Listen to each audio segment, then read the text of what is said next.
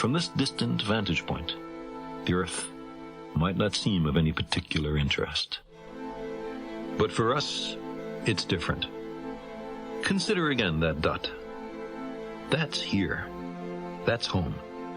That's us. On it, everyone you love, everyone you know, everyone you ever heard of, every human being who ever was, lived out their lives. The aggregate of our joy and suffering, thousands of confident religions, ideologies, and economic doctrines. Every hunter and forager, every hero and coward, every creator and destroyer of civilization, every king and peasant, every young couple in love, every mother and father, hopeful child, inventor and explorer, every superstar, every supreme leader, every saint and sinner in the history of our species lived there, on a mote of dust, suspended in a sunbeam.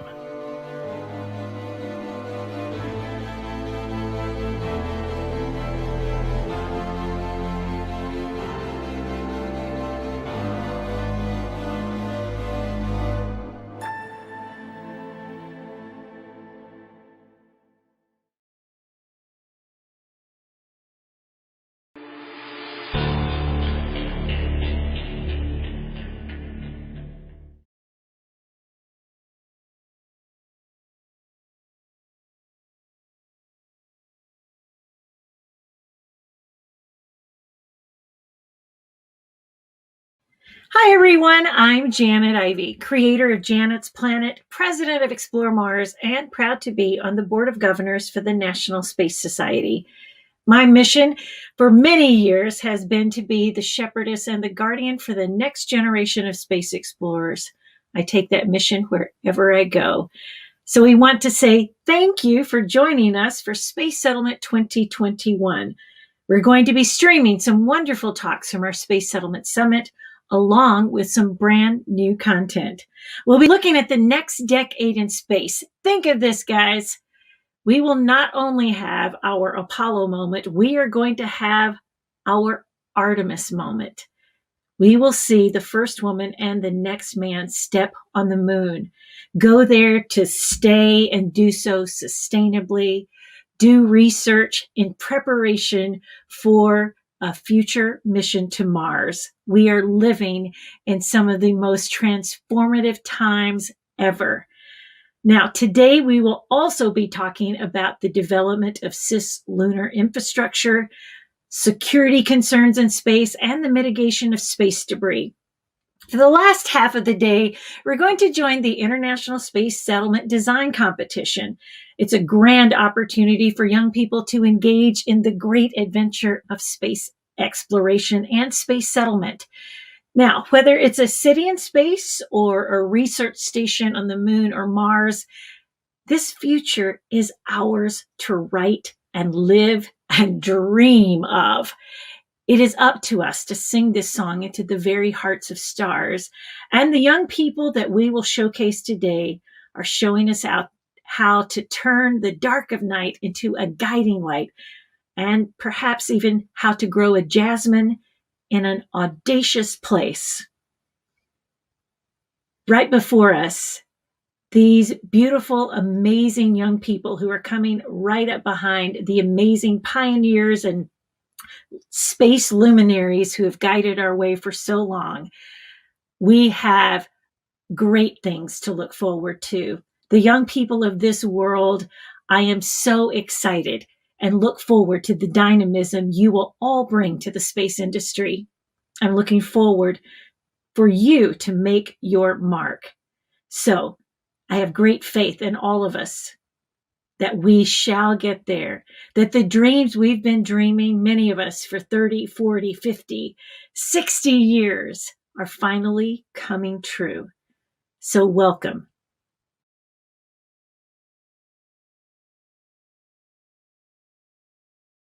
Namaste, and welcome to the National Space Society's Space Settlement 2021 event. Greetings to all the NSS chapters in India. Today's presentation will cover all the aspects of humanity's migration to the stars. I'd like to remind you that our last segment will join the International Space Settlement Design Competition. It is a global competition open to students all over the world. And the final presentations are at the Kennedy Space Center in Florida. Thank you for joining us and welcome to the Space Settlement 2021 event.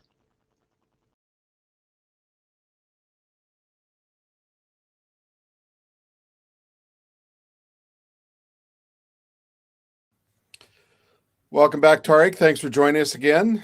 Tariq Malik is the editor-in-chief of space.com, the premier daily outlet of space news. And I'm Rod Pyle. I'm the editor-in-chief of Ad Astra magazine for the National Space Society. So, Tariq, we've asked you to come back and talk with us a little bit about the outlook for young people in the next couple of decades of space. This show is taking a look at the International Space Settlement Design Competition, which is put on every year. And it's an amazing event with young people from all over the world coming and working together, working really diligently. It's quite a grueling thing once you see it, to design our future. So I wonder if we could talk a little bit about what kind of opportunities that future might hold for young people. Yeah, I should point out, it is amazing when I've been to the conferences in person to see those different teams and their posters and designs of their settlement concepts and whatnot, and it is just amazing to kind of behold. So the future really is in the hands of the younger generation, and I think that right now more than ever, the opportunity for students today is really just a much more accessible and far-reaching one, largely because of the technology that is bringing us together right now. We've seen just in our own lives over the past year how important being able to connect with folks in different places have been, and that kind of access, as well as the evolution of a space as a more STEM or teaching environment beyond just kind of an engineering or exploration realm, I think really are going to open up a lot of doors for students that are both kind of on the younger side today and newly minted grads who are just coming out of university or and entering the industry in science or engineering or even the policy of space. There's an International Space University, that you can go to learn not just how the mechanics of a mission might be, but the interpersonal relations, how to set the policies that the world does need to live on another world. There are actually teachers on the list of new astronauts that are going to the moon in the next 4 years or so for NASA, and they would bring the students there with them, and even China on their last space flight held their own classes in space, and so there is an opportunity to just to not only access space in a more direct and personal way. You can connect with astronauts tweeting in space right now, over time, or watch their streams, or even talk to them from your homes or on radio.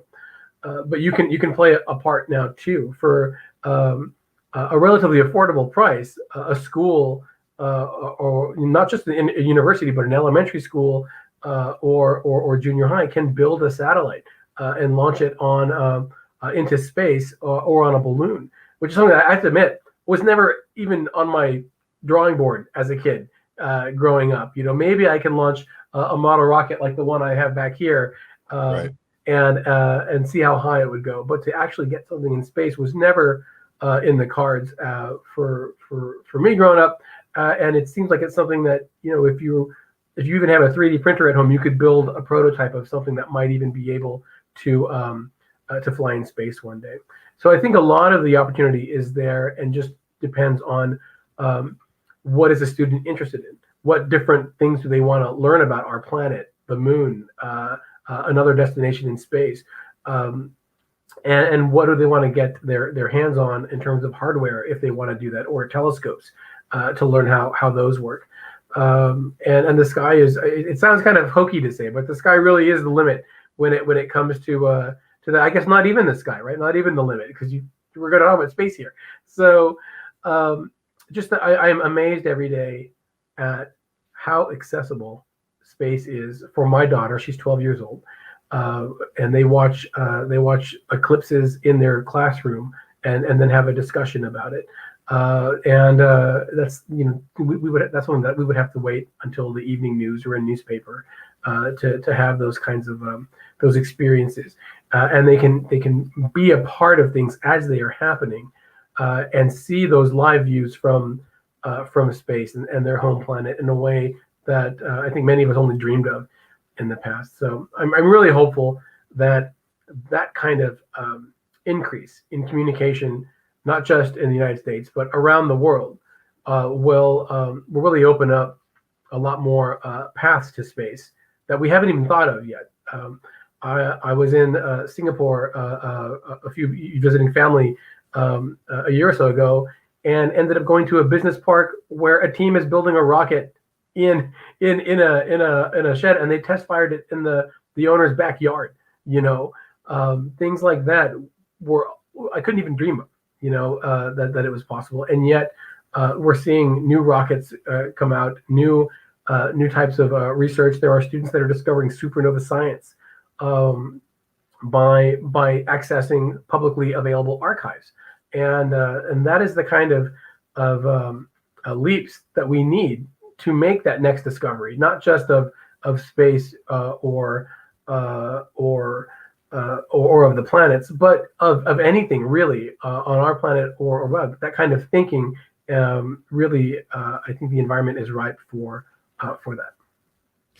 A few years ago, I was giving a talk to a group of young engineers. They were mostly undergraduates in, I think, San Diego, and I was talking about the Apollo program because that was the subject of the talk, and I was getting sort of excited and saying, as frequently as every 10 weeks, we'd see these incredible missions of exploration going off to the moon. We didn't realize at the time how dangerous they were. We just thought it was magnificent. I was talking about the increasing tempo of the program and so forth. And I heard one of them start to cry. And it was a fairly small group. And I looked down the front row and I said, I'm sorry, did I say something? And she said, no, you just have no idea how lucky you were to be alive then. And it really struck me, and this was probably 2015, 2016, it struck me how true that was, that I was alive during this amazing period. But now I feel like that's almost inverted, and I envy them for being alive now because all these amazing things are happening.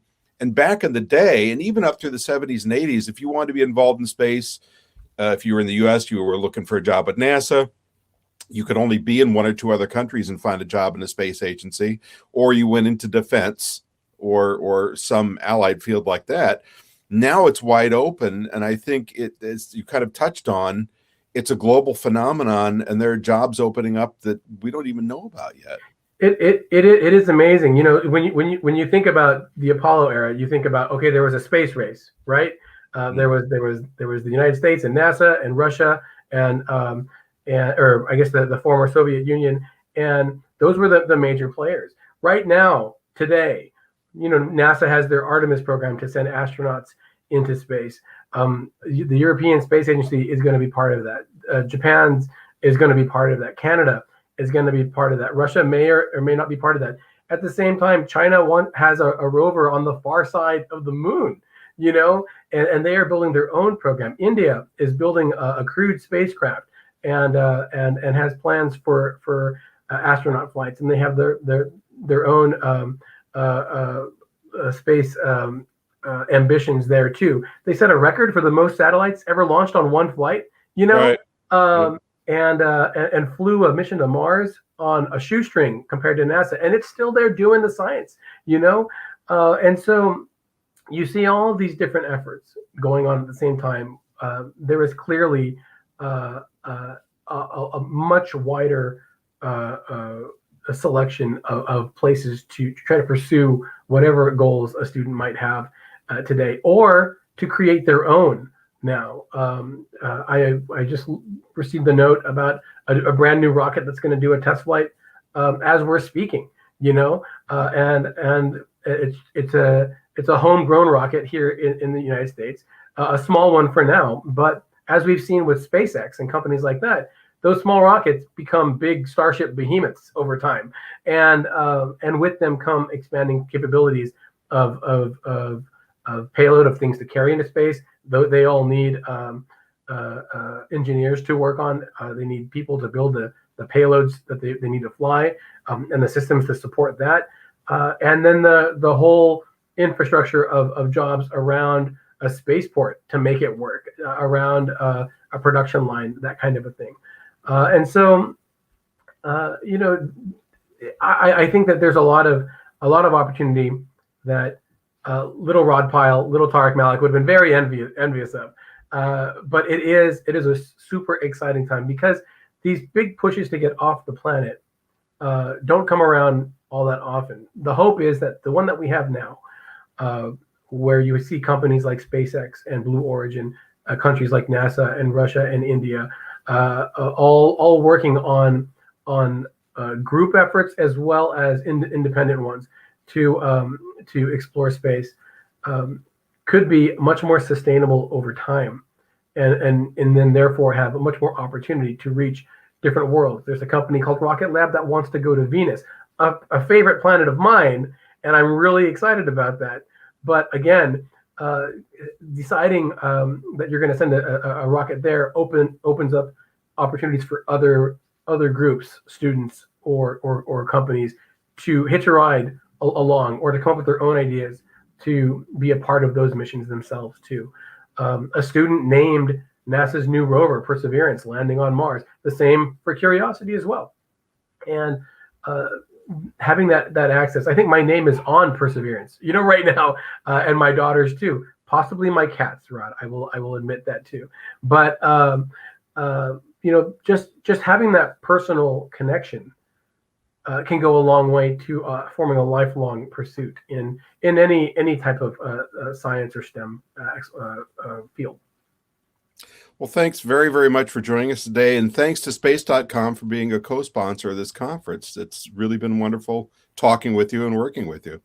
Well, thank you, Rod, and thank you to the NSS for having us. And thank you to those students that are out there that are coming up with the ideas that will then bring the rest of us out to the stars.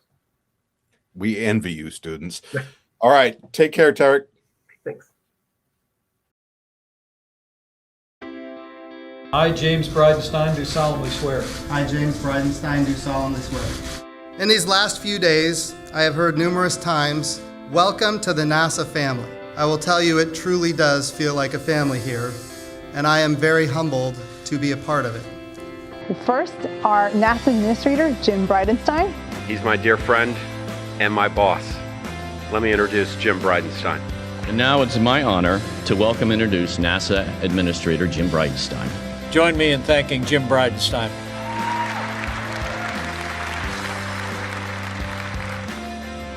The next man and the first woman ever will be Americans on the surface of the moon. We need to go back to the moon. We need to do those stunning achievements. We need to have people emblazon in their minds those moments of history that are of greatness.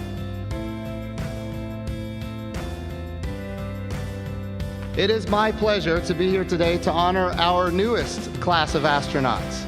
This is a very exciting day, not only for these impressive men and women, but also incredibly exciting day for our nation and for, in fact, all of humanity. And this is my experience as the NASA Administrator. Everybody loves Artemis. All of our international partners want to be part of the Artemis program. So these are our spacesuits for the Artemis generation. We're going to go with international partners, and we're going to go with commercial partners. We're going to utilize the resources of the moon so that we can live and work on another world. We are, once again, launching American astronauts on American rockets from American soil.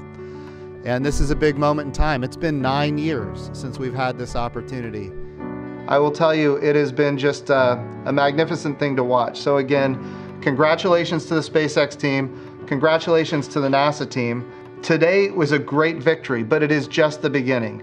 So today we are taking another big leap in this transformation in how we do human spaceflight. What we're doing is we're transitioning from a test flight to operational flights. Hey, Hannah, I'm right behind you. All right.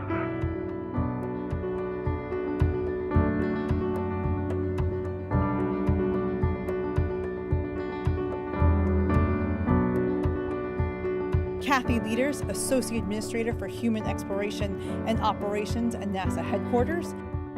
Fundamentally, the Accords are about avoiding conflict, transparency, public registration, deconflicting activities. These are the principles that will preserve peace. The administration and a bipartisan coalition in the Congress are committed to utilizing the great talents of this agency we call NASA.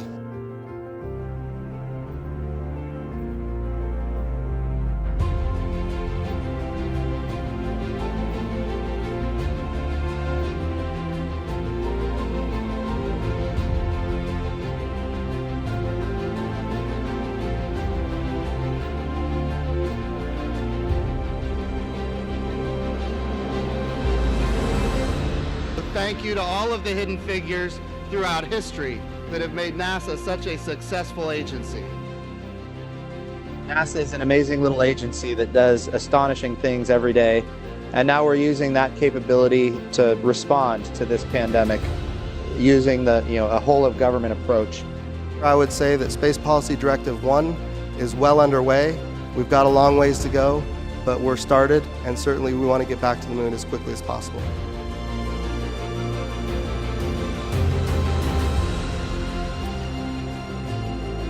What are we doing with space technology to help us right here, right now, today?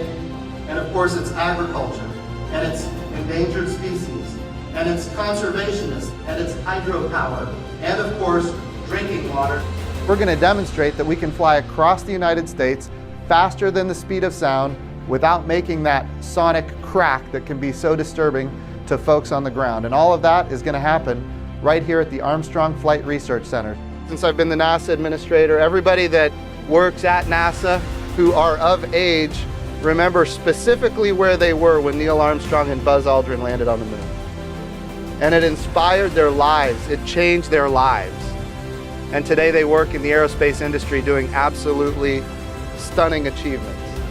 This is the first time in history when NASA has dedicated a mission to what we call astrobiology, the search for life or ancient life on another world.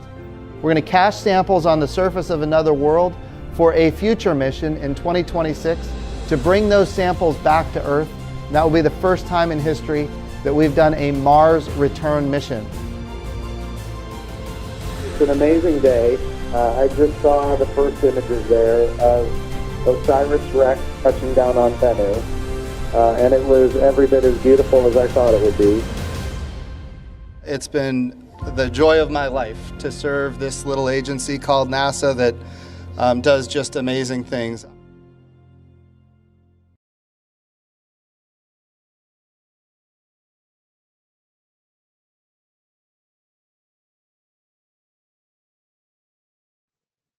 Well, good morning, everybody. My name is Bruce Pittman. I am the Senior Vice President and Senior Operating Officer of the National Space Society, and it's my great honor to kick off the Space Settlement Summit this year for the NSS. Today's panel, we're going to be talking about the key events that have happened in the last 12 months that kind of impact what's going on in the world of space, and particularly commercial space as it relates to the development of a thriving space economy and our ability to go back to the moon and onto Mars and things like that. And we've got a really great panel of speakers, so we're going to be introducing them one at a time here shortly. In addition to my work with the National Space Society, I also, full disclosure, work in the Space Portal Office at the NASA Ames Research Center, and one of the speakers is one of my cohorts, and also happens to be my boss. So and he's going to be speaking first here in just a minute. So on that note, let me introduce Dr. Dan Rasky. Dan is the chief of the Space Portal Office at the NASA Ames Research Center. He's been involved in space projects. One of his areas of expertise is in reentry materials. Right now, he's out in the wilderness, so if he gets attacked by a bear, we'll make allowances. So Dan, welcome. Thank you, Bruce. Actually, I was just attacked by a hummingbird, but he went away. Thank you, Bruce. So would you like me to make some comments relative to... you could give us a couple minutes of opening comments and kind of your perspective on the last 12 months. Sure. Just real briefly, the Space Portal, we have been looking at kind of how NASA can leverage and work with the commercial space industry to attain our goals. We started working years ago with SpaceX and other companies as part of the COTS program, which has worked out very, very well. And along with the International Space Station, the Flight Opportunities Programs, a number of these kind of new initiatives, I have been very impressed and pleased by the progress of late, particularly for space access. And right now there are 3 significant commercial rocket development programs underway. The Vulcan from ULA, which will be taken over from the Atlas V, New Glenn, which Blue Origin is working to put in place, which is essentially a double Falcon 9 type vehicle. And then the most impressive, I think, is Starship that Elon Musk is working in SpaceX. And it looks like we, knock on wood, may even have a suborbital 15-kilometer test flight of that vehicle before the end of the calendar year. So things are, I think, quite impressive from that standpoint, not to mention the SpaceX commercial crew flight, which has opened the door or reopened the door for U.S. astronauts to launch on a U.S. Rocket off of U.S. soil after essentially a 9-year hiatus. And so it's been a momentous year, even with all the challenges of COVID. This has been quite a revolutionary year. And I think that going forward, what we're seeing with some of the advancements in space access, some of the activities that are going on the International Space Station bode really well for this new space era to really be opening and providing lots of opportunities, business, science, exploration, kind of setting the stage for eventual settlement, which I think really is the right goal and one that we can all embrace. Great. Thank you very much, Dan. Sure. Really good perspective, and I think that sets the stage for some of the topics we're going to talk about later. So we will be cycling back and hitting some of these topics in more detail as we go through this. Next up is Jeff Grayson. Jeff is an old friend. He's a member of the board of governors in the National Space Society and a serial entrepreneur and all around. I still remember that talk that you gave at the ISDC a few years ago, where you talked about that you bring back the S word. So let me turn it over to Jeff. Thank you. So in terms of roles and responsibilities right now, I'm wearing several hats. I'm chief technologist at a power beaming company called Electric Sky. I'm chairman of the board of the Tau Zero Foundation, which is working on a variety of advanced space propulsion concepts on a not-for-profit basis. And I teach advanced space propulsion online at the Kepler Space Institute, as well as my involvement with the National Space Society. So it's no trouble finding things to fill my day. I'm not in love with the question. That's the title question for the panel this year. I'll just say that up front, because The so many, when you talk about the developments of the last 12 months, we really don't know the significance of almost any of them yet. You know, there's been so much so much promise in the developments that have gone on this year, but it's too early for payoff. You know, the Dan's done a good job talking about the improvements in Earth to orbit access, and that's great. As I've said before, the space transportation market is much more limited on the demand side than it is on the supply side. So it's great that the supply is ramping up. If the demand ramps up to match, we'll be in a wonderful place. And, you know, because of the gear ratio of going from Earth orbit to the moon and back, starting activity on the moon that's funded by somebody, private or public, is a great way to use a lot of launch. So it's very important that we start some long-term activities on the moon. And I certainly couldn't say, I'm in love the fact that we're doing commercial procurement of human landing systems, and I love that we're doing commercial procurement of smaller robotic landers. What I don't know yet is, are those efforts going to continue to be funded by the next Congress? Will they ever actually come to fly? We don't know that yet. You know, it'll be interesting to retrospective next year to see how that all turned out. Two developments that we do know about that I really want to highlight are, you know, settlement is as much a problem of setting up the incentives of legal and ownership and political structures as it is about writing checks. And two developments there that I want to highlight are, there's this sort of almost pro forma purchase of in situ lunar material, you know, that has a de minimis budget. Nonetheless, I think that could be the best money NASA ever spent. Yeah. Because, you know, in spite of many precedents and the clear meaning, there are still plenty of people out there who are all aflutter about, oh, gee, can private ownership of material extracted from lunar surface really exist? And, you know, in spite of their, you know, they won't go away. You know, in spite of reading the treaty, they won't go away. In spite of passing legislation in the U.S. that makes it clear they won't go away. You know, in spite of the Artemis Accords, they won't go away. You know, if people actually start selling rocks to each other on the lunar surface, I think that's going to go away. So that could be a very, very wise use of a small amount of money just to set some precedents. The other one is the Artemis Accords themselves. You know, I think, again, it's early days on that yet, but I think you're seeing there the beginnings of something I think is long overdue, is rather than trying to set an international regime, which has the problem that in a truly international worldwide process, there are plenty of people who can stop the process who have no motivations for letting it go forward. You know, so there are sort of non-stakeholder participants that really gum up the works.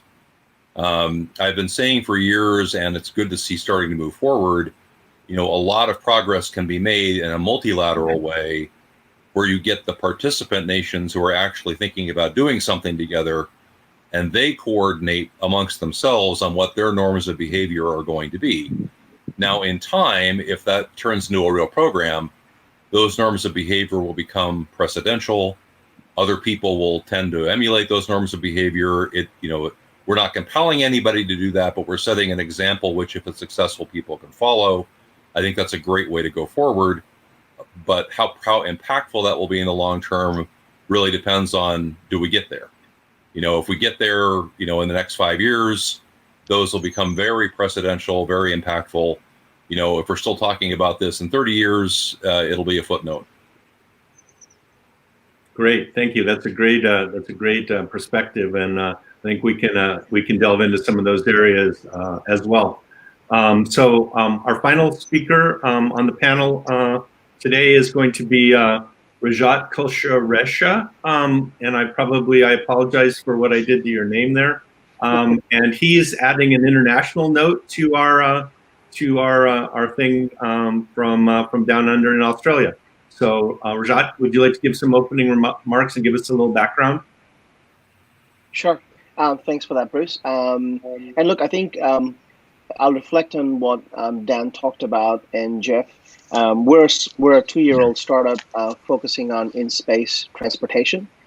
So building in-space transportation to complement the large supply of mass that's going to be enabled as a result of SpaceX and the Blue Origins of the world and Vulcans of the world, and the rideshare model that comes along with it. And I think for us, the trend is that that is going to be the big premise. There's going to be a large number of small launchers that will provide versatility as far as specific payloads, but the larger transports are going to be the key way to get mass into space, and that will require last mile connectivity with a bunch of services in space around mobility.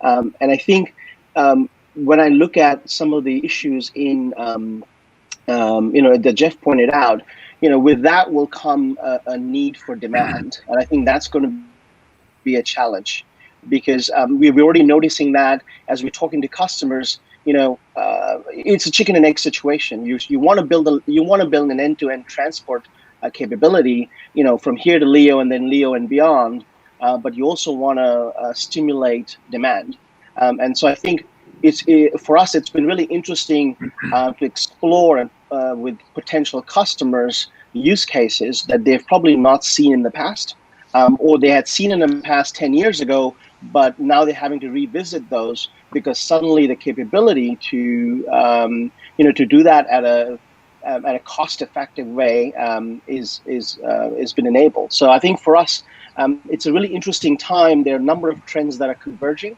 and the hope is that in the next 2 years, you have the convergence of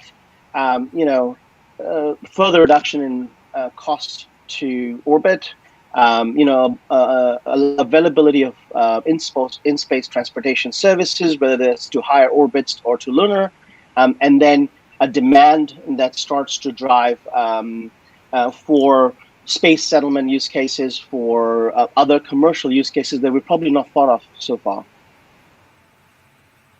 So great. So let me just kind of delve into this, and I'm going to start from kind of LEO and work my way outwards. So we obviously have the International Space Station up there, and that has provided a platform to do a bunch of really wonderful things. And at the Space Settlement Summit, we're going to be talking about some of those later on in the program there. One of the ones that I wanted to focus on this panel was both the commercial resupply services, the cargo delivery to the ISS, and kind of what that has enabled. And then the other part of that really happened just a few months ago, and that was the flight of the Crew Dragon, the Dragon 2, to the ISS, that basically brought human spaceflight back to the United States for the first time since the space shuttle was retired in 2011. So two things is one, and then obviously Boeing is also in this mix with their Starliner. They had a little hiccup with their program that when they did it last December, and it was not able to dock with the International Space Station. They're going to redo that flight, but we have every expectation that sometime next year they'll be able to do that. So one of the things I wanted to talk about, though, is Jeff, you talked about demand. So one of the ones is, so obviously once you have this capability to launch people into space, how many people are going to want to do that? So Axiom has announced that they're doing a commercial mission in 2021, and then Tom Cruise has said that he wants to go shoot a movie up there. So in the broader thing of like space tourism, do you think that is going to be a significant market for all of you, and how quickly do you think that could emerge? Who would you like to go first, Bruce? Dan, why don't you go first, and then we'll just kind of keep the same batting order all the way around. Okay, that sounds good. My touchstone on this is both Elon Musk and Jeff Bezos. And I've, advised people, don't bet against a billionaire. Okay, that a billionaire is someone who's able to see value where most people have not been able to see value, and they have a track record for it. And what's interesting, looking at both Elon Musk and Jeff Bezos, from the start of their efforts with SpaceX and with Blue Origin, they have focused on cruise scale systems. In fact, it was almost comical at the time. I worked closely with SpaceX in 2007, 2008. Elon's flying my heat shield on Dragon. I take a particular pride in all the successful Dragon missions and then the commercial crew missions. But back in 2007, when he was struggling to get a Falcon 1 to orbit safely, he was also had a cruise scale mock-up of a Dragon capsule. And at that time, it was almost comical, right? Because here he is trying to get this vehicle that would launch a metric ton, essentially a refrigerator, okay? Launch a refrigerator if it worked. And he is having trouble making that work. And here he has a mock-up of a capsule that's cruise scale. And one of the things he also did is that even when they had succeeded with the Falcon 1 and then the Falcon 9 and were launching Dragons, you may have noticed that those cargo Dragons all had a porthole in them, okay? And that's also kind of comical. And he was actually asked about this. I saw this once, that why do you have a porthole in a cargo vehicle? The cargo doesn't need to look out.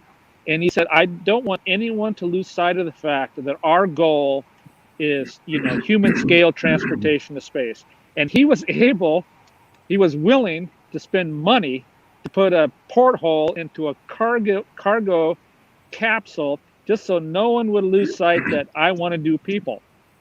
And so, and his goal of making humanity a multiplanetary species, I think, is quite stunning. I'll just say that it's a stunning goal.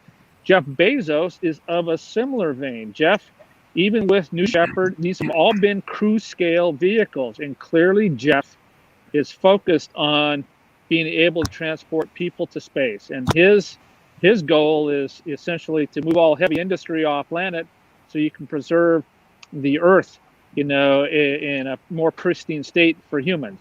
So I would say both Elon and Jeff have at the core of their business case for space is essentially humans. I'll just say humans in space, because it's broader than tourism. It's humans in space for a whole variety of reasons.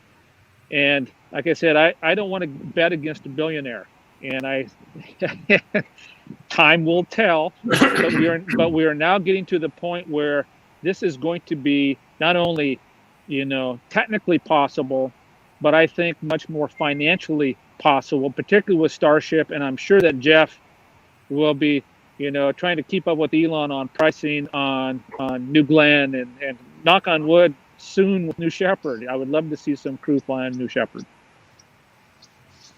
So Jeff, same question.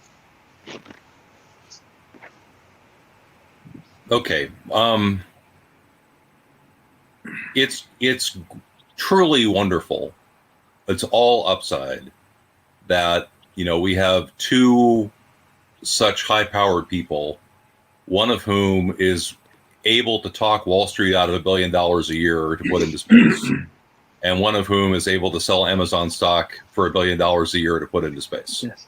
When you think about how tiny the fraction of NASA's budget is that goes into the development of anything you might think of as a new capability, that's probably tripling the U.S. investment in new space capabilities. Mm-hmm. It'd be surprising if such a big scale up of investment didn't produce some results, and it's producing results, and that's great. I am not as comfortable that we're on a sound footing for that to continue.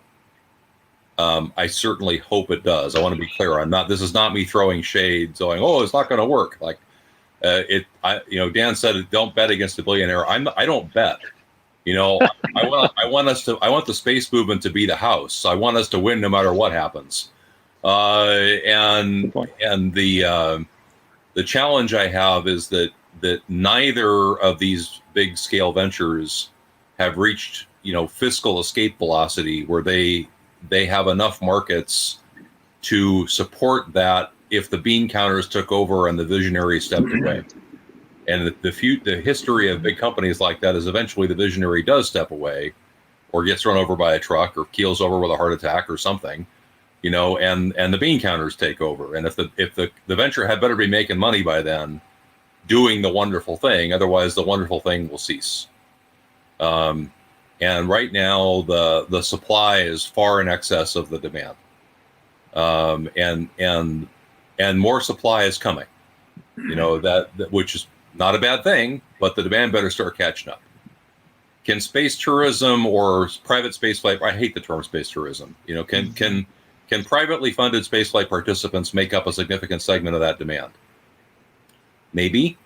I'm not wildly optimistic at the present price level that this is so. The NASA as the anchor tenant customer for commercial crew has driven a lot of system requirements that have enabled a big increase in the system cost over what we might have hoped for 10 years ago. So I don't think we're going to be talking about price points that are very different from Soyuz was 10 years ago when you could buy Soyuz flights. That was not a huge market. It'll help some that it's from U.S. providers. It'll help that you don't have to learn Russian. The accommodations are better than they are in Star City. There's lots of factors involved. But if we could fill a capsule once a year with private participants, I'd be pretty happy. That's one more flight. Okay, one more flight is not nothing. It's not to be despised by any means, but it's not a lot. Can orbital space tourism or space flight participants get to a price point where there's a bigger market? I think it can be.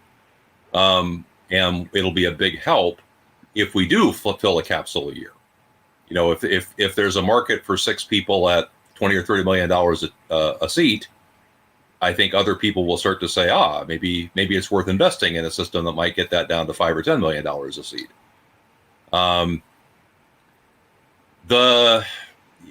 Of course, there are other sources of demand that we would love to see happen. The promise of industrial activity in LEO really hasn't happened yet. And there's a lot of reasons for that. It's absolutely not what some people think that, because there's nothing to do. There's no shortage of things to do, but we don't have a facility where doing them makes sense yet. And so whoever does the first industrial scale material or manufacturing or something like that is going to have to pay for the whole shebang, the whole industrial infrastructure. That's a high bar to close. And for a variety of reasons, ISS is not super well adapted to that. If that were to happen, you'd expect to need, another 2 or 3 people a year just to service that facility, minimum, maybe 6. If other nation states get more secure, that they can now have a human spaceflight program because they can just buy the ride. That might be another 2 capsules a year. Okay, they add those up. That's 4 flights a year. In the scale of commercial space, that's getting to be quite a bit. But that's not going to fill Starship. If Starship flies, which I certainly think it will, and if it's technically successful, which I certainly think it will be, the question of is there enough market demand to fill that large capacity is, I think, where all the risk in that system lies. Will the customers show up in the numbers required to fill it? I hope so. I'm not counting on it, and that's why I work on other ways of getting to space, because I want to hedge our bets. Okay, so Rajat, let me rejigger the question a little bit for you, to along the lines of what Jeff was talking about there. So if we now have a human launch capability where, as he says, you don't have to learn Russian, you don't have to take 6 months out of your life to go fly into space. So maybe from what I've heard, it's going to be a couple of weeks of your life that you have to go to go do this. But the other mechanism is to look at in the shuttle era, there was a position called the payload specialist. So you weren't a professional astronaut. You were there to operate the payload, and so we had a number of these people that flew over the years. That one of the things that we could look at was that coming back, and with companies like NanoRacks, with companies like Made in Space, with Space Tango, and these kinds of companies that are looking at things like everything from pharmaceutical to exotic glasses and things like that. NanoRacks is putting up the new Bishop airlock to make it easier to get stuff in space. So one thing you could envision was that you were going to have more people up there not doing research that they can then iterate very quickly, that would then allow to make progress that then might lead to these kind of industrial facilities in space, because you could close the business case. That's kind of a rambling kind of introduction.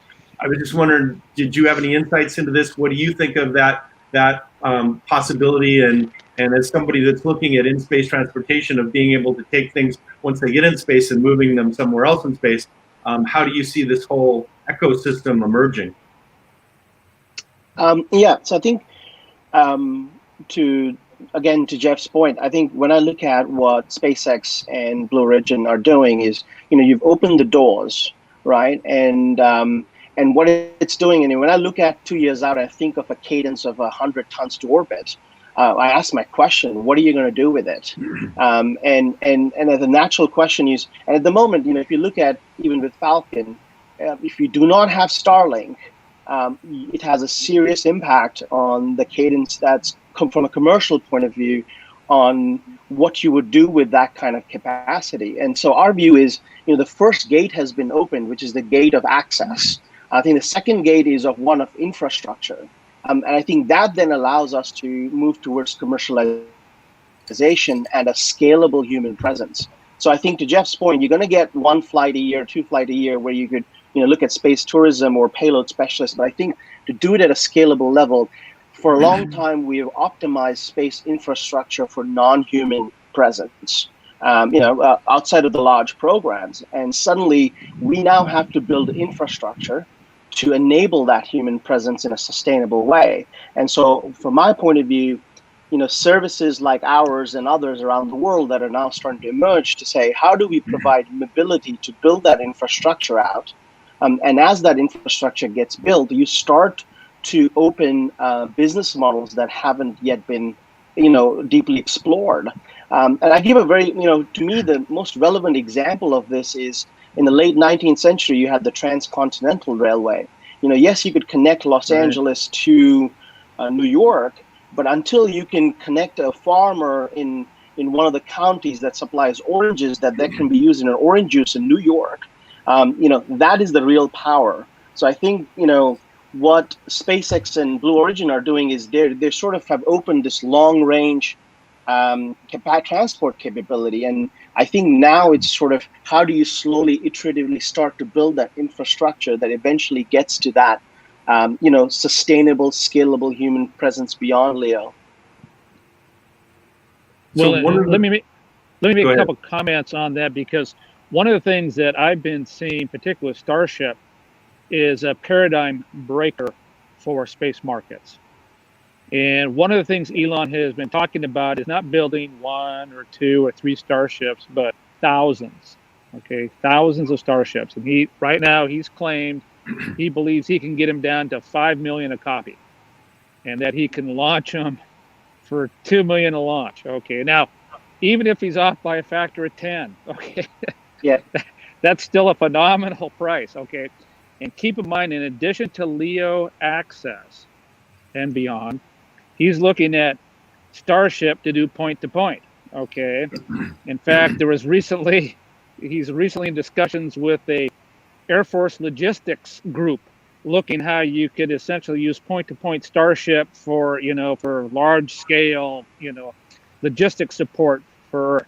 So one thing that I can imagine, and this goes back to the mission specialists, I can imagine separate organizations buying a Starship outfitting it specifically for their purposes, okay, which could be, industrial research and development. We're already seeing, from what we're seeing to date on ISS, is microgravity gives you, viewpoint into a new innovation frontier, one that you don't have here on Earth, because the physics are significantly different in micro-G than they are in 1G. So imagine, organizations that can afford it, they buy a Starship, they outfit it with the equipment that they want, they contract with Elon to put the Starship up into orbit for whatever period of time they want to fly it, with mission specialists, okay, because there'll be crew along with this. It stays on orbit for whatever period of time, it comes back, they re-outfit it, it can relaunch it, okay. Also, high net worth individuals, okay, they have their private islands, their yachts, they could have their own Starship. They could have their own Starship on their property that once a year they get 80 of their best friends, they load them onto the Starship, they do a suborbital hop to a SpaceX launch facility, and then they launch in space and go around the moon or whatever, okay? Such as the Japanese fashion designer is already contracted with SpaceX to do. Now, again, these things are not fall off the log, but they're possibilities. And again, one of the things we have to do, and I'm glad you mentioned the Transcontinental Railroad. And by the way, that happened, the U.S. government put that in place during the Civil War, okay? I mean, it's crazy, okay? And it absolutely transformed the viable business cases of things you could do in California and throughout, by the way, a good portion of the center part of the country, because you can get your crops to orbit, get your crops to the East Coast. And until then, these things just weren't even possible. So the possibilities for some of these new business cases, we got to think outside of our kind of current geo satellite, constellations, one astronaut up on the ISS. And I'm not saying that this is guaranteed to happen, but there's suddenly the possibility of these different paradigms coming into play. So let's pull on that. I'd like to add one more thing to that, if I can. Okay, go ahead. Sure. There's a strong tendency to talk about, SpaceX this and SpaceX that, because let's be clear. Elon is very glad to use the enthusiasm of the community to tout his ventures. But it's such a demand side problem. If you walked into any of the major launch providers right now, including ones you might think of as traditional, with an order for like bulk purchase of 500 tons to LEO per year, you could probably get $500 a kilo right now. Because there's 6 launch providers or so and business for 1.5 of them. They would all be thrilled to sell you 6 or 8 more launches a year. So you don't have to wait. If you've got some business idea that needs a lot of mass on orbit, but only if the price is low, go now, because you can get it right now. You don't have to wait for some hypothetical future vehicle. Yeah, but you have to have the option. For example, having a Starship, Jeff, is different than just having a payload capability to orbit. Anyhow, so it has to be something that can provide a useful return. And I'm just saying, that, and again, Elon is going to have then imitators. Okay, the reason we call out SpaceX is that Elon's not going to be alone. If he's successful, you can be sure that other organizations, other countries are going to take a cue from him and say, okay, well, we can do this too. And so I'm just saying that we're kind of locked sometimes into a traditional way of thinking about space. And with things like Starship, we may see new doors opened for non-traditional approaches that are not current right now. So let's head outwards a little bit here. And let's go to the moon, okay?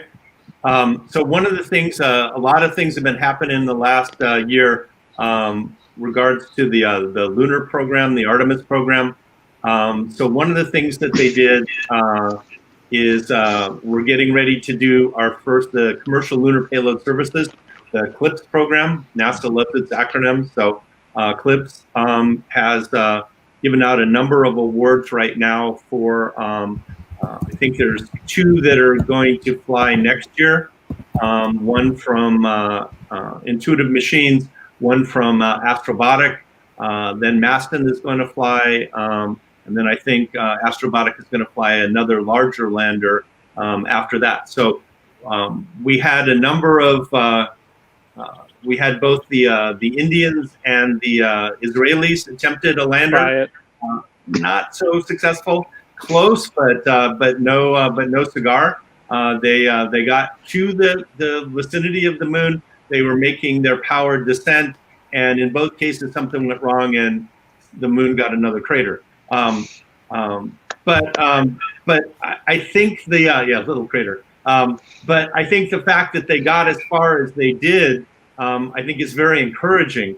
So you have this now, and then the one that really got a lot of people's attention was the human landing system of, NASA wanted to put astronauts back on the moon as early as 2024. I think people are beginning to say that that's really not going to happen, but how close can you get to 2024?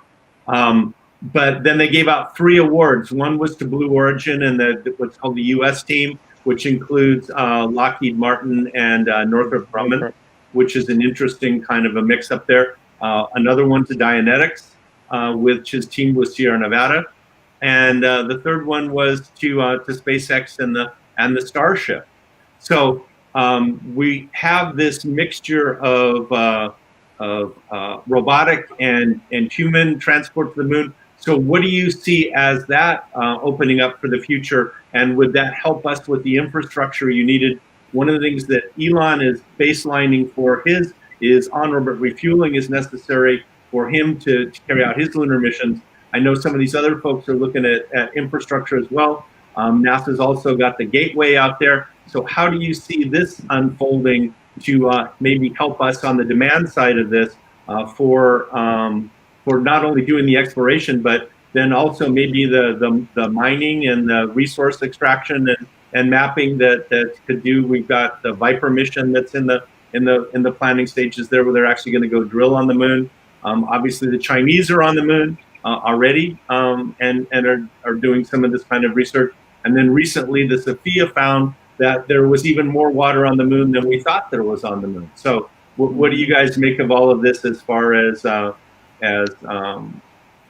helping with the demand side? I think next Tuesday could have a large impact on what are the actual plans going forward. The current Artemis program is clearly, closely identified with the Trump administration and the current Congress.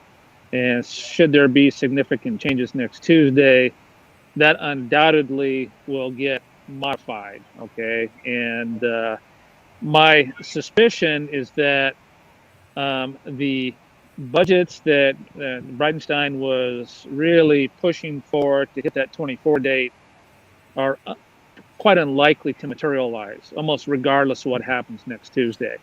And so I think it's going to fall more and more into the government being kind of in the position they are with CLIPS, buying rides, okay? And if certain capability is established and shown, viable, and the government can buy a ride, we'll buy rides. And I think that even includes crew.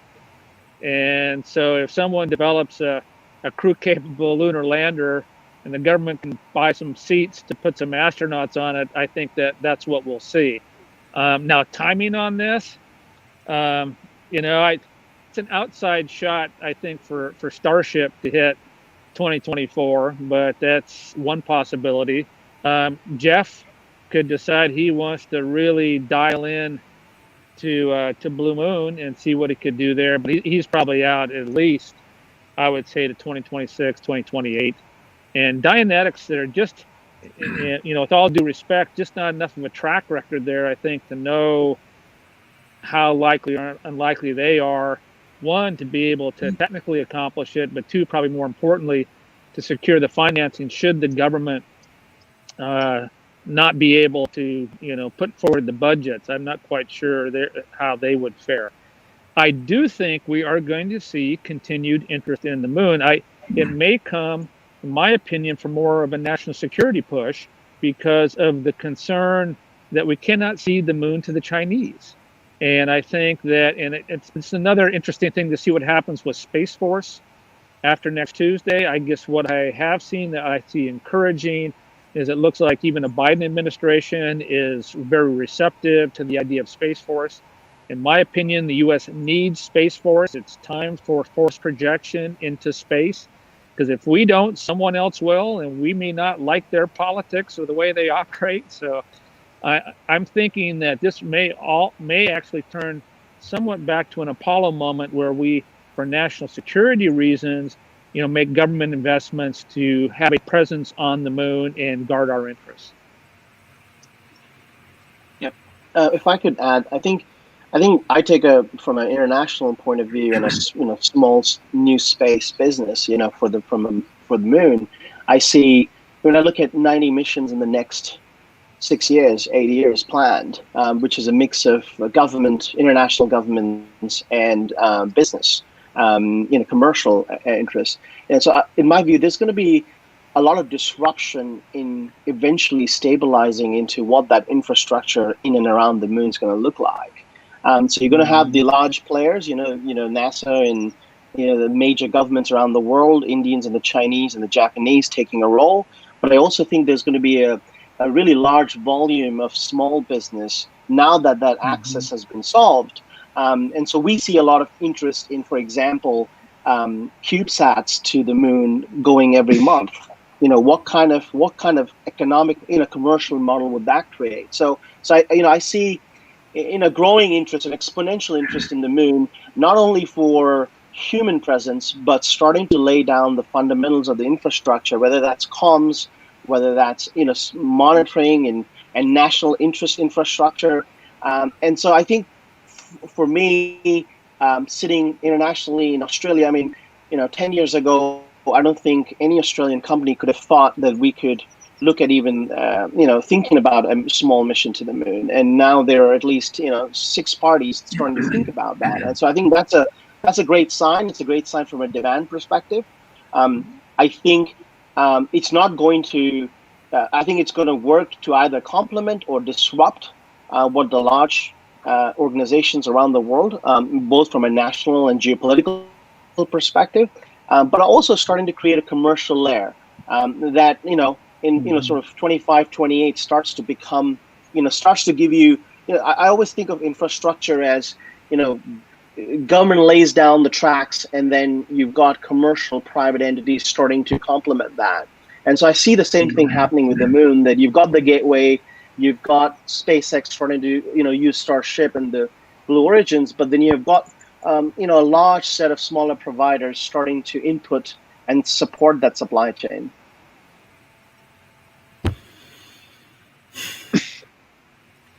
Well, first, I agree with most of the points that Dan brought up. The regardless of the vagaries of the political outcomes, I'm astounded that SLS has lasted this long, and so the NASA program is ripe for a realignment to bring it up to date with the realities of development in commercial transportation. Having said that, though, I've been in efforts on how to go to the moon privately for getting close to 10 years now, and we need that you don't have is a lander. You put a Falcon 9 and an Atlas 5 or a Vulcan together, and you got 15 tons throw weight to LEO to lunar orbit. That's enough. You do 2 of those, and it's Apollo. So all you really need is a lander that can put something like 5 tons or more on the lunar surface. Yep. And if we had that, we probably had been there privately by now, because that's a big ticket item that takes a significant development budget. If NASA at any pace continues to pretend to act as an anchor tenant to keep one or more private efforts to develop a lander in that class going forward will eventually get there, whether it's called this program or that program or the other program. Even the robotic landers, even if a human scale landing system were not to go forward, but the robotic systems were to go forward, that would provide, once several of those are working, we'd have the industrial base that a private customer could with confidence go to one of those and say, now build me a bigger one, with a reasonable assurance that they knew what the development budget was going to be. It's helpful to have a little bit of infrastructure around the moon. I know that that's controversial in some circles. But basically, an arm, a station keeping node and an arm that you can use to stack things, to restack things, so that the order they go to the lunar orbit in is not necessarily the same as the order they go to the lunar surface in, is really quite a big help. And if you even have like a winter over shelter, where the crew can hang out there for a couple of weeks in the event of an abort, it's really enormously helpful in putting that system together. Now, note that I got through that whole thing without saying the word gateway. Yeah. Because the degree of overlap between what you might want as minimal lunar infrastructure and what gateway will turn out to be is not so obvious. It's frustrating to me that people argue for and against a certain implementation of gateway as if that was the discussion about lunar infrastructure. Just because it is possible to do infrastructure that might not make a lot of sense does not mean that infrastructure doesn't make sense. They're not necessarily the same thing. So I expect to see, I agree that interest in the moon is not going away. I would like to amplify on the national security element of it a little bit because I think that's important. Yeah, the discussion about an expanded role for the market democracies in securing the freedom of navigation of space, has been going on for 10 years easy. It's not something that's sprung full blown from an idea out of nowhere in the current administration. It's been called many things. Right now it's called Space Force. It might be called something else if there were a change in the political system, but I don't think it's going away, because I don't think the United States is going to make the decision to cease to be a great power. And you simply cannot be a great power in the 21st century without assuring the freedom of navigation of space. And the market democracies being the kind of countries that they are, the majority of the activity is in the private sector. The role of the government is to ensure the freedom of access for the private sector and ensure the avoidance of interference with private sector activities by bad actors. I might wish that we were talking about it in the terms that I just used more often, because I think there'd be much broader international acceptance of what we're talking about if we realize that it's really talking about doing in space what the U.S. has done since World War II on the oceans, which is preserve the access for all the peaceful uses, not forbid access for peaceful uses, but forbid harmful actors from interfering with peaceful use. So we've got about 10 minutes. Harmful actors out there, so that needs not going away. You cannot think about strategy in the Earth-Moon system without the importance of access to the moon being obvious. Whether that be for propellant or whether that just be for rocks, raw mass to act as shielding and ballast and sources of kinetic energy. So the access to the moon is going to be important for the rest of the 21st century. Therefore, I don't think the interest is going away. But what military actors, I don't think the military strategy of the market democracies vis-a-vis the moon is well thought out yet. So exactly what they're going to do and when they're going to do it is not so visible. So we've got about 8 minutes left. So I wanted to go to one more topic, and that's just to pull on this thread a little bit more. And that's so clearly the scientists want to go to the moon, and there's a lot of scientific stuff you'd want to do there, but there's also commercial companies that want to go to the moon for resource extraction.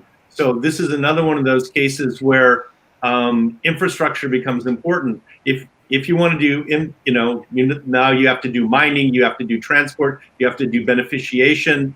One of the key things is going to be power. How do you think that this is a viable near-term market, within the next, 10, 15 years? Do you think that this market can develop and to be another one of these drivers for this, space, access capability? And how do you see that? How do you see that emerging? So, like I said, we got about 7.5 minutes left. Sure. If you can be brief. I think the U.S. settlement of the West provides a very good example.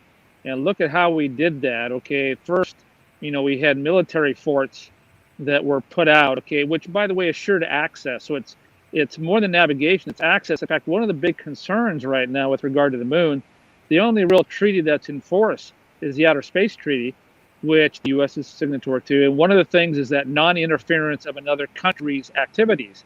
But it's a very, nebulous term, and it's going to come down to precedents that are set. That, okay, what constitutes interference? Is it 10 kilometers away? Is it 100 kilometers away? And how many places can you put assets on the moon and claim that, okay, these are my operations, everyone else has to stay away? And so there are some real questions, I think, on how do you assure access, assure that bad actors, as Jeff was saying, don't come in and start gaming things, and that you can allow the private markets to develop. I think right now we don't know what might be the actual private markets, but if we can't navigate or have access sufficiently to the moon, and particularly to the choice areas, and the people that go first are going to be the ones who find and occupy the choice areas. And so if you can't get to the choice areas, well, then that's probably going to impede your ability for developing markets. Also, one of the first markets that really needs to happen there, in my opinion, is actually the prospecting phase. We still don't really know what's there. We need much more ground truth. We have a fair amount now of remote sensing data for the moon, and that's great, okay? But we've got to get ground truth, okay? We have no idea about the lava tubes and lava domes and the extent of potential water ice in the permanent shadowed, regions. There's all these unknowns, and until we get some prospecting going, and this is something, again, the government could make a huge impact on being an anchor customer for prospecting data. That's it. Just say, okay, prospecting data. We're willing to buy data, this much for data in these areas, and that can provide a market then for commercial companies to come in and say, oh, okay, we can get that data, and now we have a customer here. And so I think, and also this idea of a strategic resource reserves, resource futures markets. There's a number of things that the government could do that I think could really help, fan the flames of commercial lunar interest. And at the same time, again, in doing it in concert with a serious national security policy, make sure that we have maintained, as you're saying, Jeff, open access to good players for regions and places on the moon that people want to go. So again, we got about 4 minutes left. So Jeff, both you and Roger, you mentioned power. It's a big deal. Everything that you need in space takes power. Yeah. Power is much harder to gather in certain regions on the moon than it is in space. The fact that I'm working in a power beaming company is not a complete coincidence. The need to move power from points of collection to points of use is a big help in that kind of infrastructure development. Something I bang at every opportunity is people of goodwill who want to see space peaceful are responsible for a lot of fuzzy thinking about how we achieve that end. The only people whose behavior we can restrain by treaty are people operating in countries with market democracies that have rule of law. We can decide that people like me can't go. We can't decide that people like Elon can't go because he can go whether we like it or not. Yep. We can't decide whether countries that don't choose to respect international norms can't go because they're going to go unless we shoot them down, which we'd rather not do. It's clear that you can't nationally appropriate the moon by treaty. It's clear that you can't nationally appropriate the South China Sea by treaty. I think we can expect those treaties to have exactly the same restraining effect on the moon that they did in the South China Sea. Therefore, if we want to establish norms of behavior to maintain that peaceful use, we have to be the norm. And it's not about militarizing things; it's about maintaining a peaceful domain going forward. And I think there's a lot of good that we can do there if we choose to do it. Over to Rajat. Look, I think I agree with a lot of the stuff that Jeff, you pointed out from a geopolitical perspective, and the access point. I think just going back to Dan's point, I think the commercial value as far as this market's concerned is in prospecting, right? I think where 10 years ago, 12 years ago, having conversations with some of the large mining companies in Australia, going, "Hey, what about the moon?" The response was, "Well, let's just try to get there first."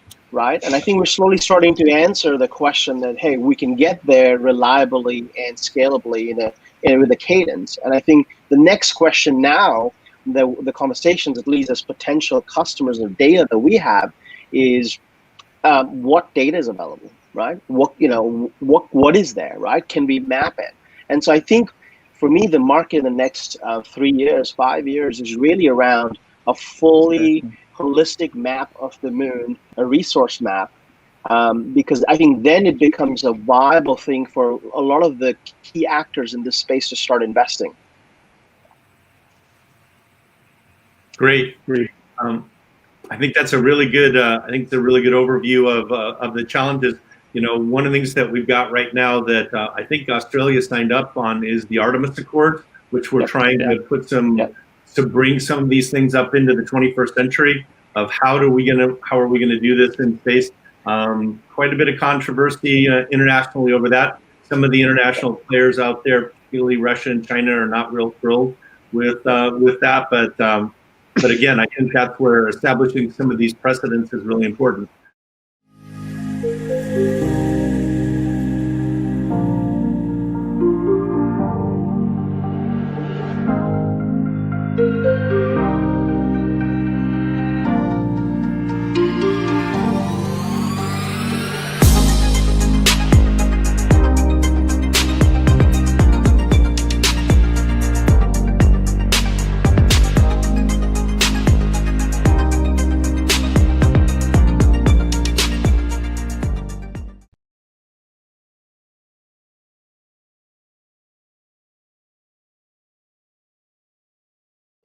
Hello, and welcome to the Space Settlement Conference panel on cislunar dominance. I have with me quite an exciting panel, and I'd like to introduce them in order. So first we have George Neild. Hello, Peter. Hello. I'm the president of the Commercial Space Transportation, the Commercial Space Technologies LLC, and that was established to encourage, facilitate, and promote commercial space activities. Previously, I served as the Associate Administrator for Commercial Space Transportation at the FAA. Also spent time as an Air Force officer, worked at NASA on the Space Shuttle program, and in private industry. I attended the United States Air Force Academy and received a master's and PhD in aeronautics and astronautics from Stanford and an MBA from George Washington University. I'm also a flight test engineering graduate of the U.S. Air Force Test Pilot School. Outstanding. And Namrata Goswami? Thank you, Peter. It's my pleasure to be on this panel today. So I am an independent scholar working on great power politics, especially looking at space policy and space governance. In 2016, 2017, under a Minerva Office of the Secretary of Defense grant, I looked at specifically China and India space program in collaboration with Peter Garretson. Before that, I served as a research fellow at the Institute for Defense Studies and Analysis in New Delhi, where I focused on great power competition, especially looking at countries like China, India, Japan, Asia in general, and particularly on China. And I also serve as a senior fellow at the United States Institute of Peace. Currently, I'm working on a book on China's grand strategy, including notions of territoriality. So I'm really looking forward to this panel today. Thank you, Nami. And Steve Quast. Hello, I'm Lieutenant General Steve Quast, retired, and I've spent a lifetime studying international affairs and national security at the nexus of culture, technology, strategy, and history. Ultimately, though, my job right now is to help Congress and the White House and the industrial base of space work on this collaborative whole of society requirement to really take advantage of the power of space in the 21st century, so that that power is translated into uplifting the human condition and the prosperity of people around the globe, and that it does not fall into the hands of those that would use it as a weapon against others. Thank you. Fantastic. So we're here to talk about cislunar, and in that context, the question of cislunar dominance. So let's first of all figure out what we're talking about. So let's talk about, what do we mean to the lay audience who might not be familiar when we say cislunar? What does that mean? George, give us your take. I think typically the term cislunar refers to the volume of space between the Earth and the Moon. Frequently, though, the intent is to focus on altitudes above geostationary orbits and include operations taking place in lunar orbit and on the lunar surface. All right. And to the entire panel, and we'll start with Nami, why might that be important? So I think cislunar space becomes critically important given the future that countries like the US, China, to an extent India and Japan are looking at. And that is, they're looking at establishing permanent presence on the lunar surface, especially the US and China. And they've already established programs looking at extraction of lunar resources like water ice, helium-3, and also looking at using those resources to become deep spacefaring nations. And so in that particular context, I think the importance of establishing cislunar governance, cislunar presence and capability becomes critical, because if you're looking at a future where we have human presence on the moon and beyond, it'll be very critical to think of not just offering security, which is a key role of military organizations, but also civilian military roles like rescue operations, humanitarian assistance, which we already do in the domain of ocean. So I think that is why cislunar is so critical today. Excellent. And we'll be getting more to those roles a little later on. General Quast, anything you'd want to add on why you think cislunar is important? Well, the only thing I'll add to those excellent definitions is the fact that we need to keep an open mind and be flexible, because you must go wherever your competition goes, or your competition will have an advantage. So as we define these, we need to just keep in mind, and alluding to what Nami talked about, and that is, wherever there is a competitor moving, we must be there with them. So George, what do you see as the relevance of the cislunar area to the goals of space settlement?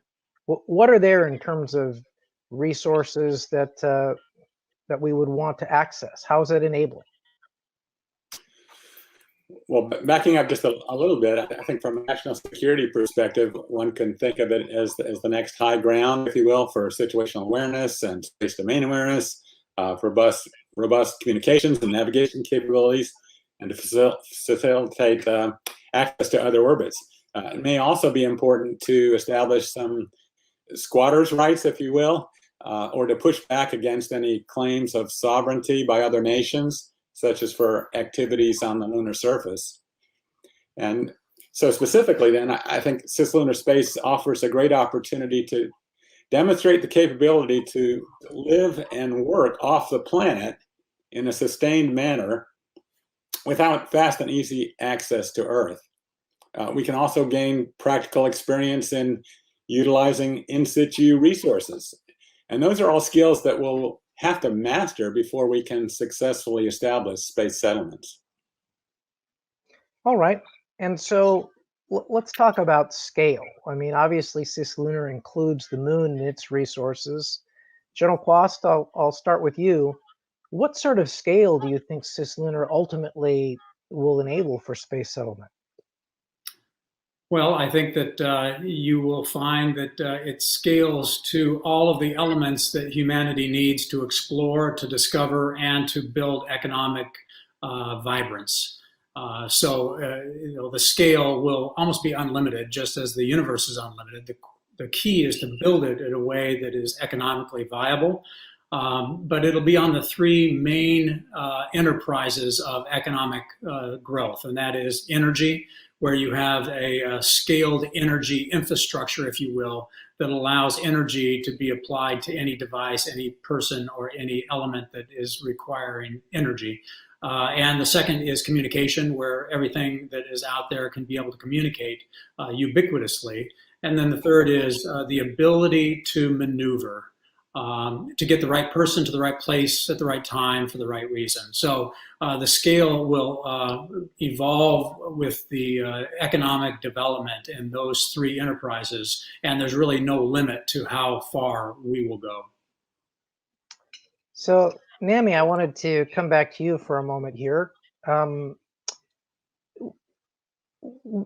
the Space Settlement Conference, it's not unusual to talk about settlement. We've been talking about it for a long time. But outside the National Space Society, are any nation states talking about settlement as a goal? Absolutely, that's a great question. So an example is both Japan and China. So Japan's iSpace, which is a private company, talked about establishing lunar settlements by 2040. And the basis for that was the discovery of water on the lunar surface in the 2008 Indian Chandrayaan-1 mission. Now, what is very interesting from the Space Settlement Conference, as well as global international partnerships, is that India and Japan have signed a cooperation agreement based on which they are planning to send a resource prospector to the moon by 2025, where Japan will offer the H3 rocket and the rover, and India will offer the lander. So that's already in the making. The country that's actually talking long-term and very seriously about space settlement is China. So last year, when China landed on the far side of the moon with the Chang'e 4, right after that, the China National Space Administration came out with a very clear roadmap as to what they are looking at. And so they're looking at developing incremental capacity to become a spacefaring nation, including establishing a research base on the moon by 2036. And so subsequently, once they establish a research base, they are talking about construction of space-based solar power satellites using lunar resources. They're also talking about the critical importance of the moon from a space settlement and space exploration perspective. So in their perspective, launching from the moon using lunar resources is 22 times more energy efficient than launching from Earth. And these programs are based on state funding, and they've already established a plan for space-based solar power. So China is actually one of the countries with the most advanced space settlement goal. And Amy, you gave us a great segue, Chinese dominance. So let's talk a little bit about what that word might mean. So George, first to you, when you hear dominance, what do you think that word means? A standard dictionary definition might include terms like controlling, prevailing, or having a powerful position. However, I think it's important to note that there's a difference between having a dominant capability and operating in a dominating way. Excellent. Steve? Yeah, there's this can be a complex definition, but there's a temporal dimension to this too, meaning for how long, and there's a cost element to it, being on the right side of the cost and position curve, if you will. But ultimately, for me, dominance comes down to the fact that when you're competing with another entity in any environment, that you can maneuver, bring firepower to bear or energy to bear, and you can communicate cheaper, faster, and with more agility and flexibility than your competition. So that no matter what is going on, you can design a strategy to win. So Nami, you're a student of international relations, and clearly you observe, how the United States has used this term dominance in terms of the seas today. How do you think we should understand the word dominance? Is there a difference between how the United States and China understands dominance? I think, first of all, if we look at the concept of dominance from an international affairs or international theory perspective, so it has two implications. One is that you're talking about overall grand strategic dominance, by which I mean you're not just talking about military dominance, but you're also talking about the capability of civilian democratic dominance. And by that, it means it's not about exclusion, but it's actually about enabling other partnerships, including international partners, to actually have access to that area. And you are not just thinking about conflict, but you're also thinking about security and prosperity. So that's the key difference in terms of understanding dominance from a democratic nation's perspective.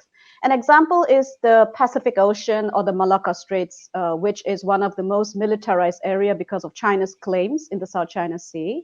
So if you look at the strategic documentation or even theoretical thinking that comes out of the United States, what it means is that the United States Navy is present in the oceans in the Asia Pacific, not because it's dying to have a conflict or is trying to militarize the area. It's about securing sea lines of communication and freedom. So it's very clear what the values are.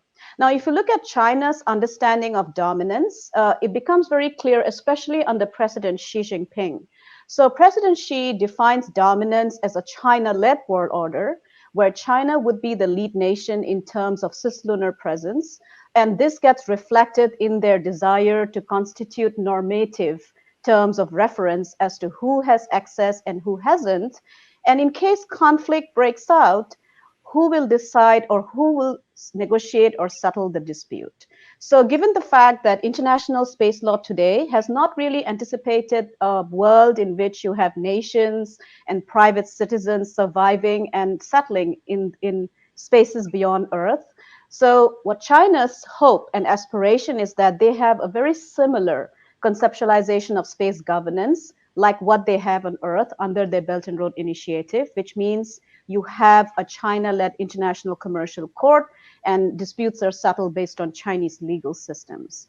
And I'll end by saying that just recently, China also included space within their Belt and Road Initiative. So international partnerships in space are viewed through that particular prism. So you see there's a clear difference in terms of how both nations understand dominance. Now, it's not all bad news. And George, I'd like you to tell us a little bit about, what is commercial doing in the cislunar space? It seems to me like there is an ongoing movement and thought leadership, quite divorced from national security concerns specifically. But what is this ideological movement and capabilities that that U.S. commercial is building? That's a really interesting question. I think in the past, a common criticism of commercial space has been that, oh, well, those companies all just have to report to their boards on the next quarter's earnings, or they're out to make more money. That may have been true at one point in the past. I don't think that's a reasonable case to make today. If you look at some of the boldest, most audacious and innovative ideas that are out there, it is coming from U.S. private industry now in terms of these very subjects. And whether you look at small, low-cost efforts like landers and rovers, some of which are under government contracts like the Eclipse, to ambitious long-term strategic efforts like SpaceX's Starship and plans for Mars colonies. United Launch Alliance has got their Cislunar 1000 vision, and Blue Origin has a long-term vision for us to have millions of people living and working in space. Those are the kinds of things that you don't necessarily hear government officials talking about. So I think there's a real potential if we open up our toolkit, if you will, to look at how can we make this work, to not be trapped by even though all these things are very much true in terms of what the US government should be doing, we shouldn't restrict ourselves to thinking, well, NASA or the Space Force has got to do all those things because this is important for our country and for the world. Instead, if we can look at the government has very important roles, but private industry and academia and our international partners can all play an important part in this. And that, I think, can really enable us to leverage the contributions from all the stakeholders and accelerate the progress that we're able to make. So that's the direction I would certainly encourage us all to head. Well, let's pause for a minute, and I'll ask you first, George, and then I'll ask Steve. How do you articulate the proper or most optimal roles and relationship between the government and the private sector to bring about the sort of cislunar development and security that you would like to see? So let me just step back a little bit and not necessarily focus right on this particular topic, but if we want to have progress in space, I think it's important to look at roles and responsibilities for government. And I would identify them this way. The government can be the developer of new technologies through its research efforts. The government can be an important investor in private industry and other places that are making progress here. The government can be an important partner to entrepreneurial or other new efforts that are ongoing. The government can be a customer for companies that are developing some of these new capabilities. The government has a role as a regulator to ensure safety and standardization and reliability so that we can ensure that we have a successful global space economy. And of course, the government has responsibilities for national security and for law enforcement. That's something we haven't touched on here so far, but that's going to be important in the future in space as well. So that is a list of some of the things that I think the government should be doing. Industry also has an important role, as does academia, but I'd like to see industry focus more on system development, system operations, and service providers, so that again we can multiply government investment, and we can take advantage of the things that private industry does so well: lower cost, increased innovation, a greater risk tolerance, the development of new products, services, and markets, and the ability to go out and obtain new sources of funding and investment. Those are things that the government doesn't do, and they're not necessarily supposed to do that. But in partnership with industry, we can have a much stronger team. Steve, same question.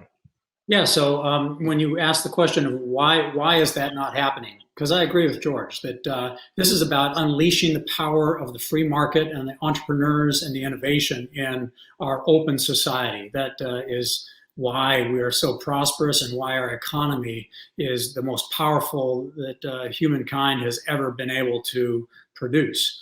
But what is getting in the way is culture. We have a government that is falling into the trap that President Eisenhower warned us about, the congressional military industrial complex, where once a widget is built to do something valuable, it gets protected by lobbyists and constituencies that vote for politicians. And when that widget is no longer useful, it's like pulling teeth to get rid of it and build something new. But it's also the culture in the military and in the government.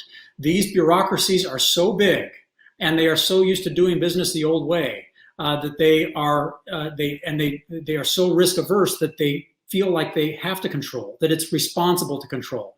So this is why it takes Elon Musk 8 years to do what he could do in one, because he has to jump through all these risk averse hoops of milestones and reports and analysis. Because people are afraid that if something goes wrong, their job is on the line. So we need to be clear-eyed. We know how to do this, and it's doing exactly what George said. Let the free market be free. And government's responsibility is to do things differently than the industrial age, and that is to take prudent risk by partnering with private companies and letting them do things that accelerate this journey of new capability that helps us compete economically. Because when we can compete economically, the military and political power that keeps us safe and secure will flow naturally from that economic might. Nami, when we think of China, we normally think of them as a state actor, but do they have a commercial space component, and should we be taking them seriously? Yes, they do. Actually, as I mentioned before, since 2016, their private space enterprise has actually grown exponentially. So they already have launched suborbitally iSpace, which is the Chinese version.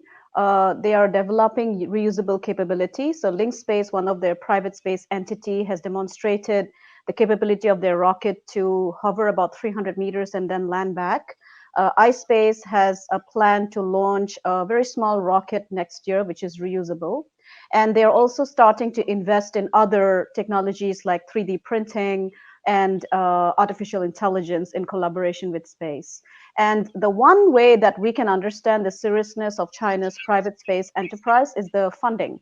So within just 2 years, the funding rose from about 100 million to about 2 billion just in 1 year annually. So you can see that their investment in their private space enterprise, the fact that President Xi has asked private launch facility to open up their launch facilities to the private space enterprise or a subsidized rate, tells you that they are actually starting to realize that space is not just about national power projection, but also about taking advantage of the about $1 trillion space satellite market, which is ahead based on their own estimation.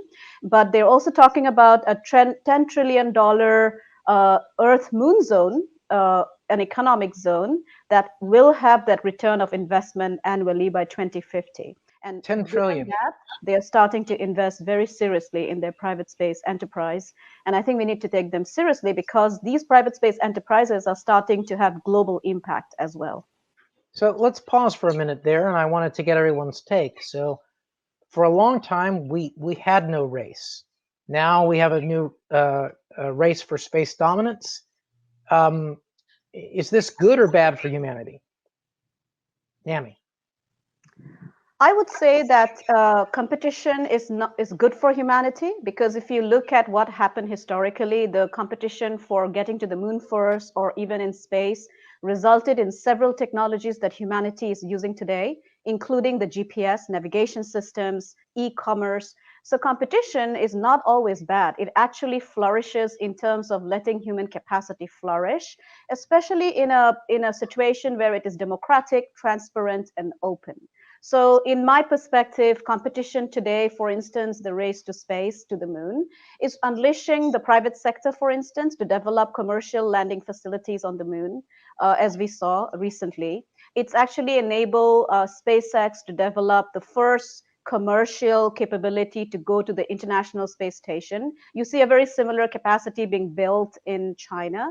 And in comparison, including India. So India also has announced plans for sending humans to low Earth orbit and developing space governance mechanism because of this competition vis-a-vis cooperation, which could result in space governance infrastructure, but might also hide the very important fact that space policy today is still led by nation states and not the United Nations in general. So it's good for humanity in my context, in my understanding. So George, if the United States wants to win, what are the implications for the interagency, for NASA, DOT, DOC, in diplomacy? Well, we need to think more strategically and more long-term and not just treat this as one more NASA space program. It needs to be a whole of government, a whole of nation, and frankly, a whole of humanity effort, and include government, industry, and academia.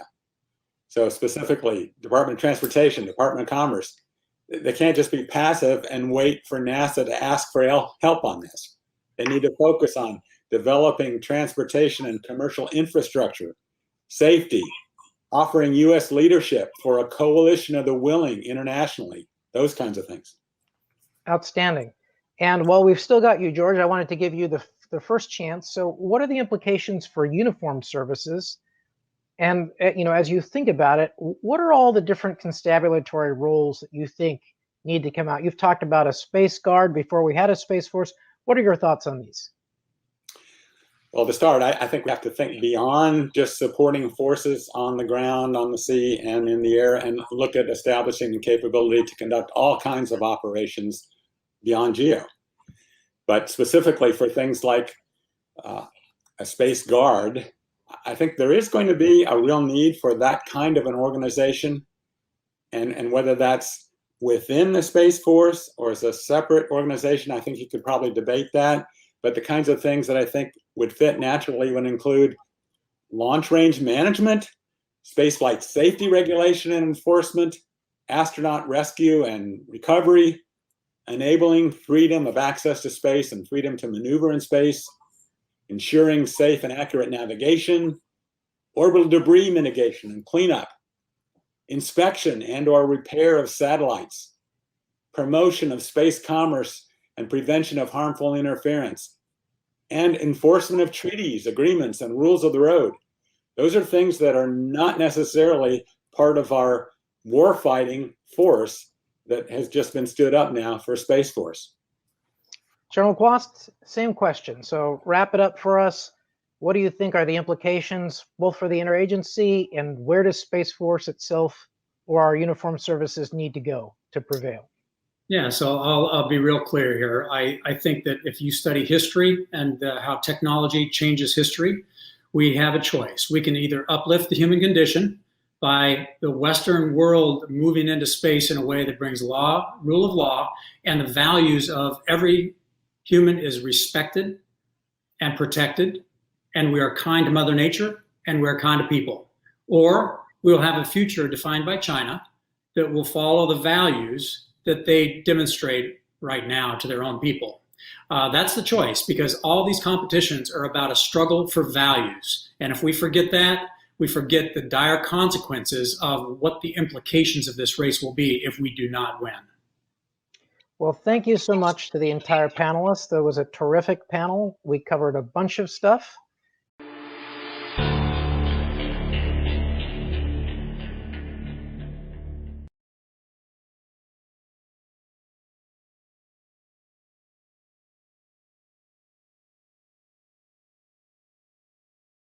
My name is Rod Pyle. I'm the editor-in-chief of Ad Astra magazine.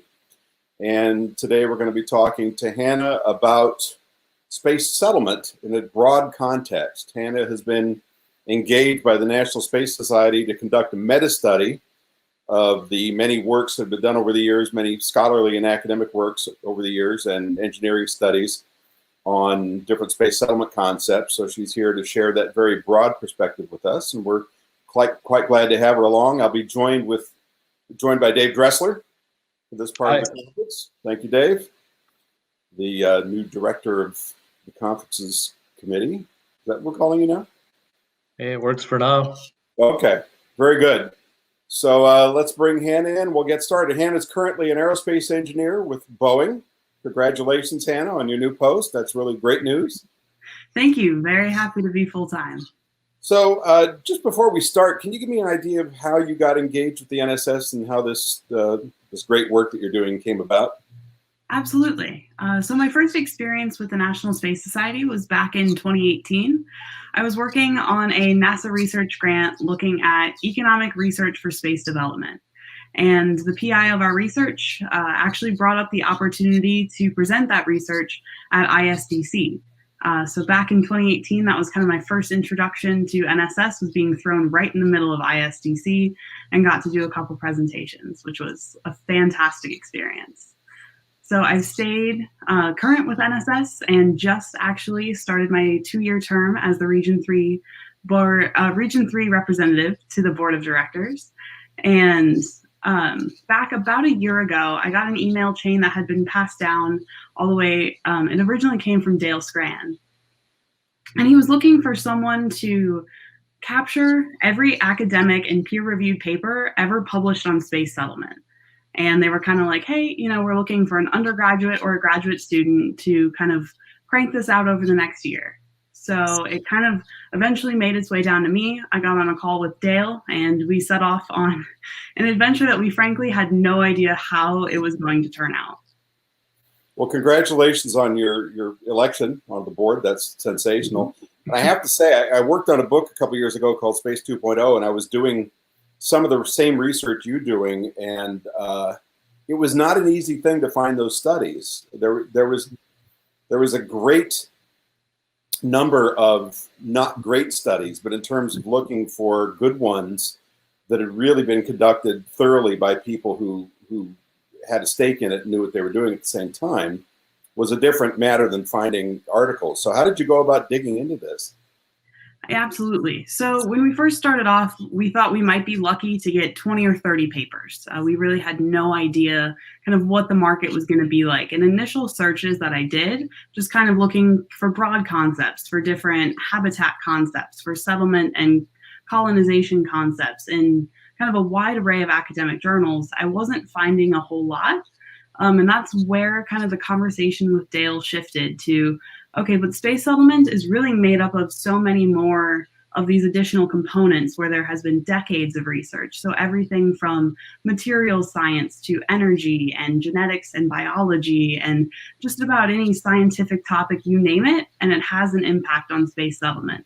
So then the issue became, okay, how do we narrow down journals and narrow down searches of papers to really find the content that is applicable to space settlement, even if the paper doesn't come out and necessarily say it.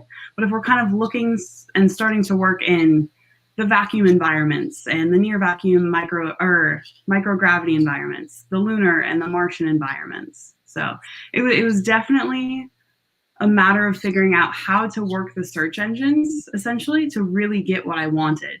And then it became, once I found a great paper, is going through and searching all of the authors on that paper and saying, okay, you know, they're obviously very well established in this field. What kind of other papers have they written? You know, are they co-authors or anything else? What else can I find? So it's wonderful that you've included all these things, because there are so many incremental technologies and advances that we don't always think about as being directly associated with the bigger picture of space settlement. It's easy to get focused on large engineering projects and large structural projects and big steps. But sometimes I think we can kind of lose focus on things like how we're going to deal with dust on the moon and Mars, which is a huge problem, and extended life support requirements and biomedical issues and all those things. So I wonder if you could just tell us what some of the, it sounds like you had some aha moments there where you found something that was really delicious in the literature. What were a few of those? So kind of my favorite aha moment to date has really been finding the research that JAXA is currently performing and is in the process of publishing papers where they have a centrifuge up on the International Space Station, and they'll bring populations of mice up, about 30 mice at a time or so, and half of them will live kind of in the control microgravity environment, and the other half will live in the centrifuge. And the centrifuge they've run to 1G, 2G, and they're currently in the process. We're waiting to see the paper where they run it in lunar gravity to just kind of see what the effects on these mice are after about a 30-day time span. So seeing artificial gravity research performed in that environment that's my favorite aha moment. That was kind of the hardest place to find research, because performing research in microgravity like that is so difficult. And it's really something, to get the fantastic data like that, you have to go out into microgravity and run a centrifuge and really start to do these big tasks. So in terms of the emerging commercial spaceflight economy and their efforts, so we've got SpaceX and Blue Origin and Madison Space, I mean, a dozen companies that are quite active in this, some of them putting a lot of their own skin in the game. Did you see much literature from or about them, or was it really more constrained to traditional efforts? Because we were really focused on the scientific feasibility of space settlement, one of our kind of ground rules and assumptions going into this is that we figured out launch. We figured out launch in multiple different locations, and the science of especially landing and coordinating and rendezvousing is pretty well established. So we discussed launch a little bit towards the end, but I didn't do any full-scale analysis. Well, I think we can go for one or two more questions. This has huge implications in terms of what NSS has been trying to do for years. Do you see a way where we can bring more attention to our organization as leading in space settlement than perhaps we have been in the past? Absolutely. So this paper, and especially it will be noted inside the paper, that NSS was the sponsor and one of the major funders. And kind of what this paper has set up is a continuing trail. So this lays out the scientific feasibility, but there's plenty more study that can be done on engineering and legal and economic feasibility studies to follow. And that is one way to establish, at least in academic literature, a huge hold on the market and a huge influence on the market. Now that's just talking academic literature. NSS can use these results and use the results of the follow-on studies to really kind of set the standard and communicate exactly where we're at on the path to long-term space settlement. Wow, fantastic. So I'm very excited about what you're doing, and I find myself, I'm on the opposite end of the career spectrum from you. I'm in my last decade probably. But I'm thrilled that you're doing this, and it's very exciting, and it was long overdue, and we really welcome it. So I guess I could ask questions all day. I'm sure Dave could too, but we have time constraints. I'd like to wrap up by asking you to expand once more on what you found the most thrilling and engaging about this, where you see yourself going, and what you see in 10 years now that you've been through all this. So that's a 3-part question. All right. So I'll definitely try to take that part by part. So part one, kind of what I found most engaging, most thrilling, was that I found literature in journals, everything focusing on population and genetics, to microbiology, to developing 3D printed and material science, to kind of the fact that I was finding journals that I had never heard of but were well established in their field. And it wasn't just the well-known space settlement or the well-known space journals. The fact that it was such a large and concerted effort where people were working on completely unrelated fields but all working towards this one common goal was absolutely the most exciting thing. And that it wasn't just that we can build on the years of conferences and presentations and summer studies and academic literature, that the community is actually much larger than it appears, and then we're all working towards the same goal. So that was absolutely the most thrilling and exciting part of that, is that it's not just us. The community is bigger. Okay, now, how about your where I'm going next? What? Yeah. Sorry. Your trajectory. So my trajectory, I'm currently in the process of moving to San Antonio. I'm poised to get a couple years of hands-on experience on aircraft in my career, because hands-on experience is really something that I've been looking forward to and somewhere that I've needed some development. So a couple years there. Then I'm planning on getting my pilot's license, a graduate degree in aerospace engineering, and then who knows? I'm really excited to see in about 3 to 4 years exactly what the commercials and developing space markets look like. It'd be really fun to work for a company that doesn't exist yet. Or start one. Or start one. And as far as the big picture, 10 years out, now that you've absorbed all this, what do you see? So 10 years out, I really think that we will have outposts in multiple places in the solar system, and I will not go and commit to what those locations are, because those are influenced much bigger than just my opinion here. However, I do think that's kind of going to be the next starting point for really getting humans out into space and kind of beginning our long-term and permanent habitation. The International Space Station has been a fantastic launching point and has given us decades of experience we couldn't have gotten elsewhere. The next step is moving out a little bit further, and I'm excited to see how that pans out. Very good. Anna, we look forward to watching your next steps. Pretty exciting career path you're on, and NSS can hopefully facilitate that, especially you mentioned all the relationships that get built, and our ISTC, as you've noticed, is a good opportunity to expand on that. Someday we'll have it in person again. I look forward to that day very much. Well, thanks. You've been an inspiration, and you're the kind of person, I mean, we want everybody engaged with the NSS ultimately, but we want a lot of people like you, because that's really where the future is. You know, a lot of us have been engaged in this a long time, and we had our day, and it's been fun. And I personally, and I think Dave would share this, we're both glad that we're still around to see this begin to blossom again. But this is just the beginning for you, and I'm really excited for your progress. So Ad Astra, carry on. Thank you very much for coming today. Thank you so much.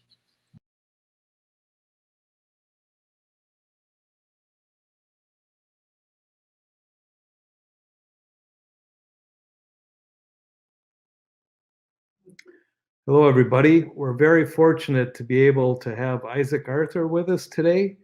Isaac runs an organization called Science and Futurism with Isaac Arthur. He has a massive series of recordings on YouTube and a huge following. So we're really lucky to welcome Isaac into our Space Settlement Summit. With that, let's bring Isaac. Hey, how you doing? Doing great, Dave. Thank you for having me here today. Yeah, last year we were going to have you at the International Space Development Conference, and COVID had different plans for us. But in the meantime, you've been working on a project that deals with NSS's roadmap. Mm-hmm. And there's been some episodes that are out. And I think our audience would love to learn about what went into that and where it's going, because that's key to our space settlement efforts. Oh, sure. Well, unsurprisingly, I've a lot of friends who were the NSS over the years, or the L5 Society before that, and we've always been talking on the show for years where we do planetary colonization episodes or rocketry episodes, methods of getting up into space, like our Upward Bound series, about doing more planetary colonization. And one of the references we used a lot for that is the NSS Roadmap for Space Settlement and its various incarnations down the years. And I was looking over the newer version of that about the same time I gotten offered the some information about the conference. And at the time, I thought, we should do more on that topic. And when the conference got canceled, I'd been thinking about doing a talk on that to some degree. And I said, why don't we just go ahead and do an actual series of episodes just on the roadmap for space settlement? Not exactly following it, but pretty loosely following it through the first 12 milestones of getting up into space. And then kind of focusing on each episode. We did one on orbital colonization, the moon, Mars, asteroid mining, orbital settlements, and then we're going to do a terraforming episode. And I just finished writing the last of the 7-episode series, Becoming an Interplanetary Species, looking at becoming an interstellar species. So those are all either out or going to be airing in the next couple of months, and it's been a fun thing to do. And I guess it got started from COVID. So sometimes good things come from irritating crises. Yeah, you found a place to focus your efforts, and we're more than happy to see you focus on something that's been core to NSS for 30 plus years. So thank you for that. That's very cool. Hopefully I did the roadmap some justice there. And of course, it's always fun to kind of look at these ideas, but so often when you're doing a talk on something, or you're planning to do a talk on something, at least for me, that tends to be the origin of a lot of episodes. And so I remember I was supposed to be giving a talk on the Carnegie Science Center in Pittsburgh, and I did end up giving that talk, but they were asking me about black holes and civilizations near them. I said, why don't we do civilizations on them? So we ended up doing a series of episodes after I gave that talk on actually colonizing black holes. So. Yeah. To bring things more near term, looking at what's available in the next 20 to 30 years in terms of space settlement, what do you see as a probable outcome? Let's say 2030. What would you anticipate happening in terms of colonization or settlement? I think that would still be way too optimistic to actually see any boots on the ground on Mars, but just because you need to have that project well started within the next few years to have a chance of actually getting into a window. Getting people on the moon, if we wanted bad enough, we could certainly do it in the next 10 years. We could have done it any time in the last 50 years, obviously. I would like to say I'm optimistic about seeing people back on the moon in the next 10 years, but I don't see us going back there until we're ready to have a permanent base, and I'm not quite sure we're there yet. We're going to have to start looking very seriously at a successor to the International Space Station, and I think that probably will be something that's at least underway in this upcoming decade. And I suspect that would probably want to include a rotating section too at either Moon or Mars gravity to let us start seeing if we can actually handle those levels of gravity for protracted time. Something people forget is we have no idea how low gravity is low enough or high enough for people. We've never had people in low gravity except for 3 days at a time and for 12 people. And that was bookended by zero gravity and high acceleration. So for all we know, 2% of normal Earth gravity keeps you healthy, or 98% ain't enough. We'll have to find out. And we do that with either a rotating station, especially for Mars. We might be able to fly people to the moon to check it there, but for Mars, you need to know before you send people there if 40% is enough. Yeah, I'm wondering if there's an amalgamation of basically Jerry O'Neill's scenario of building something at L5 based on moon materials. It seems a lot more feasible than trying to move everything up from Earth to establish a large orbital development like that. Sure. I think, and it's a critical thing we look at on the show a lot, and we have whole episodes talked about on neocylinders, is that when it comes to space settlement, in the long term, it probably is going to be rotating habitats like neocylinders or smaller versions, or potentially even larger ones with some super tensile materials that are going to be the homes for most of humanity. And as I say, they also are great for nature preservers. So I say maybe we get all of humans off Earth so we could preserve the planet, and say, well, you might be better off building various larger neocylinders to serve as nature preserves, as they're much easier to protect from invasive species. But those neocylinders are probably going to have to all be sourced off the moon or the asteroid belt. And I suspect that we'll see potentially millions of them in orbit of this planet within the next few thousand years, but that's a long ways off. But it's a lot more land area per unit of mass than you ever get off a colonizing planet, and you can get everything tuned down exactly where you want in terms of gravity, pressure, lighting, etc. Of course, the sky isn't really blue; it's your neighbor's backyard. But other than that, very Earth-like. You look at the concept of the Aldrin cycler to Mars and being able to harvest some asteroid to build into, multiple iterations of that. That's looking probable in the next 80 to 100 years, I would imagine, right? We were just looking at the Aldrin cycler in last week's episode on Mars space, and then we're also going to be looking at the interstellar cycler version of it that could potentially be very useful for interstellar trade way down the road.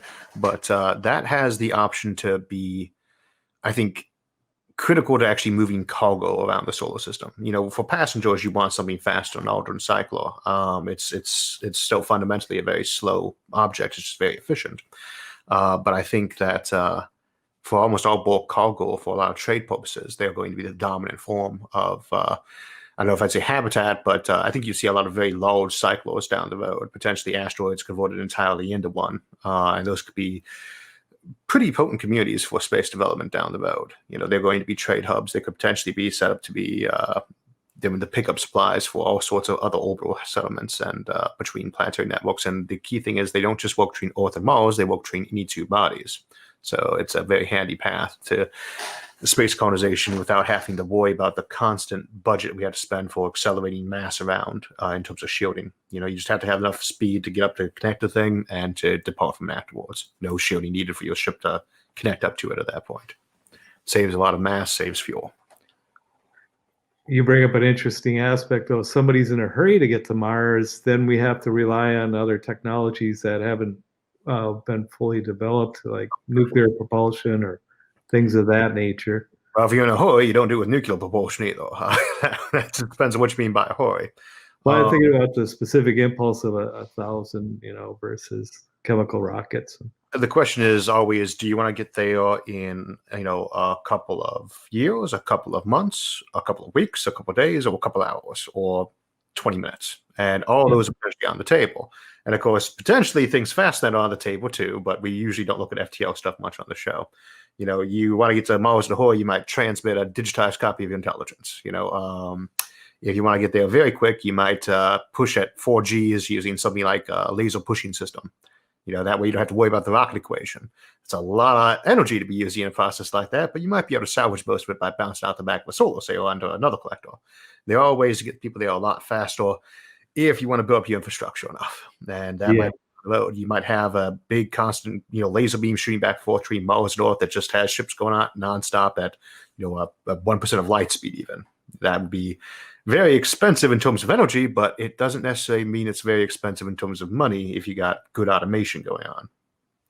So we really need quantum leaps in terms of being able to harness energy to really unleash that approaching the speed of light.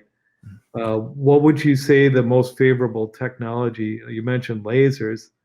Are there other options that You've got 5 really on the table for going quickly, going at 1% of the speed of light, not. First one, of course, is nuclear fission. We got a few options there of fragments, pulse, propulsion. Then you got fusion. Everyone loves the fusion option if we can ever get that working. Then you got 3 others. You can push things with a light beam, and that lets you go as fast as you got the energy for, and you can keep a focus on the thing, which may be kind of trickier than planned. You don't really get your best off of photons. You're talking about very high speed ships anyway. But you also have antimatter, if you can find a way to produce stuff and store it safely, as we've looked at. And if we ever manage to harness micro black holes, once we can make those small enough, they become a very powerful ship drive too, either using Hawking radiation for the smallest of them, if you figure out a way to make them feed them, or for more moderate sized ones that might just be in like the gigaton range, possibly feeding them matter and just using the jet coming out of them, same as a quasar works, to basically propel you along. And you might think that's something really, really high tech, but that might be something you put together in a super collider for all we know in the next couple of centuries. Same for a lot of these things. How long does it take to make a Dyson swarm or Dyson sphere around our solar system? Potentially, it's something you could do inside a century. There's not much harder to do than making terms of a self-replicating machine than one that just makes tin foil and puts it around a star. That's all you're really looking at as a mirror that focuses beams down. That's not necessarily a hard thing to make. So we have to be kind of careful with our assumptions of what really high tech actually would mean in these cases. Star Trek doesn't often give us a good example. Yeah, I talked with Pascal Lee about the aspect of terraforming Mars, and he said the technology required is so out of reach that he feels that we'll have interstellar travel mastered by then, and Mars will be relegated to the backwater at that point. The fastest you can terraform planets a few centuries anyway, if you're trying to get Earth-like, because if you try to do it fast than that, you're going to melt the planet. It doesn't matter if you're using little tiny little sci-fi robots or not. You can only change things so quickly. We'd calculated in that Mars episode how long it would take to put rain down to give you a kilometer of water on it. And it wasn't just a question of how long it was raining. It was that you would be adding something like 50 megajoules of water to each square meter per day if you're having it rain down from orbit. And so you'd literally be boiling the water off as it fell. And you just don't, that kind of scale tends to, you don't even think about how much water that actually is to dump on something like that. So you have to do it slow. Otherwise you would melt the planet just from dumping ice on it, which is not something normally is a problem. Similar, it takes a couple of centuries to cool it down if you want to use the Birch method of using the big solar shade in front of it. And I think that, you can't even start those things until you have a big planetary infrastructure in terms of your industry. And once you have that, you can start those projects. But once you have that, you can also start building ships for interstellar voyage too. And that's just a question of how you're going to slow down the other side. What's your power source form? Is it fissile materials? Is it radioisotopes? Is it fusion? Is it beamed energy that whole way? You might do that, and there are options for these things, but they're not really that high tech. They really aren't. And terraforming a planet technology helps, but it doesn't necessarily need a lot of it. You could paleo terraform. And to some degree, no matter what you do, you're going to be paleo terraforming. So maybe just doing a glass house that's in situ constructed of glass from what's available on the surface. That might be enough.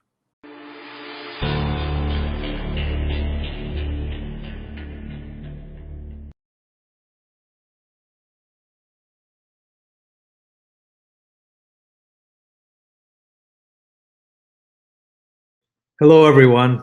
It's my honor to work with this distinguished panel of science fiction writers and people involved in publishing.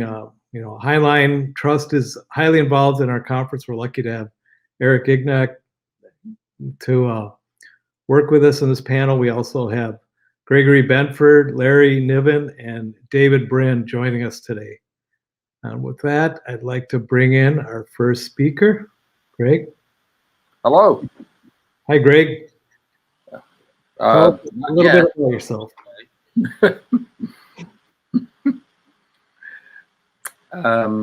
My name is Gregory Benford. I'm a professor of physics and astronomy at the University of California at Irvine, and I have written novels with the two others here, both David Brin and Larry Niven.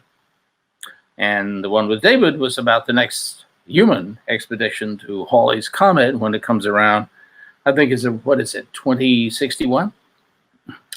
It's been in print quite a long time, called Heart of the Comet, and has all kinds of advanced spacecraft in it and stuff that we might even be able to develop by 2061 if we start now. Excellent. All right. I'd like to bring in Larry next. Hi, Larry. Hello, everybody listening.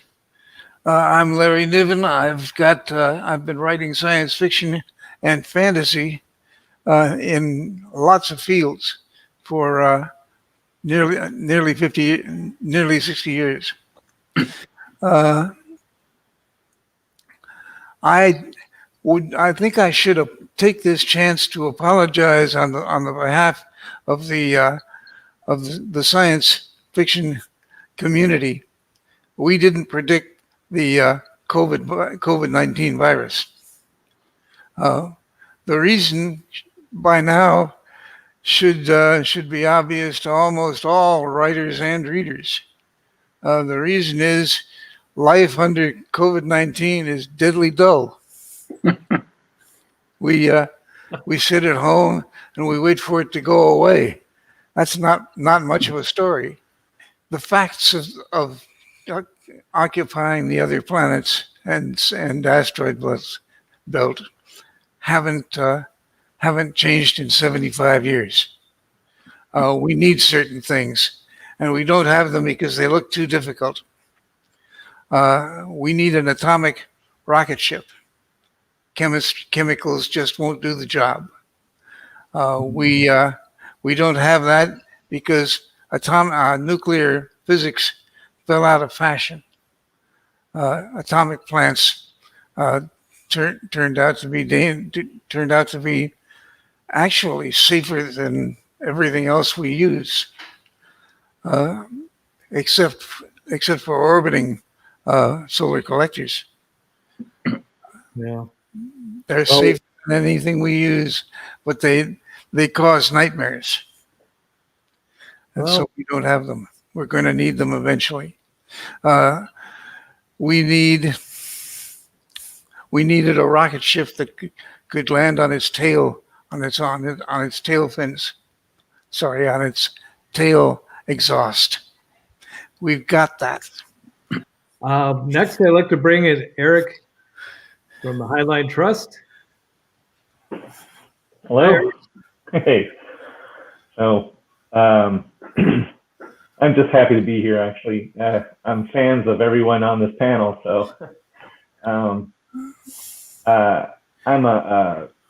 I come to the Highland Prize Trust by way of Lockheed Martin. I was a concept illustrator for Lockheed Martin for about 17 years, and worked with other artists like Pat Rollins and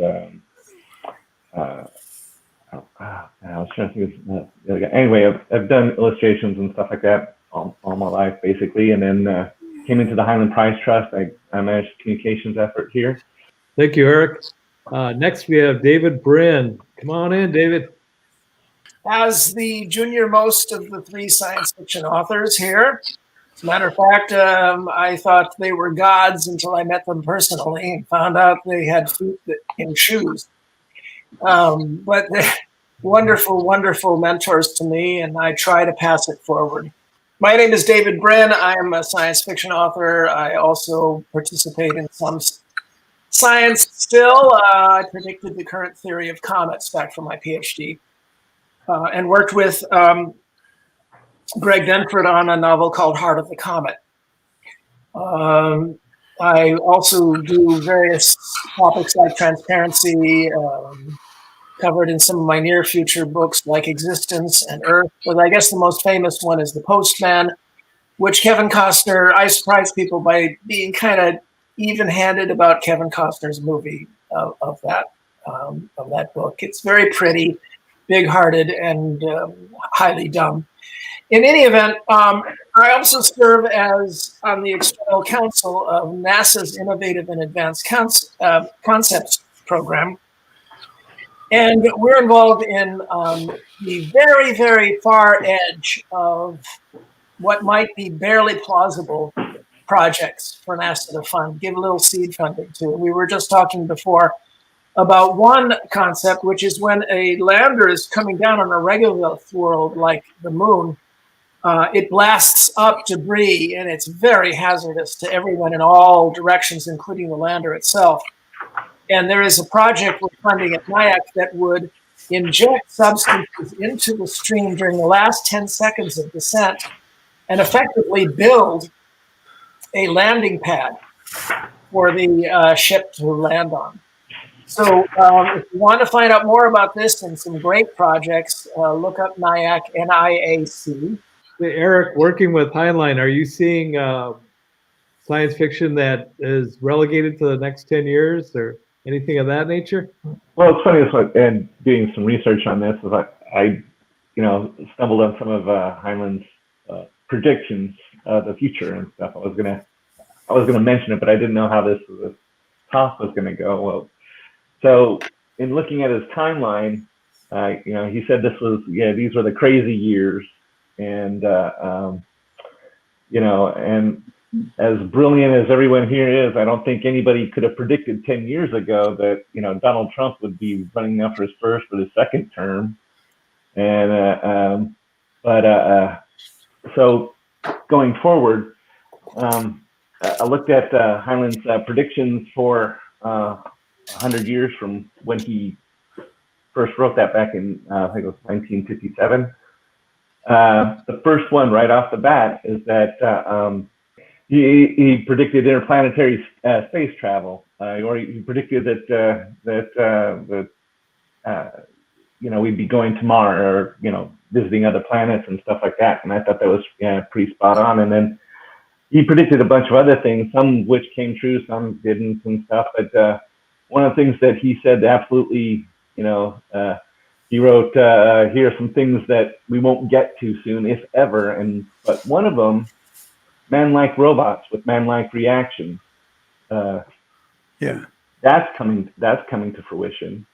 And he also talked about a laboratory creation of life and stuff like this. Well, they're already starting to use computers to generate human parts and stuff like that. And as far as what rolls by at the Heinlein Society, I mean, we've published 3 books. One was on space elevators, the other on space solar power, and then deep space mining, which a lot of people think that could be the key to our resources on Earth.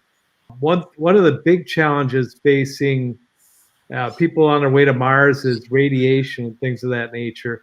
And there's been talk of using genetic engineering to harden humans against radiation, as well as countermeasures. But what would you say is a good path to go down in order to prepare people for long-term space flight? Wrap your water supply around your habitat, because 10 meters of water is equivalent to the entire density of the atmosphere that keeps the radiation off us. You can also use magnetic fields if you like, which the Earth does as well. So basically, remember the atmosphere is what keeps us safe, and the entire rest of the universe is radioactive. So take the water on the outside where all the sleeting protons will get absorbed there, and that's the best cheap and dirty way. You do need a lot of water in space, so use it for screening. That's fairly straightforward. Also, you can use the magnetic field. Would water stay in an ice form if it was external to your spaceship? It will if you don't heat it up, yeah, because the resultant temperature is roughly 0 centigrade. That's why I want an atomic rocket with a water exhaust. Exactly. You can use Water's water for everything. It's a good nuclear fuel. Remember, the U.S. built nuclear rockets and ran them in Nevada back in the 1960s. We do have long-term nuclear rockets already developed. We tested them. So, by the way, did the Soviets at Semipalatinsk in caverns.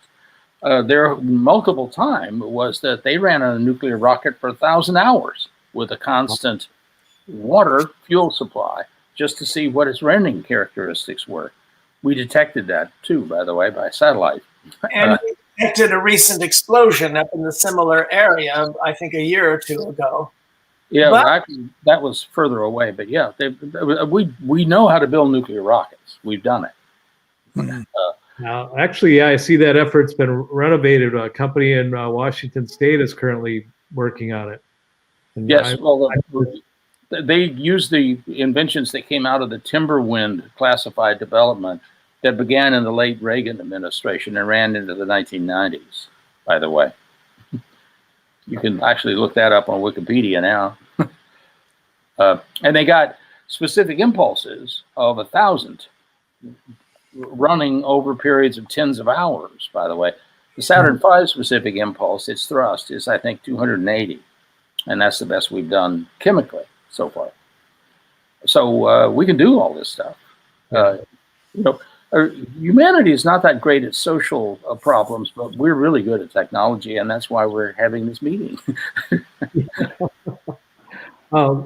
So, the whole thing of the nuclear challenge is society has this opinion that it's just too scary to deal with. But if you build this thing outside of the Earth's atmosphere or on the moon or something like that, or in the lunar orbit.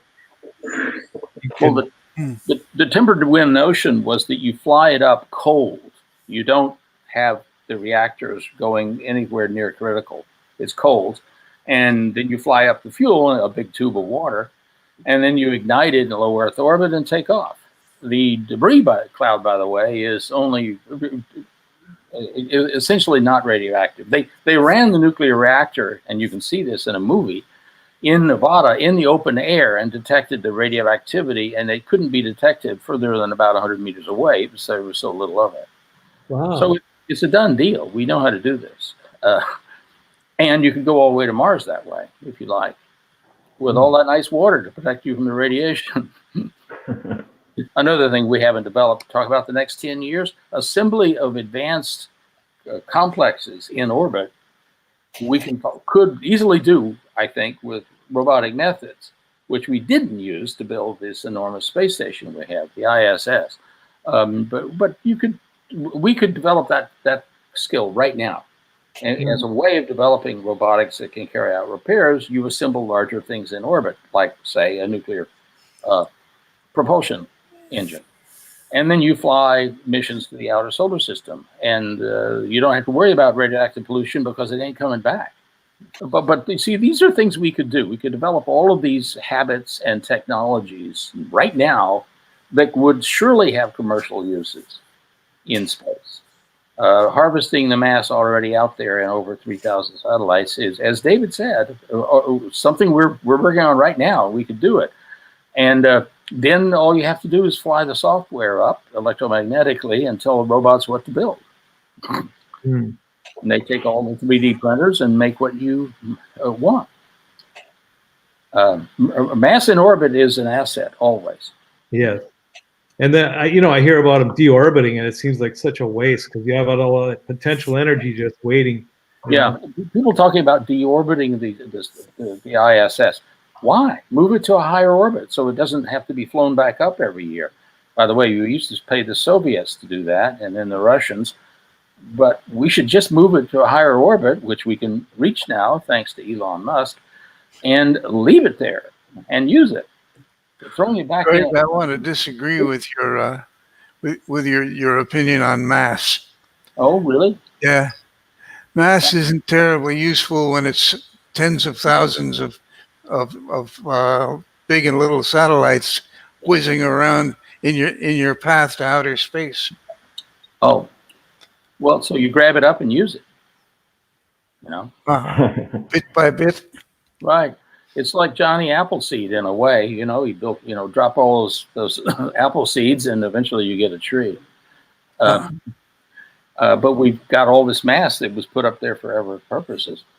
And of course, we haven't even talked here about the ongoing problem, which this issue of Scientific American, the current issue, has an article about. Here we go. Ta-da. There. Has an interesting article on space war, continuing a huge graphic of where the satellites are at what altitude. First time I've ever seen them, all of them represented. It's very detailed. Point is, everything in space is vulnerable, and that's the real problem of space war, is that you just don't want to have a space war because then you get debris fields unending and you could destroy the capability of modern technology, really. The U.S. has over 1,000 live satellites that, if they were destroyed, would wipe out everything from computer charges to information transfer. The entire internet is based on mostly going through space technology communication. And that's all very vulnerable. So that's where the diplomacy should go. There must have been a time when boats and ships were too fragile for war. Right. Yeah. This is actually deeply discussed and openly by the Chinese and Russians and other potential adversaries. Right. And if, the way to deal with our technological superiorities is to degrade the battlefield, so that once again numbers of guys with rifles, especially expendable ones who you don't care about passing through gas and germs and all that sort of thing, would make a difference, the biggest difference once again on the battlefield. Right. And we, all three of us, have been consulted by various government agencies. This is the first year in 5 that I haven't spoken at CIA. And one of the things we point out is that there are ways around some of the things that you've got your nose in. And you have your nose in these technological fixes for problems. And there are your opponent. One of the great geniuses of George Marshall was to teach generations of American military officers, and they're the third best educated clade in American life. This is why they've been so reliable politically. But to teach 3 generations of American officers not to fall into the trap that suckered every other empire, and that is, the victors of the last war assume the next one will be like it. Yeah. And the losers of the last war are planning to make it exactly different than the last war. Yeah. And that's why our officer corps runs red team exercises. And young lieutenants are welcome to destroy generals. But it's a very difficult zeitgeist to maintain.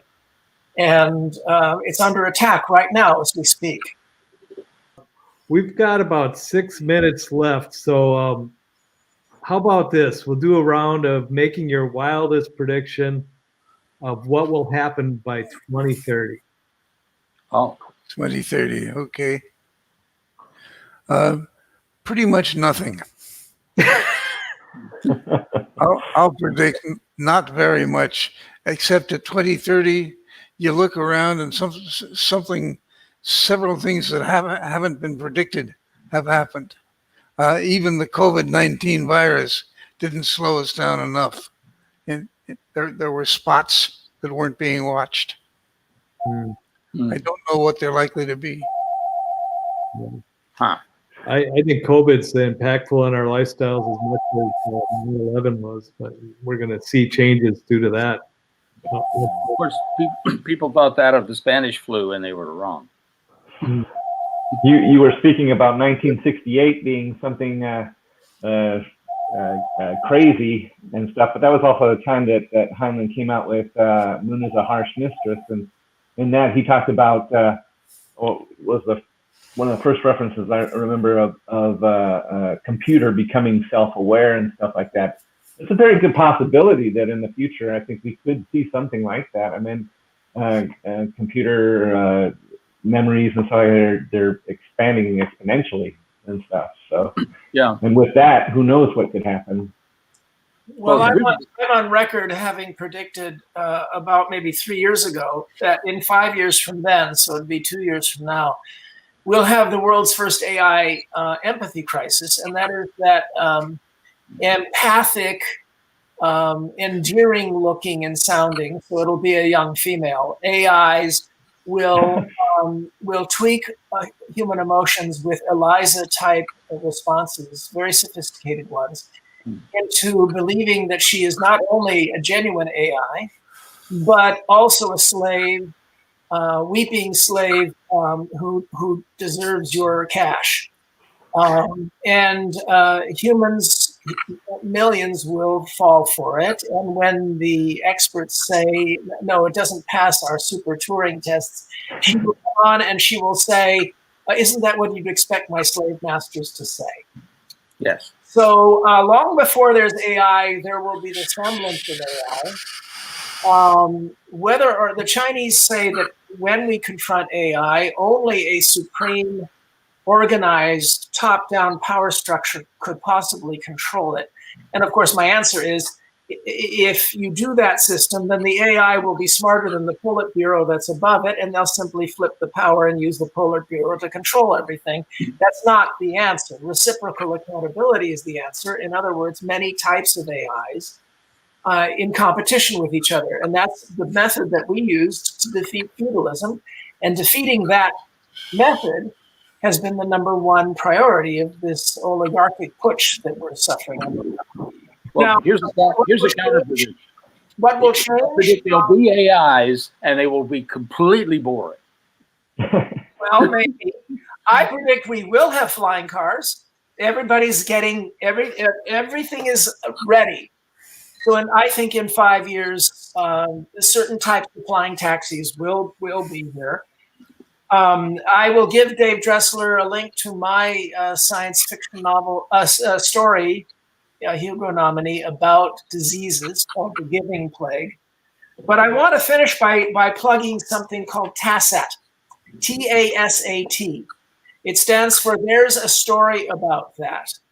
And after all these years preaching at various government agencies and corporations that there's a vast reserve of thought experiments in science fiction about almost anything that they might find, that they might stumble into in the future, that it would be nice to have a website where geeks and nerds with good memories and who've read a lot can link to stories that are pertinent to anything, any particular interest.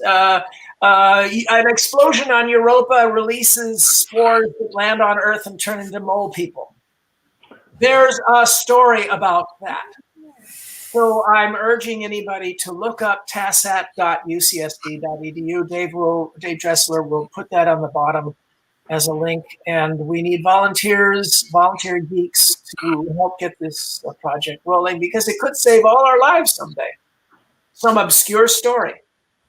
Is that through the Arthur C. Clarke Center for Human Imagination or related? It is indeed at UCSD. All right. Okay, Greg, you get the closing note. What's your wild idea?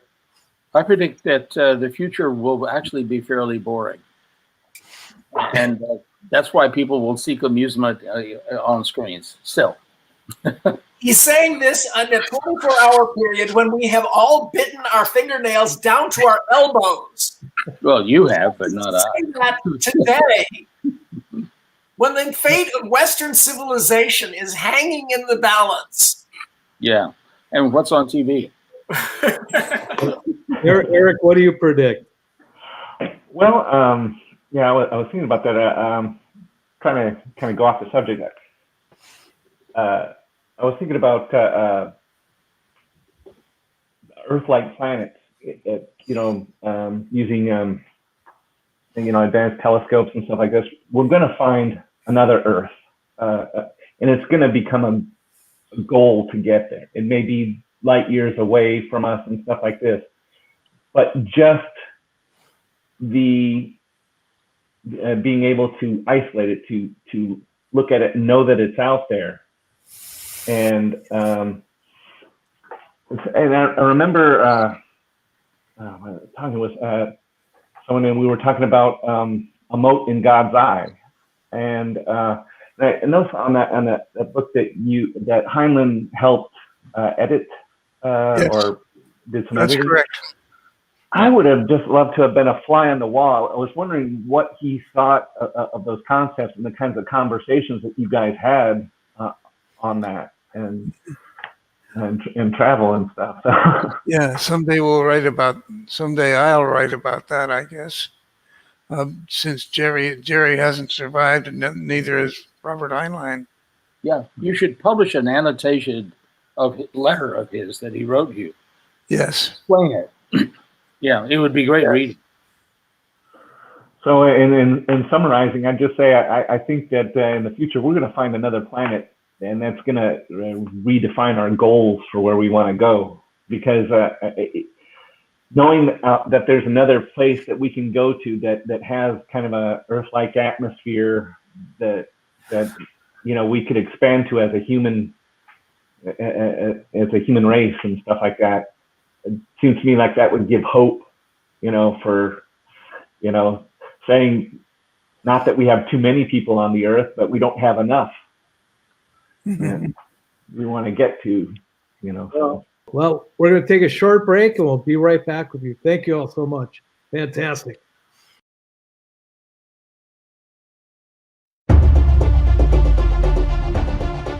It could happen at any moment, anytime, anywhere.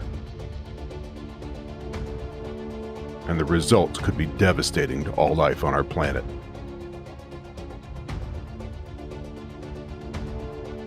The solar system is a shooting gallery. Earth swims in a vast swarm of rocky objects, the debris left from the formation of the planets. Some are small, some are large. And while we try to track the most dangerous of them, many drift through the darkness undetected, with some passing dangerously close to Earth. But even if we spot a large asteroid headed our way, we are not at present prepared to do anything about it. We would be forced to watch it become ever larger in the skies, potentially ending us all. We all saw the effects of the rock that exploded over Russia in 2013. That one was small by cosmic standards, just 60 feet across. A larger 500-foot object struck Siberia in 1908, destroying everything within 800 square miles of impact. It will happen again, and the next one could be even larger, endangering everyone on our planet. Detecting these threats is the first step. We need the instruments that can spot them, and we need time to prepare a response that could save us all. As you watch this, there are over 1 million chunks of rock and ice 50 feet across or larger that could endanger the Earth. Observatories scan the skies for objects that may pose a threat, but are limited by the obscuring blanket of the Earth's atmosphere. We urgently need space telescopes placed high above the atmosphere to spot these intruders. These orbiting sentinels will use cutting-edge infrared technology to identify fast-moving near-Earth objects with unprecedented precision. Because when dealing with Earth-endangering asteroids, there are no second chances. Your support is critical to protecting Earth and everyone who lives here. Your donation in any amount will help the National Space Society to encourage Congress to support this urgent priority. This includes the Near-Earth Object Surveillance Mission for asteroid detection and the DART mission to test asteroid deflection. Both are critical to protecting Earth. Because our planet and everyone you know and love are in the crosshairs. The time to act is now.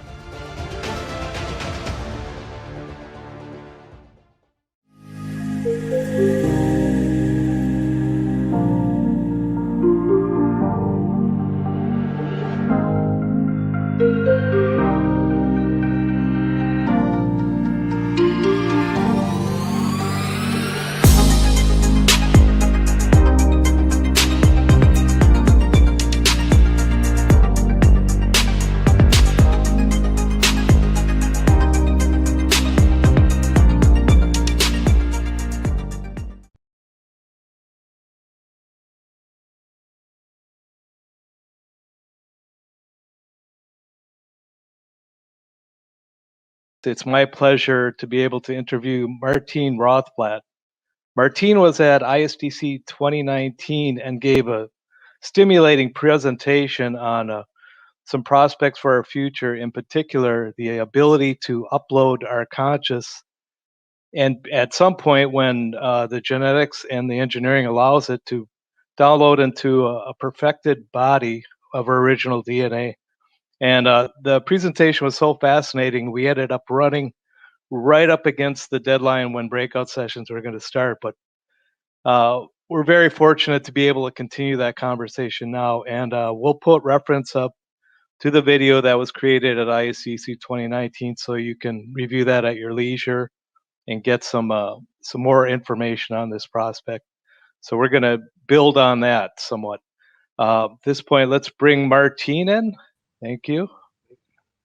Hi, Martine. Hey, Dave. Good to see you. Yeah, likewise. Thank you so much for taking the time to be with us on this. The Space Settlement Summit's been going on for approximately 5 years now. And every fall we have this event where we get a small group of people together. The idea is that we're able to network, come up with new ideas, and build something to enable the future for space settlement. I mean, that's our goal.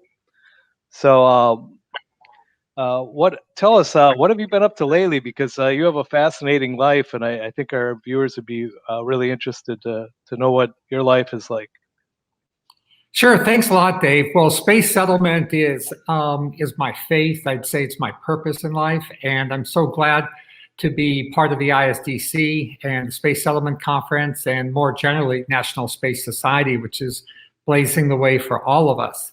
One of the key technologies I've been working on relevant to the settlement of space is regenerative medicine technology, where we are able to 3D bioprint vital organs that right now there's a huge need for that among people who need transplants. As you may know, there are way more people who die of organ failure than are able to be transplanted. Just talking about kidneys, there are over 100,000 people waiting on the kidney transplant list, and only a small fraction of those are going to be able to end up having a donated kidney. So we've begun developing the technology to 3D bioprint kidneys, lungs, hearts, and doing this using the cells of the recipient. So we take one of the patient's own cells and we turn it back into what's called a pluripotent stem cell, and then we redifferentiate it into kidney type cells if they need a kidney, or lung type cells if they need a lung. We expand those cells greatly until we have several billion of them. Each vital organ in your body consists of around 5 to 10 billion cells. And then we stream these cells over the shaped organ in a bioreactor. And at the end of that process, there should be an organ ready to transplant into the patient that has their own DNA, so they will not need to take any immunosuppression. This technology should be ready for human clinical trials by the middle of this decade, the 2020s. So by the time that we are needing this technology for long duration space missions, or for having people live for long periods of time in space without an ability to access the human donor network on Earth, I'm very confident that 3D bioprinted organs and other body parts will be a generally available technology. And we don't know what medical treatments are going to be available in space. So if this option gets perfected on Earth, it could greatly assist treatments in space once we get a large amount of people off world. So well, not only help with treatments, but it will do even more than that. Already there are companies that have FDA approval to sell 3D printed skin. And the technology is very rapidly advancing to 3D bioprint all different body parts. So I think what you'll be able to see is that people who have become part of the digital upload community, this is the type of community that is forming around businesses such as Neuralink and other digital brain mind digital interface companies, ultimately people will be able to 3D body print, 3D bioprint an entire body into which their brain can be interfaced. So the potential that I pointed out last year at the 2019 ISDC is that we can store our memories, personality, all of our thoughts, in fact, our consciousness digitally in the 2020s, 2030s, 2040s. As we're working to build large capacity, multi-million person space habitats in the second half of the 21st century, we will be able to transmit at the speed of light our consciousness, which will all be digital, and then up in space, 3D body, 3D bioprint our original body or even an arbitrary body. Yet another possibility is people want to have purely mechanical bodies, such as robots, and companies like Deca Robotics are already working with FedEx and other companies to produce complete mechanical bodies into which consciousness can be uploaded. That's fascinating because a person could be involved in training for landing at, let's say, Titan, while their clone body is being printed en route. So once the ship arrives with the clone body, at that point you would upload the consciousness with the greatest amount of training and preparation for that mission. Exactly. So, What else is awesome about digital consciousness is it's not like an either or thing. When you upload your consciousness to your body around, say, a moon of Saturn, then it's not like your consciousness that was transmitted from Earth is just like vaporized into the ether. It's still there.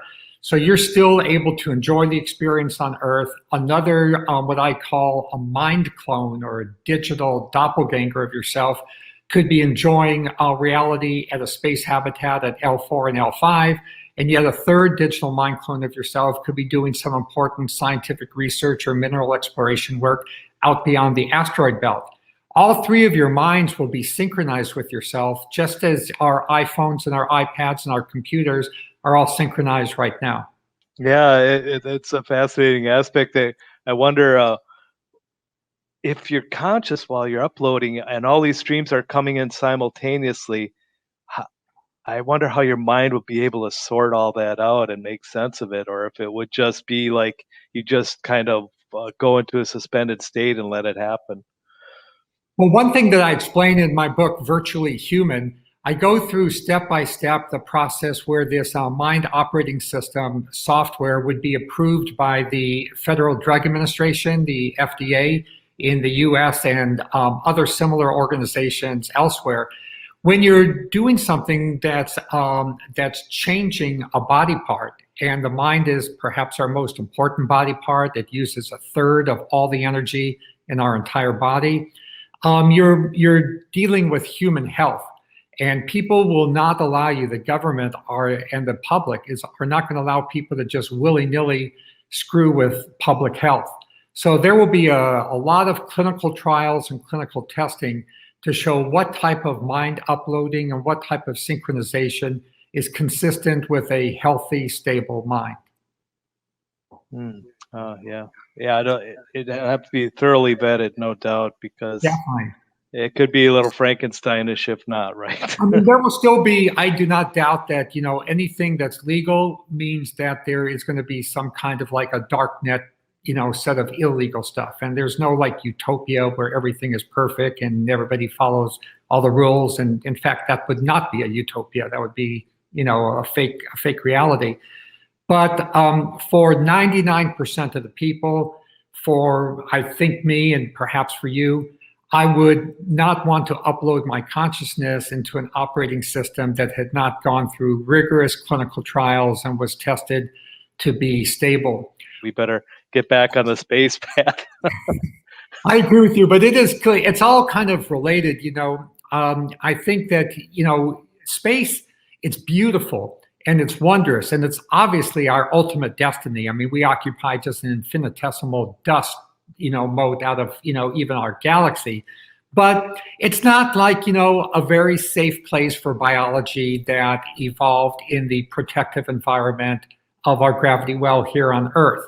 And, we've got to deal with things like cosmic rays and all type of other highly charged particles that can be disruptive to our DNA. So I personally believe that I'm fulfilling my own heartfelt mission to help move humanity into space by doing everything that I can do to harden our biology, because I think the evolution of humans into space is going to be a marriage of biotechnology and space technology. So, have you looked into hardening human biology against cosmic radiation and things of that nature? I mean, we had a discussion last week through Kepler Space Institute with Jeff Grayson and Frank White, and the idea is that cosmic radiation is ubiquitous, and we live in this safe little envelope that the Van Allen belt produce or protect. It's our protection. So, if you're sending a digital conscious, or even the hardware of a digital environment is susceptible to cosmic radiation as well, I guess redundancies probably the best way to, or multiple redundancies is the best way to be able to correct for any damage that cosmic radiation could inflict on either biology or a digital environment. Absolutely. I mean, I'm a huge believer in redundancy, or another word that kind of says the same thing, maybe even a better way, is diversity. Not to put all of your eggs in one basket, and to have different diverse approaches. One of my favorite books is Nassim Taleb's book on the Black Swan, and it points out how there are things that are just completely unpredictable. They're not just known unknowns, there are unknown unknowns, and you cannot predict for unknown unknowns. So the only way that you can guard against unknown unknowns is to have a portfolio of diverse technologies that if some of them get zapped, your other ones can thrive. So what I really like about the digital to bio route is that, if a space habitat gets zapped, you're not dead. Your digital consciousness is still happily back on the Earth. On the other hand, if we have an awful Earth extinguishing event, you're not gone. Your digital consciousness is still up there in space. You can, if a particular body degrades under the onslaught of radiation, you can regenerate another body. And my mantra is that biology is technology. I think just like the 20th century was the century in which electronics became dominant, and electronics really shaped our entire world. Certainly electronics gave us, computers, the internet, et cetera, et cetera. I think what electronics was to the 20th century, biology is going to be to the 21st century. And we're going to be able to modify particular genes within the human DNA code to harden our DNA against interruptions from radiation, high energy particles, self-correct for breakages. As I'm sure you know, our DNA breaks all the time, but it's repaired. So we may have to amp that up maybe an order of magnitude to live safely in space. But thanks to the decoding of the human genome, thanks to techniques like CRISPR that lets us, edit our DNA to our heart's content, I believe we have well in hand the platform that allows us to harden our biology against the dangers of space. Yeah, I live in San Diego, and there's a lot of biotech firms in the area, and they're doing a lot of research and a lot of nanotechnology. And at some point, the line between nanotechnology and biotech blurs, right? And do you see those two fields merging into some new entity? I really do. In a way, I always think of biology as like, in essence, a subset of nanotechnology. It's kind of like wet nanotechnology, because most of biotechnology operates at submicron scales. A typical cell, for example, is about 7 microns in diameter. And inside that one cell, inside that 7 microns, is a veritable galaxy of activity going on. It's just mind-numbing how many things go on inside each and every one of our cells all the time. Literally billions of molecules, mostly water molecules, but other molecules come in and out of the cell all the time. There's an entire constant assembly of proteins going on. It's I love it. You know, I love nature, and what nature has given us here is just absolutely remarkable. We ourselves have a lab in San Diego that was inspired by Ray Kurzweil, one of the great futurists of our times. It's called the Exponential Biotherapeutic Engineering Lab. And this lab in La Jolla's whole purpose is to engage in tenfold engineering of human cells to make these kind of de novo human cells that have never existed before in reality, but are hardened in different ways against different diseases, including cancers. One of the first outputs of this, of our exponential biotherapeutic engineering group, was an engineering of the pig genome. Pigs are ubiquitous animals in the United States. We Americans eat around 100 million pigs a year, about 1 for every 3 people. And yet by a fluke of nature, the pig's organs are the same size and shape as human organs. It's just completely, you know, uncanny. The pig's heart works like the human heart. The pig's lungs work like a human lungs work. So what we've done is we've re-engineered the pig's DNA so that those organs, when look just like human organs biochemically, and therefore can be transplanted into people and not be rejected the way a native pig organ would be. So would the pig be the host to grow the organ in? Yeah. Yes, the pig is like what they say is the pig is the bioreactor. Wow. Pork won't be the same after that. Well, it's funny. I'm so glad you mentioned that, Dave, because if I could just brag for a moment, and I'm sorry to brag on in the middle of the conference, but just this week, we got the green light, the first green light the FDA ever gave for pork that has been genetically modified. And in our case, it's been genetically modified to get rid of a particular protein called alpha-gal. That's just the name that scientists give this protein. That's very important because there are now millions of people in the United States who are allergic to pork and other and red meats as well, because they have something called alpha-gal syndrome, AGS. And they've got this alpha-gal syndrome as a result of a tick bite. So these ticks that are now, because of global warming, kind of like spreading in the United States, they'll bite somebody, mostly in the Southeast, and as a result of that bite, they develop a lethal allergy to pork and red meat.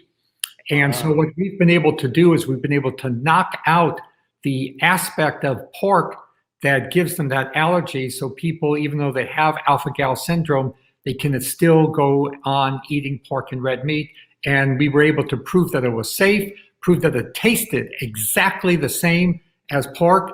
We even had a barbecue with the head of the Department of Agriculture in North Carolina, and the FDA has now given us the green light to go ahead and offer alpha-gal safe meat that's been genetically modified. As an extension of that, if we apply this genetic engineering to humans to harden them for the space environment, give me a general sense of that, and where do you see that going? Because to me, it seems like it would be a generational thing in order to establish that, but perhaps not. Maybe it could be done faster.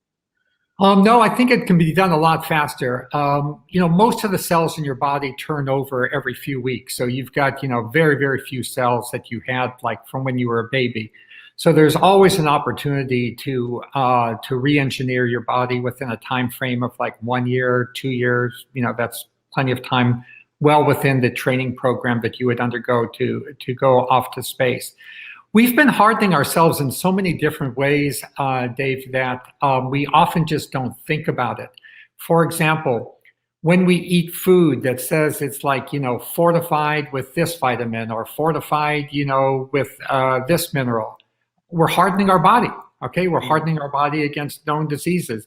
When we are all like lining up for vaccines, whether they be a flu vaccine or a polio vaccine or a COVID vaccine, we are hardening our bodies against something that is arising in the natural environment.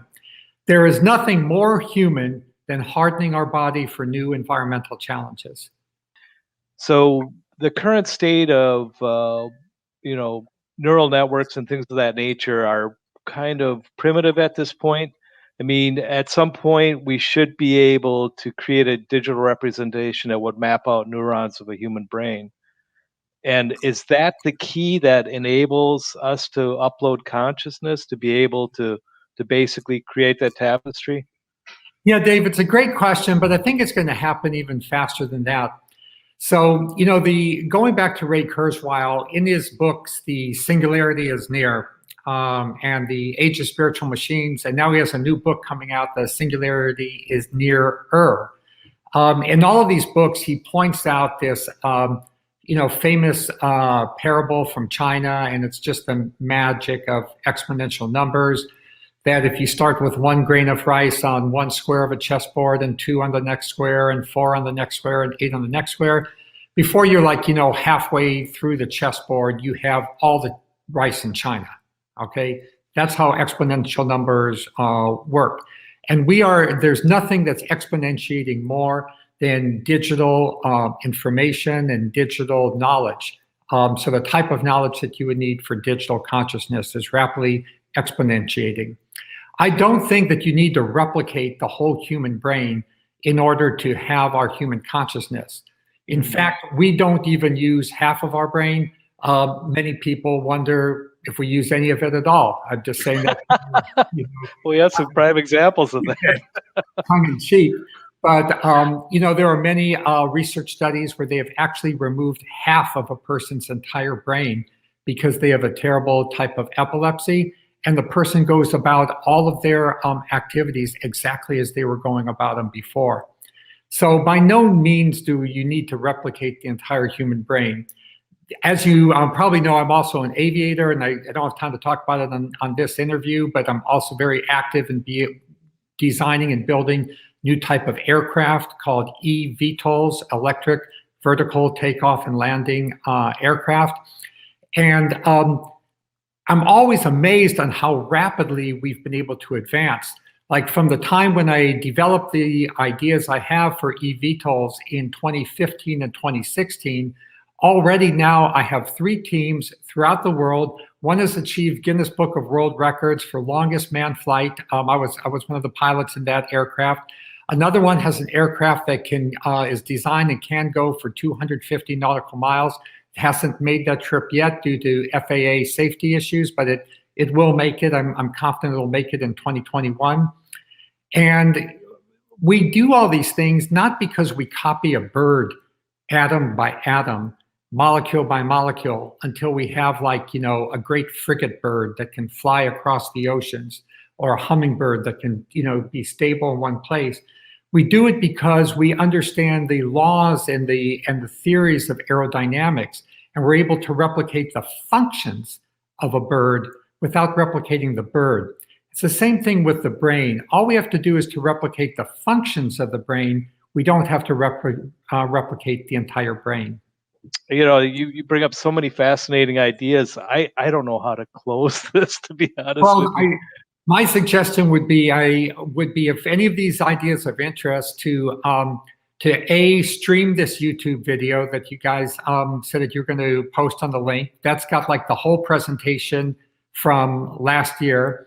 And then begin to, you know, form companies, form projects within companies to implement different aspects of it. I am absolutely certain that we can, all of us who have this desire in us, we can live off the earth, in space, in our lifetimes. And I know it sounds like, wow, that's kind of impossible if you're talking about more than, you know, a few weeks or days or even months. No, permanently off the planet in our lifetimes. We could do it, but you have to think outside of the box. And just like our predecessors thought outside of the box to make rockets, you know, exist and go into space, planes take off and fly, electrons fly through wires. If we, all of us, think outside of the box, even in just a financial way, then we too can live our lives in space. Ray Kurzweil projected the singularity will happen in 2038. It sounds like that timeline has changed. What would you predict for the new date of the singularity? I'll leave all singularity predictions to Ray Kurzweil, although I do want to also make a shout out to another of my favorite science fiction authors because of his coinage of the word singularity, Werner Venge. Ah, another San Diego gentleman. Yes. Wow, fascinating. Martine, this has been very enlightening. Thank you very much for the National Space Society, all our viewers. Wow, where do we go from here? It sounds like we're on the path of exponential growth. Absolutely. Be the change you want to see. Thanks so much. Ad Astra. Ad Astra.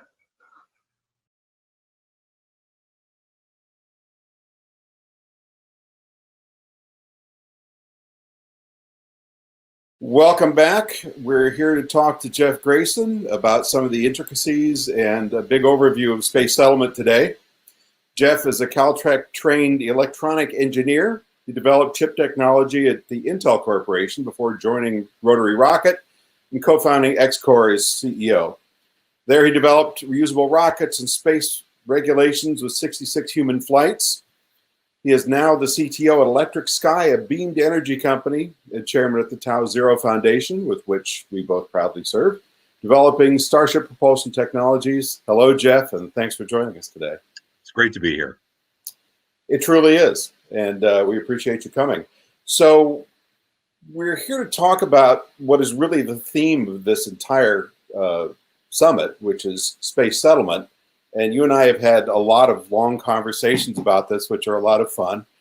And I found your notions on this both to be incredibly perceptive and very deep, looking all the way back to when Jerry O'Neill first proposed these kind of ideas back in the 70s, which makes these conversations very exciting.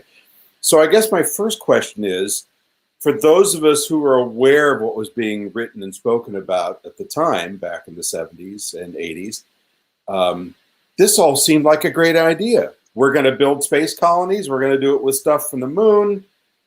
You know, it just made sense that everybody would go out there and soon we'd be living these possibly utopian lives in the sky. And yet it hasn't happened. Why is that? Well, first, you know, a moment about why Jerry's work was so pivotal is, you know, people had been thinking about what life might be like in space or how we might develop space for decades to centuries. But it was kind of all just vision about the end result and not a lot of thought about how we might get from here to there. I think Jerry and the people who worked with him really made a quite an intellectual achievement by recognizing that somehow this was all going to have to get paid for. And that wasn't really something that a lot of thought had gone into before. Now, you know, we look back on some of those ideas now and some of the specifics of it may seem a little naive, but you got to recognize the towering intellectual accomplishment to ask the right question for the first time, which is, how does this hang together economically? How does it all work? Not just because, hey, we'd like to write something for a science fiction story that's a cool background, but how might you do something realistic? But yeah, you know, it was the first time that had been thought through, and it would be kind of surprising if everything was right the first time you thought of it. To answer the question of why it hasn't happened, you really, I think, have to go back to a much broader story. You know, I don't think of space settlement as this ahistorical thing that's springing full form from the brow of Zeus, and we've never done anything like this before.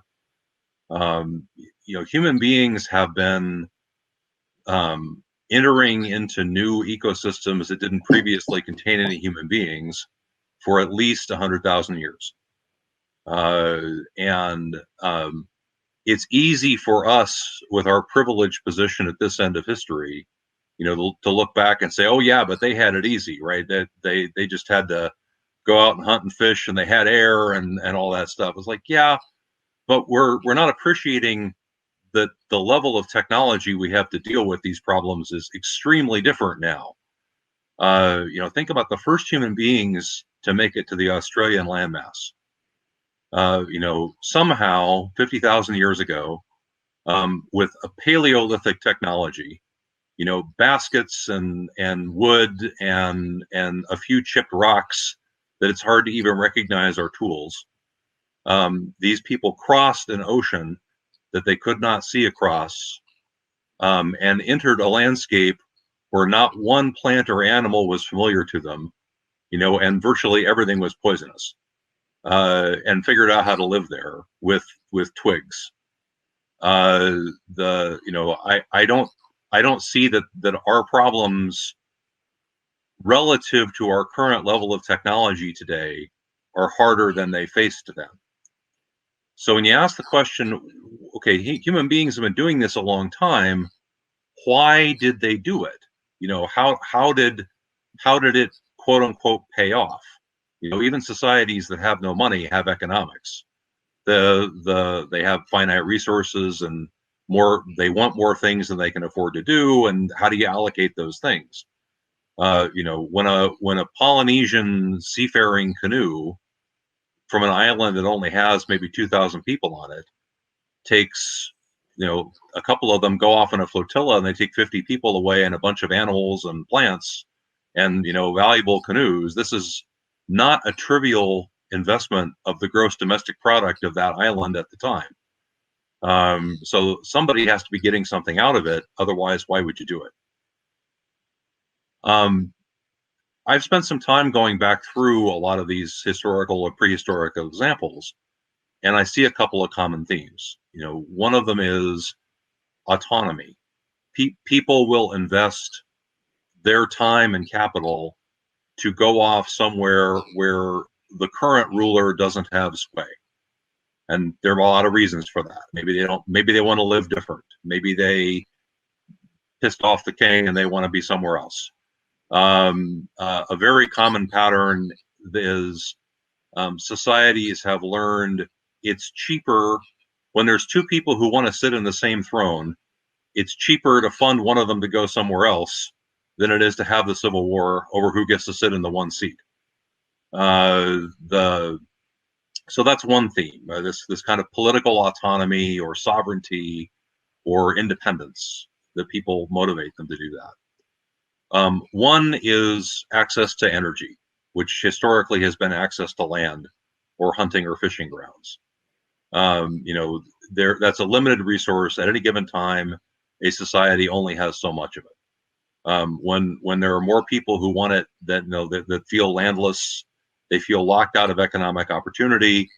They're perfectly willing to risk their lives and their capital to go get access to more, even though they know that represents a step down in their living standards for them, but they have hopes that their children or their grandchildren will be better off.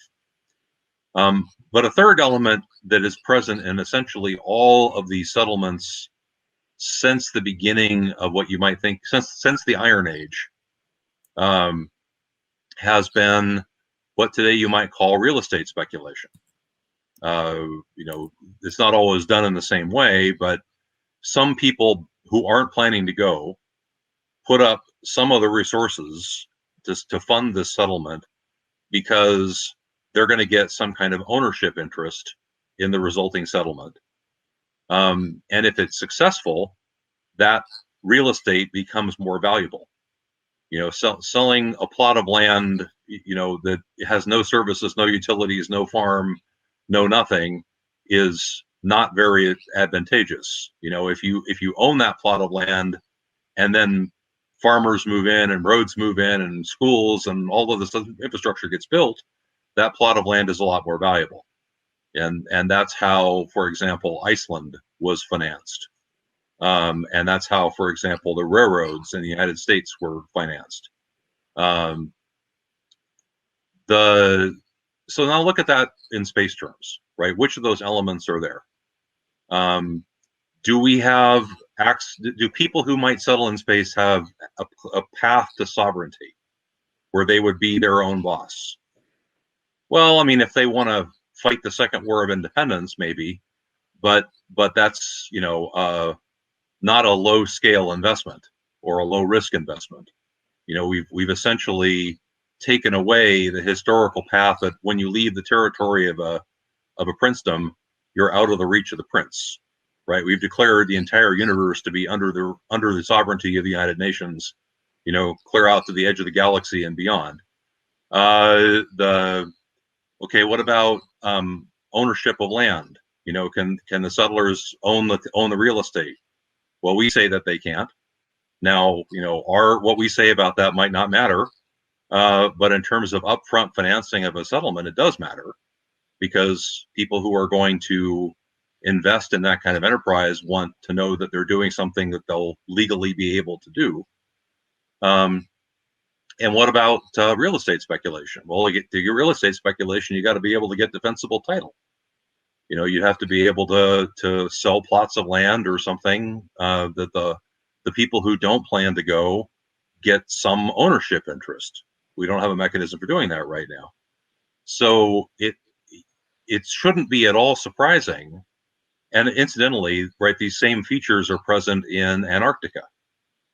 Right, we set up a very similar legal regime in Antarctica, and with more or less the avowed intention of forestalling settlement efforts that were underway from various Antarctic interested or Antarctic bordering nations. And it's been completely successful. No human being has settled in Antarctica. You know, mission accomplished. We managed to ensure that frontier did not happen. So it's not surprising to me that we haven't seen large-scale space settlement. It's not primarily a technological problem. People think of it as a technological problem, but it's really not. It's a problem of we've structured the system so that the incentives for settlement are degraded. And it's worth noting, and before we move on from this, that who is stopped by this? Right? Does this stop a nation state from deciding to go off and make territorial claims in space? Oh, absolutely not. You know, you could say, well, the Outer Space Treaty prevents that. You could say that the Law of the Sea Treaty prevents territorial claims in the South China Sea too. And how's that working out? You know, international actors are not deterred by words on a page unless those words represent norms of behavior that the great powers of the time agree on and are willing to enforce the hard way. If the great powers of the time don't have a consensus on what constitutes acceptable behavior, international law is more or less an empty formality. Does it stop billionaires? Well, not really. I mean, a billionaire probably can self-finance an expedition, and they're probably not going to be deterred by, well, will I or won't I have good title? Because possession really is 9/10 of the law. And after all, if a billionaire finds himself with a viable settlement on some other celestial body, you know, what nation on earth is going to risk World War III to stop them? So who this regime stops is ordinary citizens and free people and ordinary sized corporations in market democracies that have rule of law. You know, we uniquely, and I count myself among them, you know, we cannot get the resources to do something the way these other actors do by simply commanding it to be so. If we want resources to do something, we have to convince other people to give them to us out of their own motivations or their own self-interest.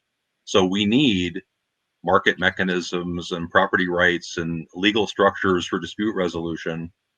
And we're the only ones that are being deterred by this regime.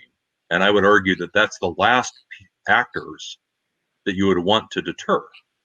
You know, that's the kind of actor you would like to see active in the space frontier are individuals and small companies and free actors.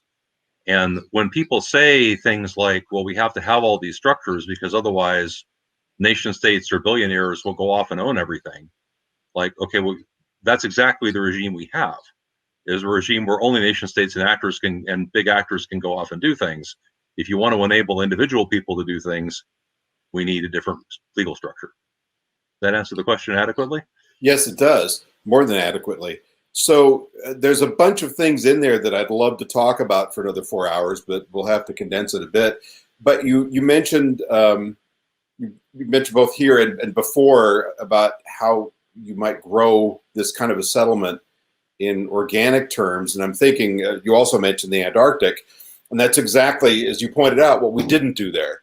You know, from the time of Shackleton and Scott on forward, we brought everything we wanted to use with us, including the wood for the hut and the dogs for the transport, and of course the ship, but everything, you know, food in cans. So there was no massive igloo building to house the crew for the most part. It was done with traditional English materials in that environment, which is an expensive way to do business. I mean, you're talking about going to other planets or building things in free space. That's probably not ultimately going to be the best way to go. So if you could talk a little bit about how you see this progressing organically, both in terms of the actual structures involved and the societal requirements and the economics of it.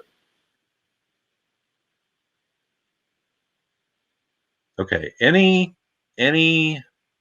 space economic development activity faces the problem right now that there's no infrastructure in place. You know, there's when we talk about economic development on the Earth, you're usually talking about an area that has most of the ingredients for an economic activity to take place, but it's missing one or two, and you have to figure out how to add the one or two that are missing. In space, you have this problem of you have to somehow stand up everything at once. You know, there has to be, people have to be there, they have to have a place to live, they require energy, there has to be a way of gathering it, they're there for some kind of presumably industrial activity that, you know, somebody back on Earth wants something, that's why they paid for them to go. You know, whatever that something is has to be produced, and somehow it all has to happen at once. And economics is a very, organic's a good word. It's almost like an organism. You know, all the pieces have to work together, and they don't usually spring up in a fully mature format. They grow.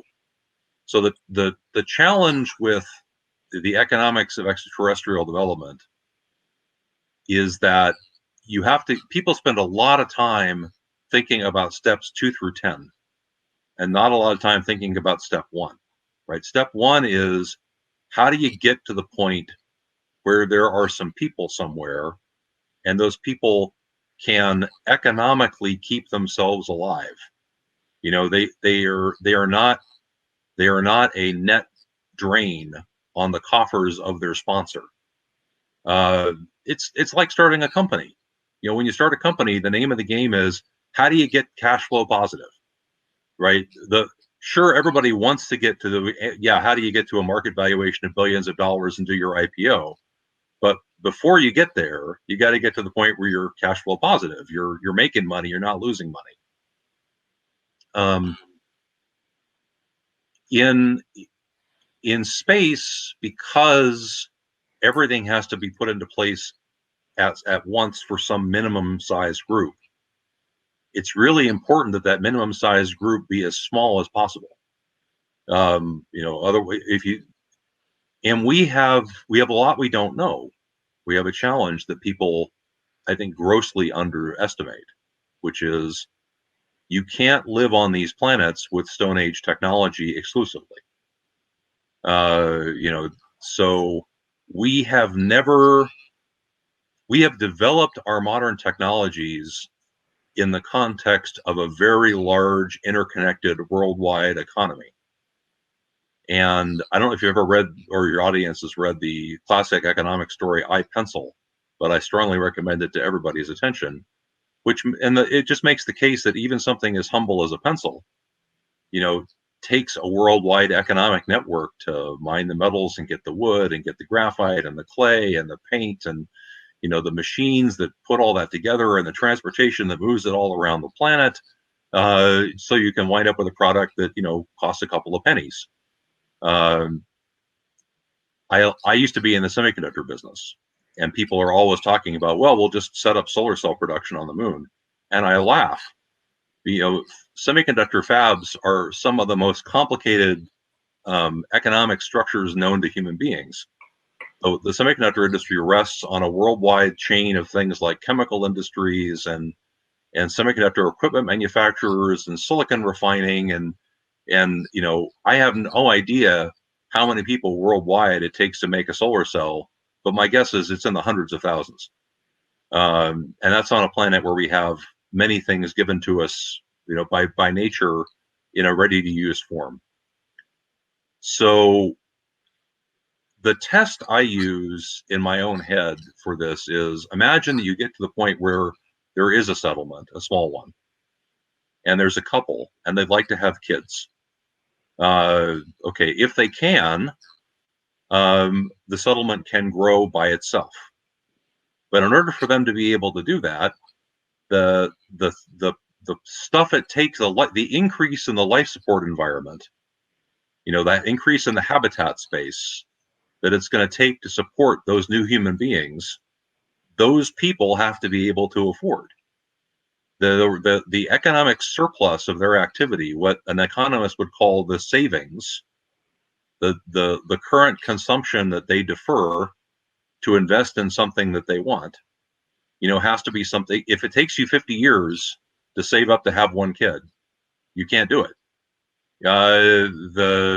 You'll be too old to have the kids by the time that you can afford to have the kids. So I spend a lot of time, maybe more than I should, thinking about how can we set up settlements in space where the level of technology and the level of investment that it takes to make new habitat and new energy collection space can be as small as possible.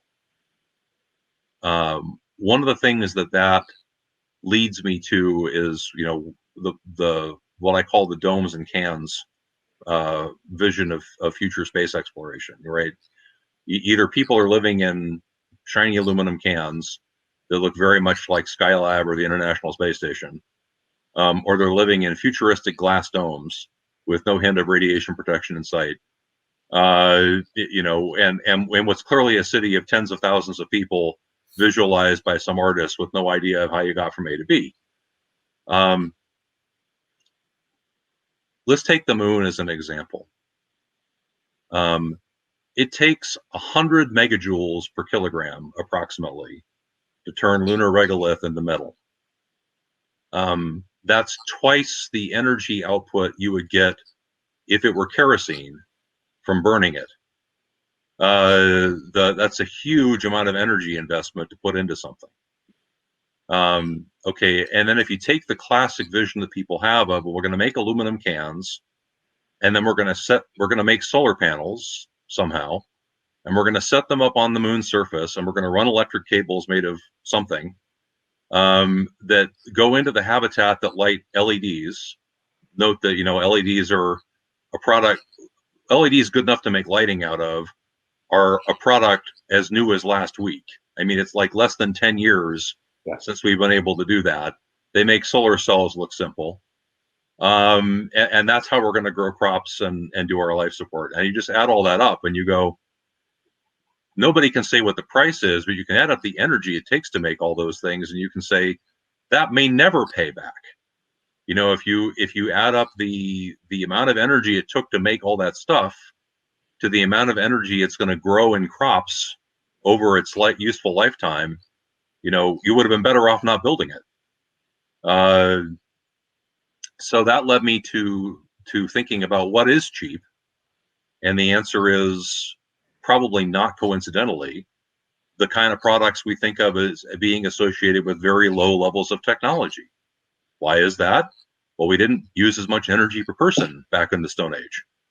So the only products we had were the products that took less energy to produce. Moving around regolith on the moon to make heaps of dirt costs about a kilojoule per kilogram, or 10 to the 5th times less energy than making metal. Chipping rocks into a shape, the way that Neanderthals used to do, it takes about a kilojoule per kilogram. And the moon is not running out of rocks yet. glass is more expensive, but you don't need nearly as much of it. You need glass to let the light in. Glass is between 1 and 10 megajoules per kilogram, but there's very few kilograms of it in a structure. Mirrors can be cheap. Mirrors are made of a thin coating of metal over some kind of substrate, but the coating of metal can be very, very thin. And one thing the moon has is lots of vacuum. Vacuum spraying is an excellent way to make thin metallic large structures. So I added all that up, and I went, if you could make a habitat out of rocks and dirt and glass and a couple of mirrors, and you add up how much solar energy it would collect to turn into plants, crops, the old-fashioned way of doing life support, it pays off in a couple of months. You could actually afford to do it, and just visualizing it, right? It's not so hard in the human experience to think that, you could have the equivalent of a barn raising. That if you had 20 people and you were building something that was essentially a pile of rocks, you might be able to take evenings and weekends and actually build a thing that's a pile of rocks. It's not so easy to think about. Send 20 people out to Hawaii with no additional means of support and tell them to build an aluminum can out of the rocks around them. We're going to be waiting a while. That does leave the engineering problem of how do you make a pressure vessel out of rocks and dirt, which is an interesting problem.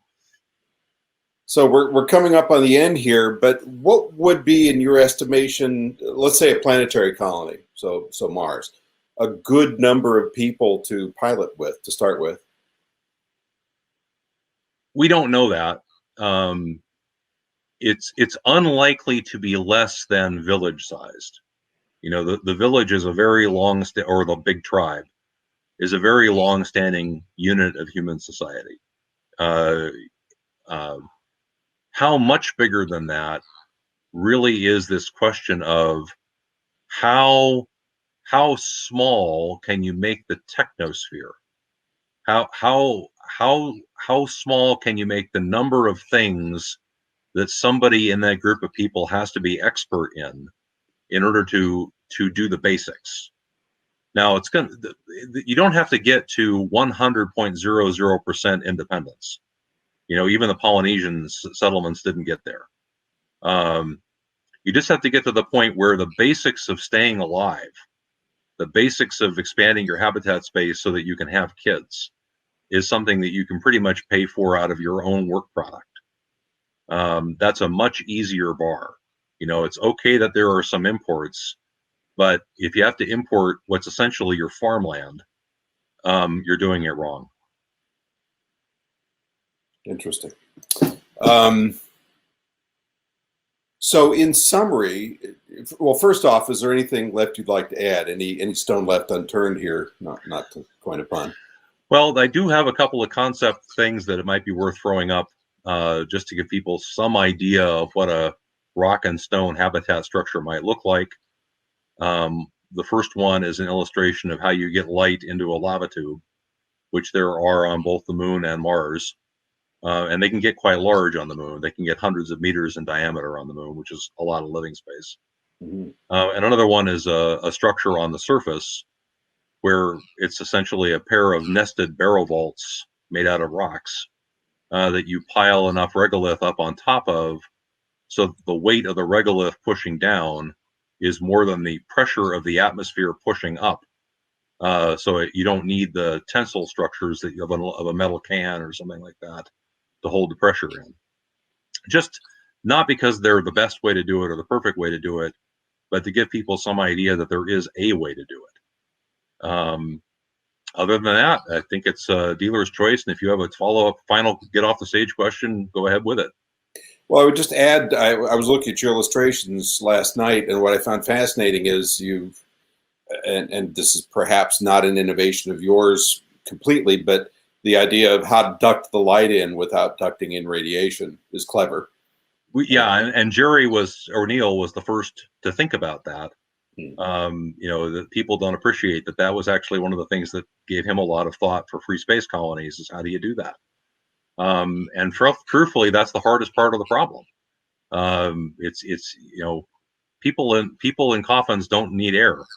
There's a reason for that, right? If you bury things under the ground, holding the pressure is not the biggest part of the problem. It's how to do that while getting the light in that's the biggest part of the problem. Yeah. So in terms of incremental steps towards this, we're obviously doing work with lunar simulant and Mars simulant and so forth, and trying to figure out how you can best utilize basalts, both as bricks and carved blocks, as you're talking about, and even as fabric. In your estimation, is one of the next steps really figuring out this problem about low gravity and reproduction, or something else? Well, we haven't talked about that aspect in this session. Yeah. Low gravity, the question of how much gravity it takes for human beings to be healthy in the long term is the most important unsolved problem in space medicine. By an amount so great, it towers over all the other problems. Radiation shielding is a big problem, but that's a question of how much dirt do you have to pile up. If you need more than a lunar gravity to stay healthy for a long time on the moon, that moon starts looking not very attractive.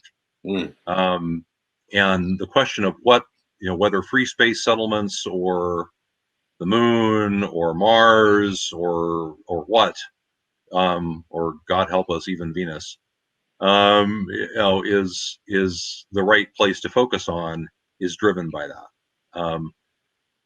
It's incredibly frustrating to me, as you and I have talked about, that we're this far into the era of human spaceflight and we still essentially know nothing about the answer to that question. It's almost as if we haven't had anybody who is charged with working on that problem. We don't have to solve that problem before prehistorically, humans' way of finding out if you can live in an environment is, well, we'll go, and if nobody makes it back, we'll know you can't. And it's a little weird to be thinking that in this day and age that might be what we wind up doing, but that might be what we wind up doing is, we'll just go, and if people wind up having long-term health problems, we'll know that wasn't a very good idea.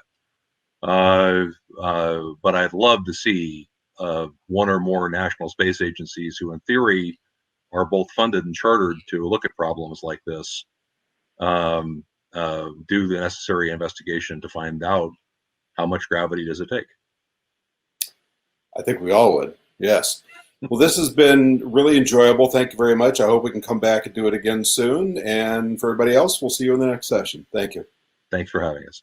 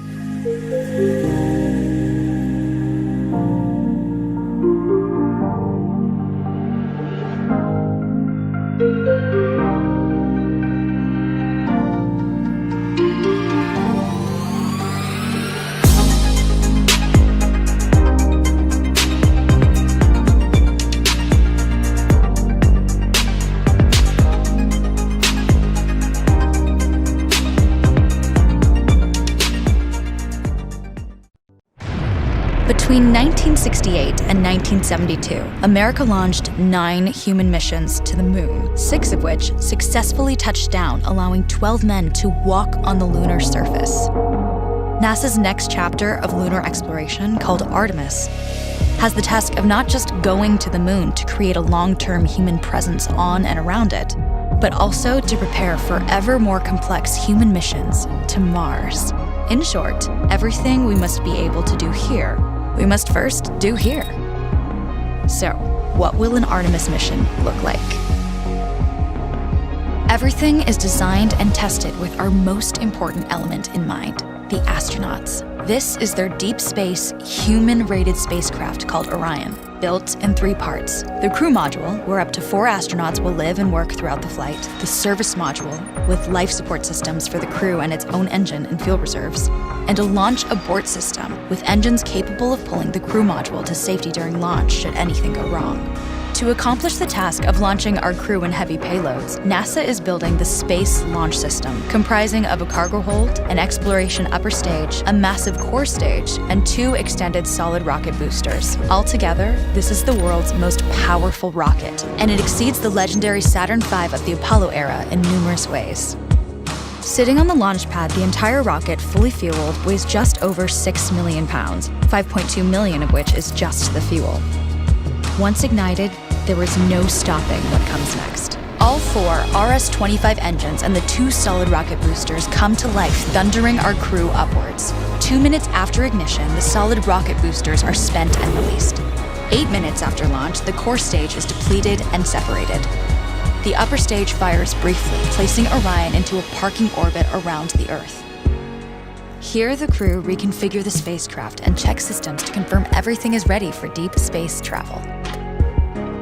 With a go from mission control, the crew reignite the exploration upper stage engines to leave Earth entirely. The exact timing of this maneuver is critical to reach a speed that can escape Earth's gravitational pull, but also put Orion on a course that will intersect the Moon days later. Once this burn is complete, the upper stage of the SLS is jettisoned and the crew aboard Orion coast for several days toward all that awaits them at the Moon. Approaching the Moon, we see the fundamental differences between Artemis and Apollo. Instead of requiring Orion to serve as an expendable lunar command module or to carry a constrained lunar lander, the Artemis missions will take advantage of a different approach: pre-staging. Everything needed for lunar missions will be positioned in advance by commercial and international partners. This includes rovers, science experiments, and human-rated systems on the surface.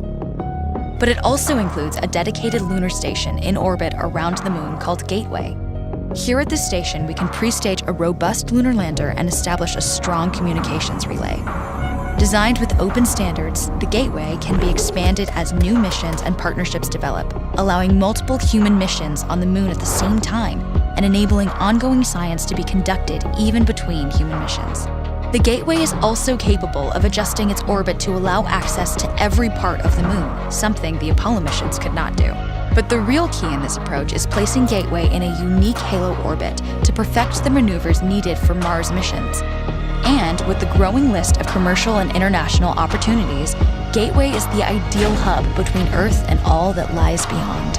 Returning to our crew as they approach Gateway, the Orion must match the elliptical orbit of the station in order to successfully dock. Once on board, pre-selected crew members transfer to the lunar lander, while those assigned to Gateway remain on station.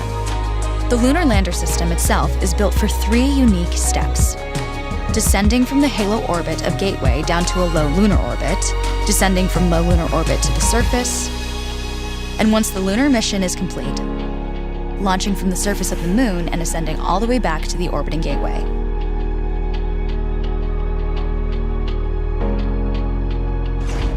Once back aboard the Orion spacecraft and undocked from Gateway, the crew fire their engine once to break out of the halo orbit and once again to sling the spacecraft around the Moon, placing it on a multi-day trajectory back towards Earth. As they near the end of this journey, the service module is released, and the crew module is oriented heat shield first. Entering Earth's atmosphere at 25,000 miles per hour, the friction of air slows Orion considerably, while also subjecting it to temperatures of 5,000 degrees. With the Orion now at just 300 miles per hour, a series of parachutes uniquely tested and produced for this moment deploy, decelerating the craft to just 20 miles per hour for splashdown.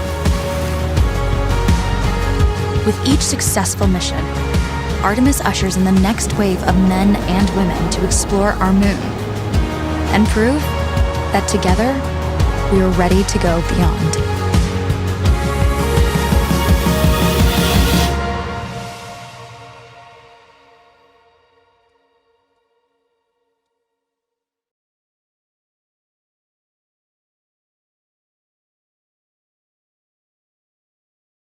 Hello, everybody. It's my pleasure to introduce Carlton Johnson, the National Space Society's Board of Governors President and Chairman. Carlton, thank you so much for taking the time to be with us today. Thanks, Dave. Good to see you again. Yeah, likewise. I remember last time we were at the Space Settlement Summit, we were able to enjoy you had some very fine scotch. I remember. Probably time for that again, right? We definitely need to do that again. That was a good time. You're buying this round though, all right? Oh boy, I gotta keep my savings building up. Get a nickel jar going. So, with our virtual day in space, you said some things about diversity in terms of the space program, and I think also importantly within the group of National Space Society, and who's actually going to make a mission to the moon and Mars. I don't know if you had a chance to watch the show Away on Netflix, but they had a fairly diverse crowd in that, and I'm just thinking, what do you see in terms of the strengths of bringing diversity to space and how we can build upon that? That's an excellent question, and I've been thinking about this a lot since we did talk about it at the Space Settlement Summit, or I should say the Day in Space, and the focus there was really more in the aerospace marketplace per se. More terrestrial-based conversation. But I've been thinking about this a lot since then. And as we look at people going out there to do stuff, we're going to have to address a lot of challenges and a lot of things that different cultures do differently, and how would that affect not only space travel itself, going from point A to point B, but once you get to point B, whether it be LEO, the lunar surface, or Mars, how we're going to manage that, and what benefits it brings along with what challenges. So let me try to hit that from a couple perspectives. First, I'll just hit a couple of challenges since they're just at the top of my mind. One of the things that having a diverse group of settlers is going to bring you, and usually I don't go here, Dave, but I will go here for the purposes of this discussion. Let's just take, for example, that we have a settlement of 40 people. Each one of those persons has a specific job responsibility. And because of one's religious beliefs, as an example, they may have to do certain things at a certain time of day that, it's required by their faith. How do you manage that in a new settlement? If you're going to be working and getting into the oxygen reclamation system, trying to fix a really important problem, somebody says, "Hey, I need to go off and do this." How do you deal with those type of things? And part of that, at least in my mind, is you got to address those issues and thoughts before you go. And you have to be very clear that as people are going forth, you're bringing the best of them in terms of the skill sets they have for the mission, but also their diversity. And you have to have that as an inclusive piece. So, at least in my mind, you won't be able to say, "Yeah, you can't go do that." The conversation really needs to be, how do I plan for that? And now, how do I have this person who is diverse in their thought, and in this case, their religious belief, be part of my greater community? Because now that settlement is going to go from settlement to community. That's kind of a challenge, but you can turn around to a positive. The other side of it, and this is where I think the strength of diversity comes into play a lot. Each one of us is both value processed and mentally processed by where we were and how we were when we were growing up, whether it be United States, another country. When we go out there and we're faced with problems that we know of, that we've planned for, maybe as a team we'll be able to work through that and figure it out, and then we'll work the problem. Invariably, we're going to be exposed to challenges that we didn't think about. If we have a bunch of people who think the same way, they'll see the same problem in the same way.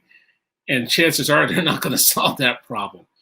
You need to bring people who said, "You know what? When I was out here and whatever, we did it this way." It's like, wow, that MacGyver really works. Let's do that. So diversity is going to actually help you solve more problems, and I think it's going to create. And that's one of the biggest things I think we need to bring to the table in this discussion of settlement.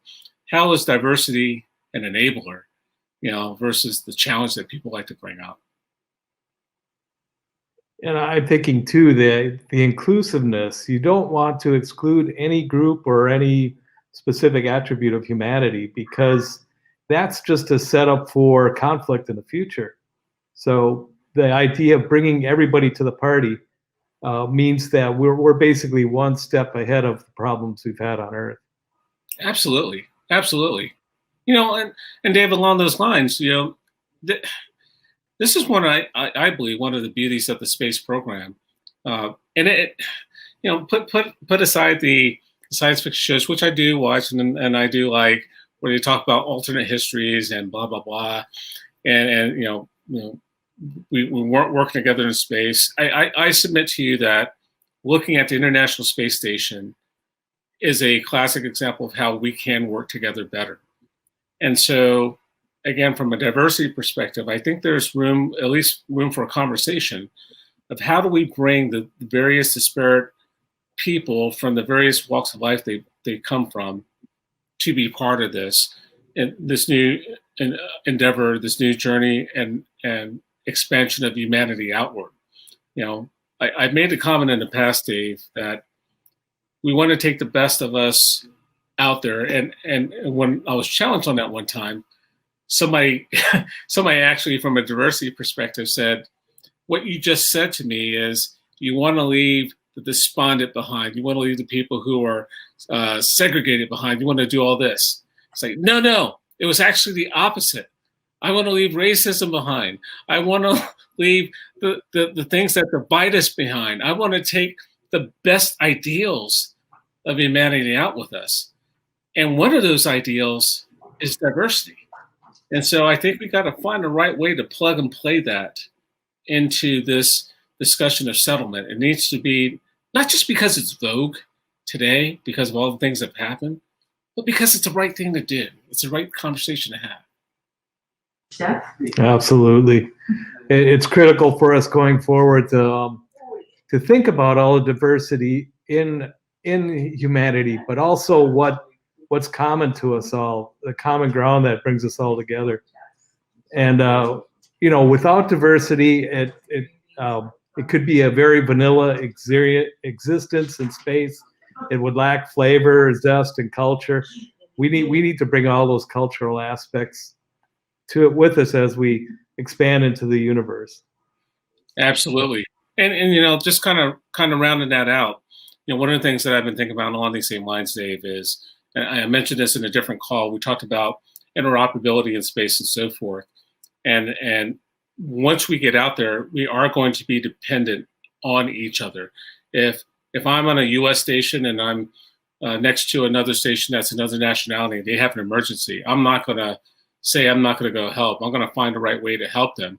And we need to start now thinking about those barriers to communication, which include language and culture and so forth, and make ourselves more plug and play interoperable as we go out there. And again, I think diversity, having a diverse mindset is that first step.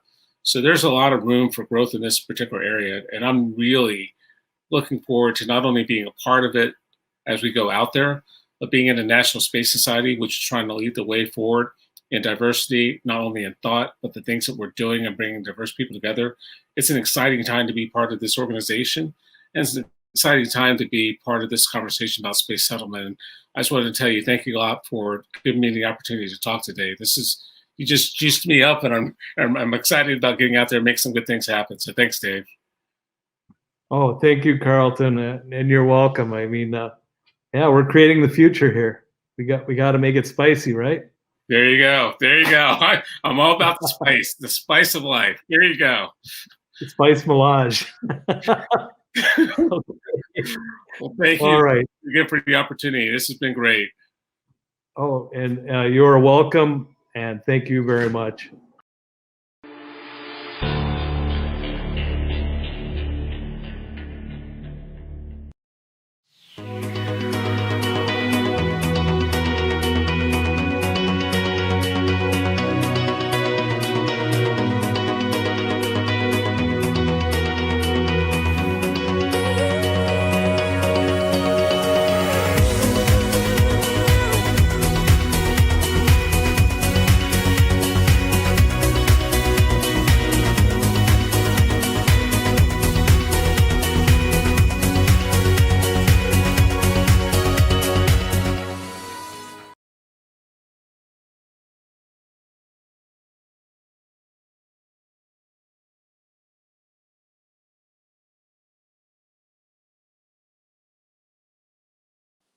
Hello, everyone. It's my pleasure to introduce Dr. Carrie Joels.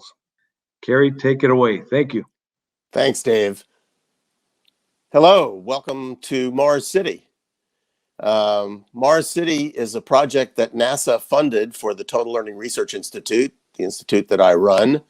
And Mars City is designed to be basically an all-up facility where we can actually start to do tests, where we can run simulations, where we can actually see what it's going to be like for about 100 people to live permanently on the surface of Mars. The name of this in the next slide is, how many astronauts does it take to screw in a light bulb? And I gave it this name because many people think about, when they see the TV and radio and things like that, presentations about space, and they interviewed, they're talking about research and experimentation and flight ops and things of that nature. But in point of fact, if you can't screw in a light bulb, you can't maintain the city. And a lot of the shows today, like Away or the public television Mars series or the movie The Martian, really reinforce that. You need to be able to maintain the facility. So we're going to talk about that today. The next slide actually shows the people that were involved in doing this. Of course, Total Learning Research Institute. NASA funded the development of Mars City. And then we had a series of people from, in this case, the construction industry and design industry that helped us to actually create what they call a building information model. Space tries to kill you, and I wanted to just take a few minutes to scare you witless. I had the pleasure of working for 3 times for astronaut Tom Stafford. Tom and I worked on several projects, including the White House Moon Mars Initiative. And Tom shared with me a lot of the stories of his flights. And on all 4 of his flights, 2 Gemini and 2 Apollo, he almost died. He or a crew member almost died on every one of them. We tend to think of those days as, gee, the flights went perfectly and everything was fine. But on his first Gemini flight, he had 2 failures. The rocket failed to come up to correct pressure and thrust, and they would have crashed, except that the hold-on arms failed and the rocket was not released. So they were able to shut it down. The second failure was in Gemini when he was out with spacewalking with his pilot, Gene Cernan. Gene got dehydrated, couldn't get back into the spacecraft. Houston was saying, maybe you have to cut him loose and come back yourself, so at least save one of you. Tom refused, and he fought Gene back into the spacecraft. On Apollo 10, he had a thruster stuck on his orbit around the moon in the rehearsal for the Apollo 11 landing. He also uttered the first cuss word from the moon, according to Tom, and he was able to fight that back under control so that he could dock and not have to have the command module leave without him. Finally, on Apollo Soyuz, some toxic gas leaked into the spacecraft during the re-entry, and all 3 astronauts were hospitalized for 2 weeks. We know, of course, about the shuttle, the Challenger, and I had the privilege of working with the Challenger families on the Challenger Center, and then, of course, Columbia, which were operational things. But interestingly enough, a lot of them dealt with maintenance.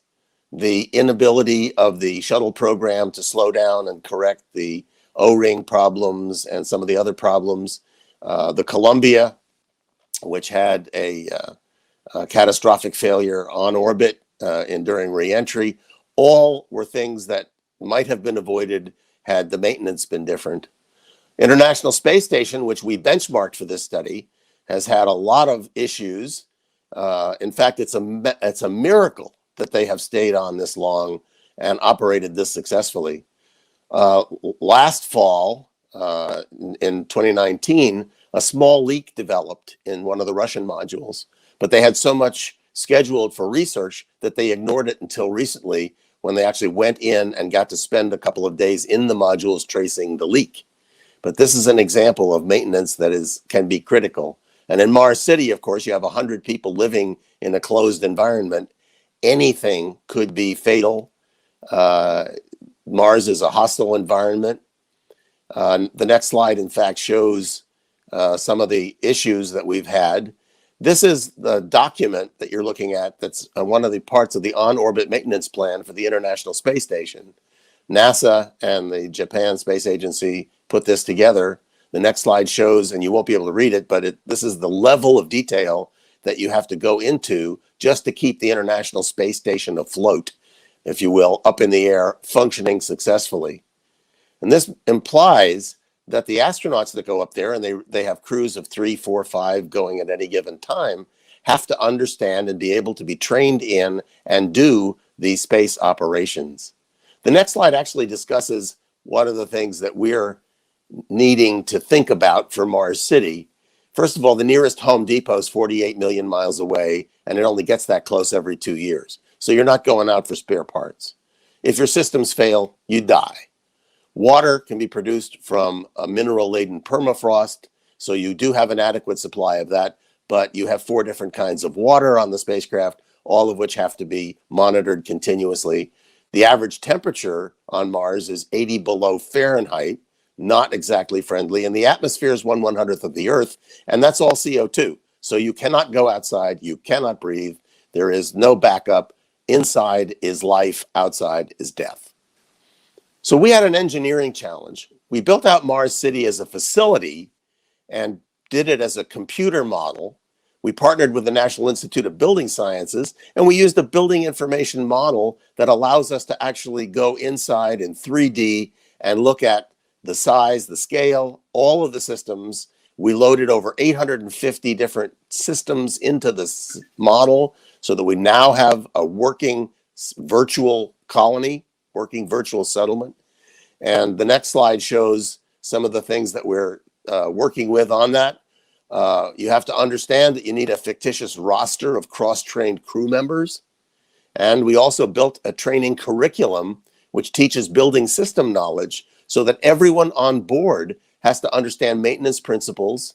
And of course, we did this using space station data to understand what that was, and a career center to build and understand how we create and train every resident in Mars City for survival and support. The next slide gets into what we're trying to do. This is a view of Mars City. On the left, you can see the habitation modules. The T shape is the main bulk of Mars City. Coming down to the upper left to lower right is the hangar and repair facilities. All across the top is mission control and the labs. And to the right, you can see the solar panel array that powers the facility. The next slide shows a plan diagram of that. And across the top, you can see there's a series of small labs. There's a medical facility, a public toilet, a biolab, a geolab, and on the extreme upper right, the food production lab. The next slide shows how we then took all of this and started to visualize it so that we could understand what it would take physically to move through these spaces and understand how to maintain them. And in the next slide, we actually started doing the coding and the things that we need to do. For example, you can see over on the right that red rectangle shows the codes that we put in for the med lab, the biolab, geolab, and food production. These codes are then used in the next slide with repair codes. What might go wrong in each of those labs, and how long might it take to repair? How often do we have to do it? And particularly, what kind of continuous maintenance, or what we call preventive maintenance, do we need for each section of Mars City based on the equipment that's there and the function of the module? In the next slide, we show our system of cross-trained technicians. And you'll notice that in this case, we have it simplified: mechanical, electrical, plumbing. But you'll notice from the color coding that Rob is a system expert in mechanical. That means he can fix anything. This guy could rebuild the entire HVAC system on Mars City. But he is also a system tech for electrical. So if you have a whole day where you're planning on electrical maintenance, like screwing in light bulbs or checking circuits, and all of a sudden a mechanical system breaks, Rob is no longer there for you, and you have to take that into consideration. On the next slide, we show what we call a criticality table. Anybody familiar with the Challenger understands this.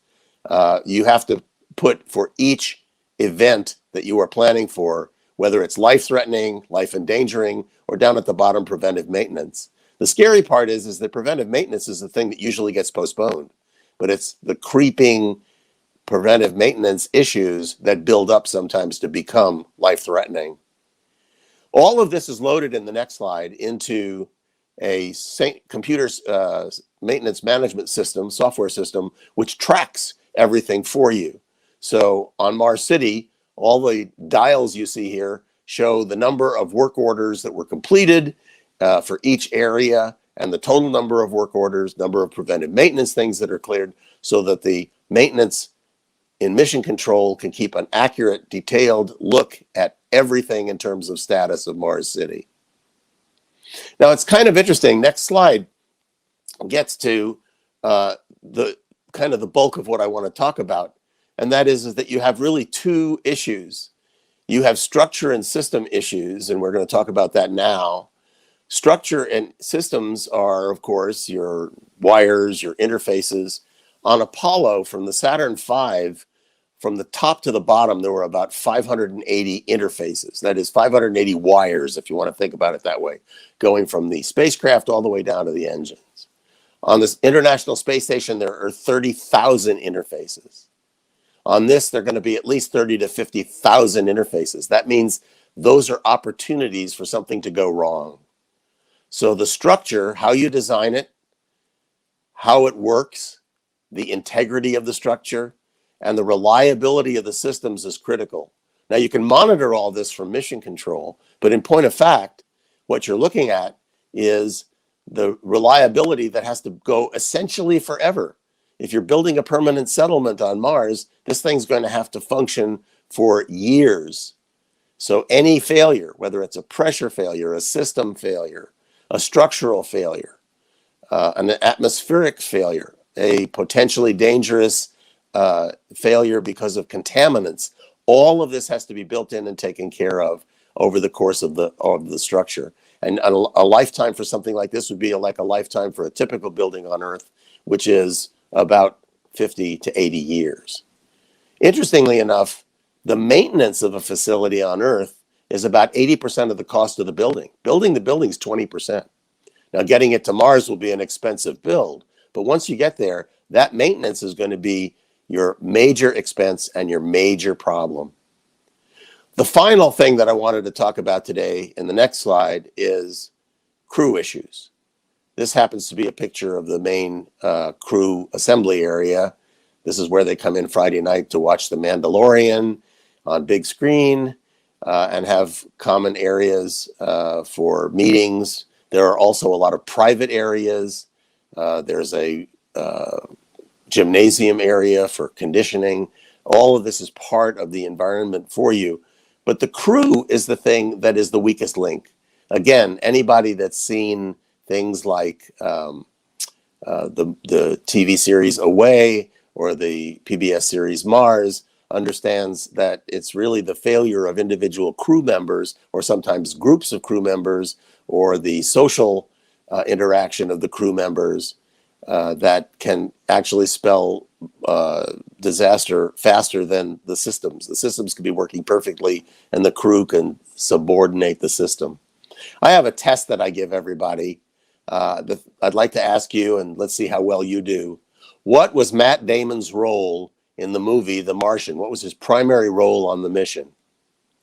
If you answered botanist, you'd be wrong, because Matt Damon was the engineer on the mission. He was the systems guy. It just so happens that he had a PhD in botany, which of course enabled him to grow the type of carbohydrates he would need to supplement all of those different food supplements and give him the energy that he needed to survive. But that was a mere chance. Had it been another crew member, they might not have known that, or they might have had to have figured out a way to get that information up to them for them to survive. Also, as an engineer, he was able to rig up the communication devices, engineer the transportation to the new system. So here he was able to be cross-trained, and it was basically his resilience and his ability to do that that allowed him to survive.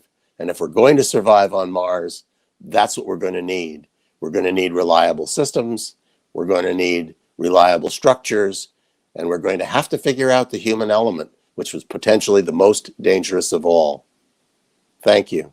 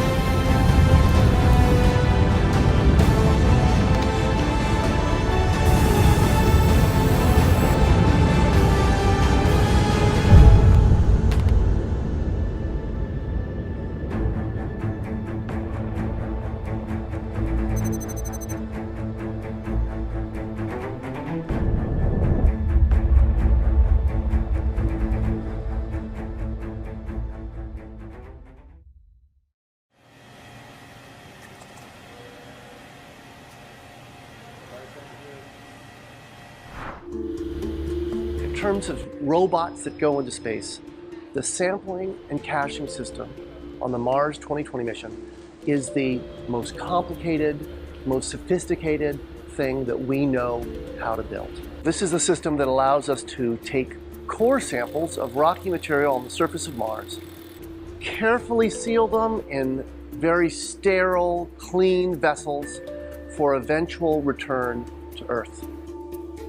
We've been working on this sampling and caching system for 7 years, and that's because it's a tough job. We're testing the equipment to make sure that it's going to work when we get to Mars. It has to function on its own. We have to think of all eventual possibilities and try them here first. And then if they don't work, change it now because we can't make any changes later. To drill into the rock on Mars, pull out intact core samples, seal them hermetically, and to be all done autonomously by a robot hanging off the end of a rover on the surface of Mars has been a challenge. We've got actually 3 robots necessary to do the sample and caching system. Our big robotic arm out on the front of the rover, that takes our drill, pushes it against the surface and allows us to take core samples. Then we put that core sample in the bit carousel, the second robot that takes that from the robot arm and puts it down inside our adaptive caching system.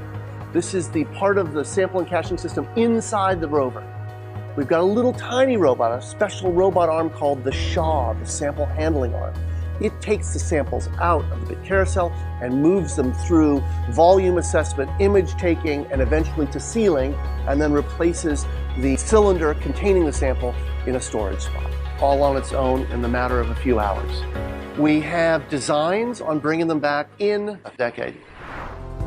Mars has been at the fore of our consciousness about the questions of life.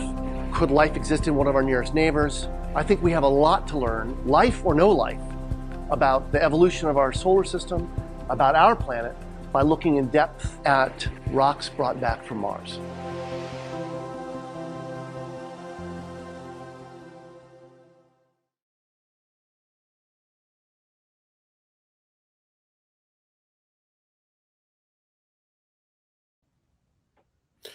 Hello, Pascal. How are you today? Rod, good to see you.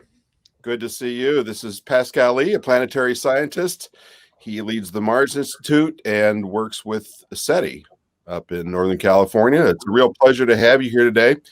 Pascal and I have talked many times about space science, especially planetary and Mars science. And today we're going to be talking about the efficacy or not of living and settling in lava tubes and lava pits on Mars and the Moon, which is kind of a closely held notion by a lot of people who are supporters of space settlement. For years now, we've been seeing and charting and beginning to map actually some of the interiors of these structures on the Moon and Mars, and a lot of people think that's a really good place to settle. So, what can you tell us about that idea? Well, the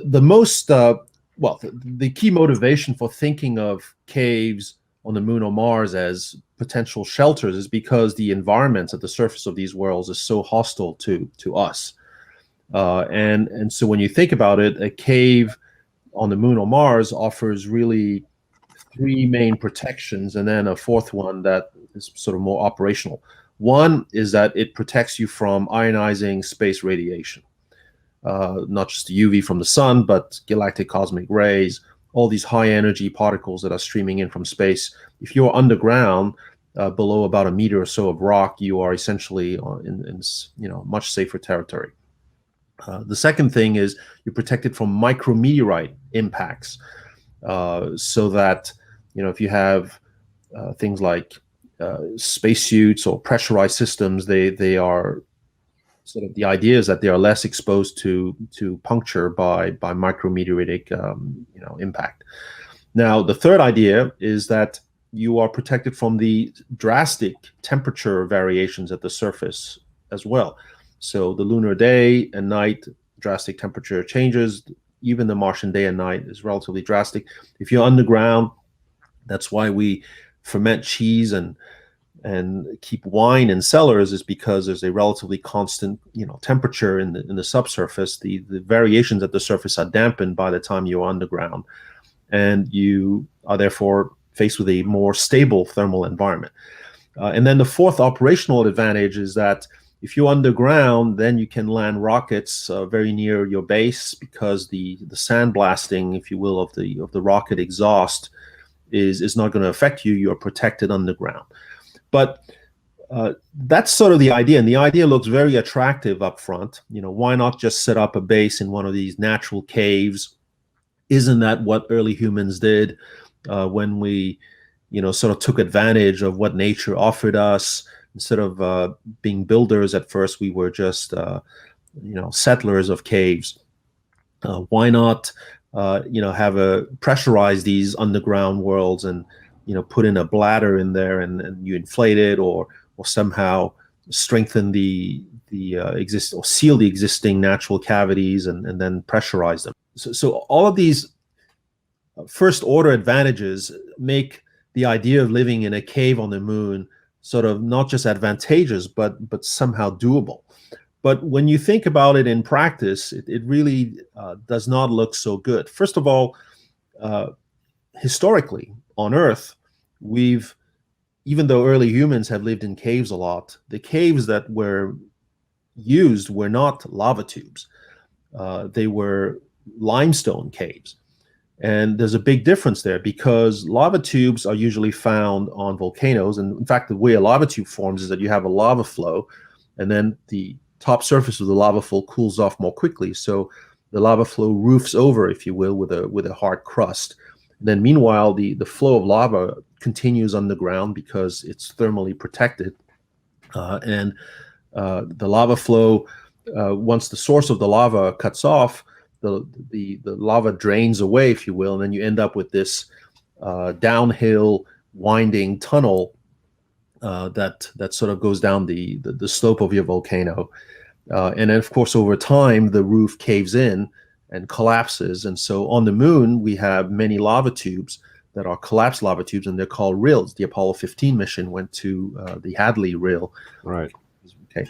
So there must be on the moon, just like we're seeing pits, there must be some uncollapsed lava tubes still. And in fact, we found a few as well, even in the, close to the lunar poles, at the North Pole. But as attractive and as exciting as they are as scientific targets, especially the ones at the lunar poles, they might have ice in them.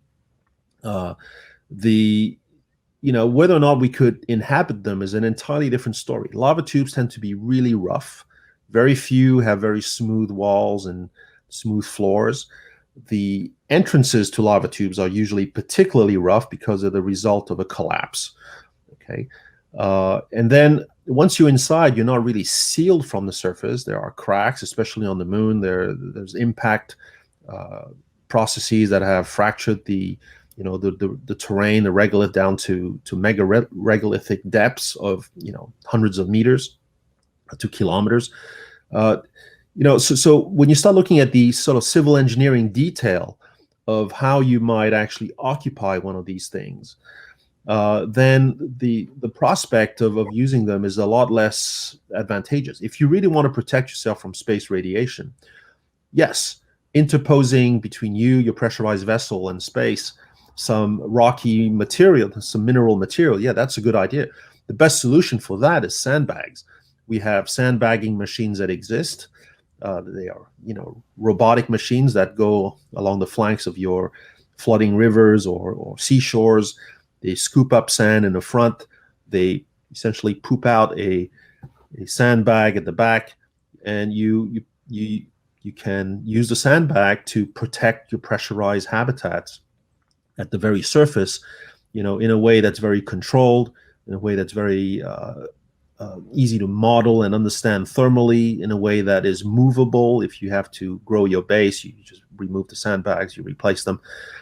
It's a lot more flexible, and that will deal with your thermal variations, your ionizing radiation, your micrometeoritic bombardment.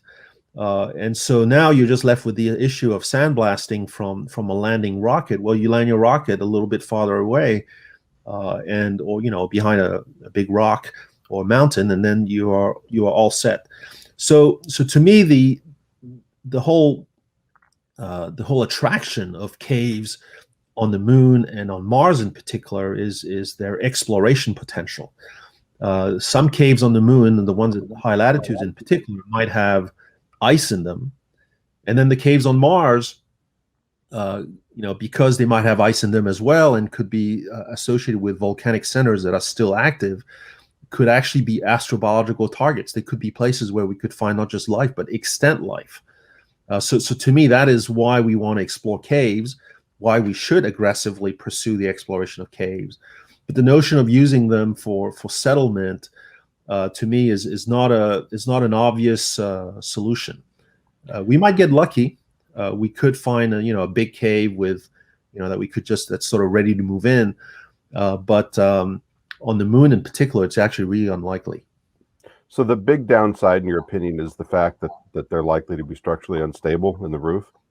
Right. So all these caves on the moon or Mars are relatively ancient even those that are relatively young are ancient. Lunar volcanism goes back to about 1 billion years ago in its most recent forms. On Mars, it's maybe tens of millions of years at the very least for more recent eruptions. So these things have had plenty of time to be pounded by impacts. They are fractured structures. These lava tubes, to begin with, the way they form is from the quenching, the abrupt cooling of molten rock coming in contact with the atmosphere of the Earth. So these things fracture dramatically as they cool off to begin with. So they are very prone to collapse and instability, and sort of geotechnical instability. And going back to the point I was trying to make earlier, caves on Earth that were occupied by early humans were in limestone. Now, that is much more stable as an environment for a cave. The water dissolves the limestone, and over time it creates a cavity. But the other big advantage of limestone caves is that they were near water. By definition, that's how they actually form. So cave dwellers were able to not just have shelter there, but have access to a key resource, for their hygiene and subsistence, which was liquid water flowing. Very few early humans have colonized, or human societies have colonized lava tubes. I was in Iceland recently and going over the history of the use of lava tubes in Iceland. They were used by outlaws who were trying to hide from the population that was after them for justice. So they were treacherous places that nobody would sort of bother to go look for them in. That's how they were used, but they were places that really were not good for long-term shelter. For one thing, a lava tube is most often far away from any source of liquid water. You're talking about the flank of a volcano here.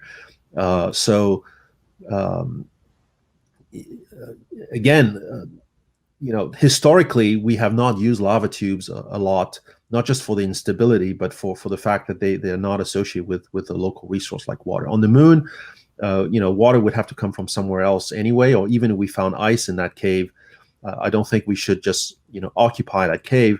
We should study the ice, explore it, understand it's, maybe extract the ice as a resource. But the base from which you would do that could still be on the surface, buried under sandbags. So if you could talk a little bit more about, it was a very interesting conversation we had earlier about why you think there might be existing life inside lava tubes on Mars and caves. Well, yeah, thanks, Rod. So here, a lot of our focus on the search for life on Mars so far has been a search at the very surface of Mars, and of course, it's a good place to start. And nowadays, NASA is prudent enough to not say that we're looking directly for life, but we're looking for biosignatures, signatures of past life. So we go to places where Mars once had water in some abundance, the Pathfinder landing site, the Viking landing sites, the Curiosity, the MER, Spirit and Opportunity, and then the Curiosity site. And Perseverance is also going to a site where there was past water. So all of these are promising environments from the standpoint that they represent places where once there seemed to have been water very near or at the surface of Mars. Okay, but you're now looking for essentially a fossil signature of life.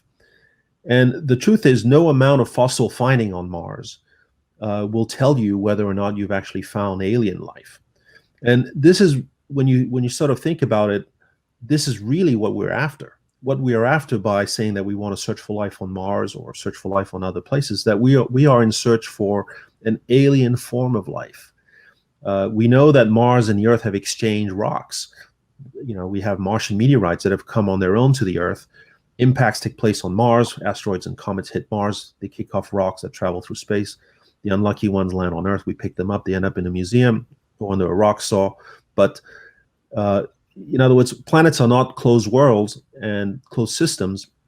It's possible that life started on Earth, seeded Mars, or even vice versa, which is a bit of a sort of a, don't forget to check that box type of argument. But it's conceivable that life started on Mars and came to the Earth, and we're all descendants of these early Martian bugs. But the point, though, is life on Mars could be related to life on Earth. It could be just the same one origin of life that's spread to two planets. And so therefore finding a fossil of a life form on Mars won't tell you anything. You wouldn't know if it is of Mars or of the Earth, or our original ancestor. You couldn't tell if it was alien. To determine that it was alien, you have to do genetics on it. And I'm not even saying DNA sequencing, because DNA sequencing is a process that really relies on the specific makeup of terrestrial DNA, but you want to do genetics. You want to figure out whether or not genetically what you found that's living on Mars is radically different from life on Earth, which all fits on the same tree of life, or if it does not fit on our tree of life, if it's part of its separate tree, its separate origin. To do that, you have to find living life. It has to be alive or dead for not very long. Okay, you have to be able to do genetics on it. Well, our only prospect today of finding living life on Mars, as far as we can tell at this point, is to go underground. Okay, now, sure, we're still looking for life forms that, would not be happy at the surface. Therefore, we think they could survive underground. There's still a bit of a terrestrial bias in that hope, but the fact is we haven't seen any evidence of living life at the surface of Mars today. And again, the best prospect to detect it would be to search for it, is to go underground. Now, there are two ways to go underground on Mars. There's the hard way and the easy way. The hard way is you drill your way deep into the underground. The other way to access the underground is the easy way, where there's a hole that's already made for you. And so that's lava tubes, lava caves. And those actually on Mars are particularly exciting because by definition, they're found in volcanic regions. And Mars has in some places such large volcanoes that they might still be active today. They're not erupting, but they're not necessarily dead volcanoes. They could be just dormant. Some of these larger volcanoes, like Olympus Mons, Pavonis Mons, the Tharsis Trio, they have been active probably on timescales of billions of years, 1 or 2 billions of years, and right there, the chances of them being extinct now and never erupting again are actually small. So it's possible that we have underground magma chambers that still have hot magma in them, therefore releasing heat to the surface. If you go into a cave inside one of these volcanoes, you could be encountering an environment that's not just sheltered, like we said, but that's water rich from water being vented from these volcanoes, and that might have some higher temperature than even the outside. Okay, so to me, a lava cave, a lava tube on the flank of a large volcano on Mars is really where we should be focusing our search for life on Mars. It's the prospect of finding possibly living life on which you could do DNA or genetic analysis, which would allow you to establish whether or not it is alien. And of course, if it is, then bingo, we found, life did not just start on one planet, it started on 2. And if it is similar to life on Earth, well then, we're back to square one, but we still have the sense that, the same life was shared on 2 planets. Or maybe somehow life adopted exactly the same formula on 2 worlds by starting independently still. But the point is, that's really what we want to determine. And I would shift our search for life on Mars away from fossil life, which will be fun to publish, but of which we would not be able to make much, and focus all our efforts on the possibility of finding extant life on Mars, and that means going underground. Well, and I believe you've been working on some ways to go into these underground structures, yes? Right now, I'm working on a project called Globetrotter. It's a concept for a hopper. So it's a thrustered spacecraft, but it's surrounded by a cage, if you will, like a meshed cage that protects the hopper from hitting or getting banged by rocks. And so it's a hopper that doesn't care how it lands. It's an all-terrain hopper. It just takes off with rocket thrusters, drops back down ballistically, bounces, hops again, and moves swiftly and over extremely difficult terrain, including cliffs, pits, holes, craters, lava tube entrances. And so one mission concept is to land one of these near the summit of a volcano and have it pinball down, if you will, until we target we target all the way along, but we target one of these volcanic pits, and it would drop into the pit, doesn't care how it lands. And once it's inside, it's looking for life by looking for water ice, for measuring temperatures. And it can fly out of these pits because it can remember the path it took, and it's a hopper, so it's thrustered, it can fly its way out, it recharges, and it goes back in again. So it's a concept that again is not ready for prime time yet, but it's a very effective way of exploring many caves quickly and in depth, building during each visit a map of your surroundings so you can go deeper the next time in. You never cool down long enough. You never stay in the cave long enough to get frozen in, because bear in mind you have no more solar power inside. You have low temperatures, especially on Mars. You had very high altitude as well, so you sort of fly back out to catch the sun, if you will, and recharge until you go back in, and then you can do several cave pits like this over time. So that's a concept that we think is promising. I have great hopes for JPL's Globetrotter concept, and we're working on it. Okay. And just to wrap up, since the moon is probably going to end up being settled in some numbers long before Mars is, we think, unless Mr. Musk has his way.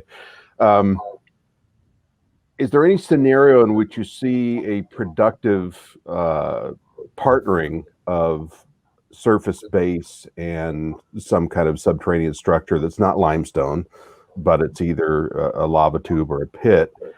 Just thinking in terms of trades of mass, the energy required to fabricate hulls, I assume that a hull would have to be slightly more massive and more rigid to be able to withstand the stacking of 10 meters of soil on it, say, than being underground. Is there some way to do a cooperative trade here so you have some above and some below? So I think that's a really good question. I think that it's a question we want to answer. I think it's a question we don't have the answer to yet. In fact, this is why we should really aggressively push the study of caves on the moon and, of course, on Mars. And here's sort of an interesting twist. On Earth, even when you're a volcanologist, okay, lava tubes tend to be mostly just curiosities or good places for some sampling, but they're not really treated as, the gem of your volcano. They're just like I said, usually just a geologic curiosity. In places where the surface is so hostile, like the moon and Mars is, a cave really becomes a fantastic, unique scientific opportunity because it's a sheltered environment. And so, you could find things that are more pristine. You can find things that are, temperatures that will allow ices and volatiles, other volatiles to be preserved. So I think that they should become prime targets for scientific exploration in situ. And once we have visited several of these and understand their stability, their history, what they have to offer better, then we can decide whether or not we want to, include them in a loop of human settlement, development, or infrastructure. I had in mind, in fact, that the pits are so common in some regions that they might be conceivably places where you would want to store things that you really want to keep away from, the elements, like long-term storage of some survival supplies, or, have a place where you might really want to have a very stable thermal environment. I don't know, like a water tank. So it's conceivable that we could use some of these things for infrastructural purposes, but that's very different from saying that you want to settle these pits. And I want to point out that you would not have a very great view of the lunar landscape if you're inside a pit, okay, or a lava tube.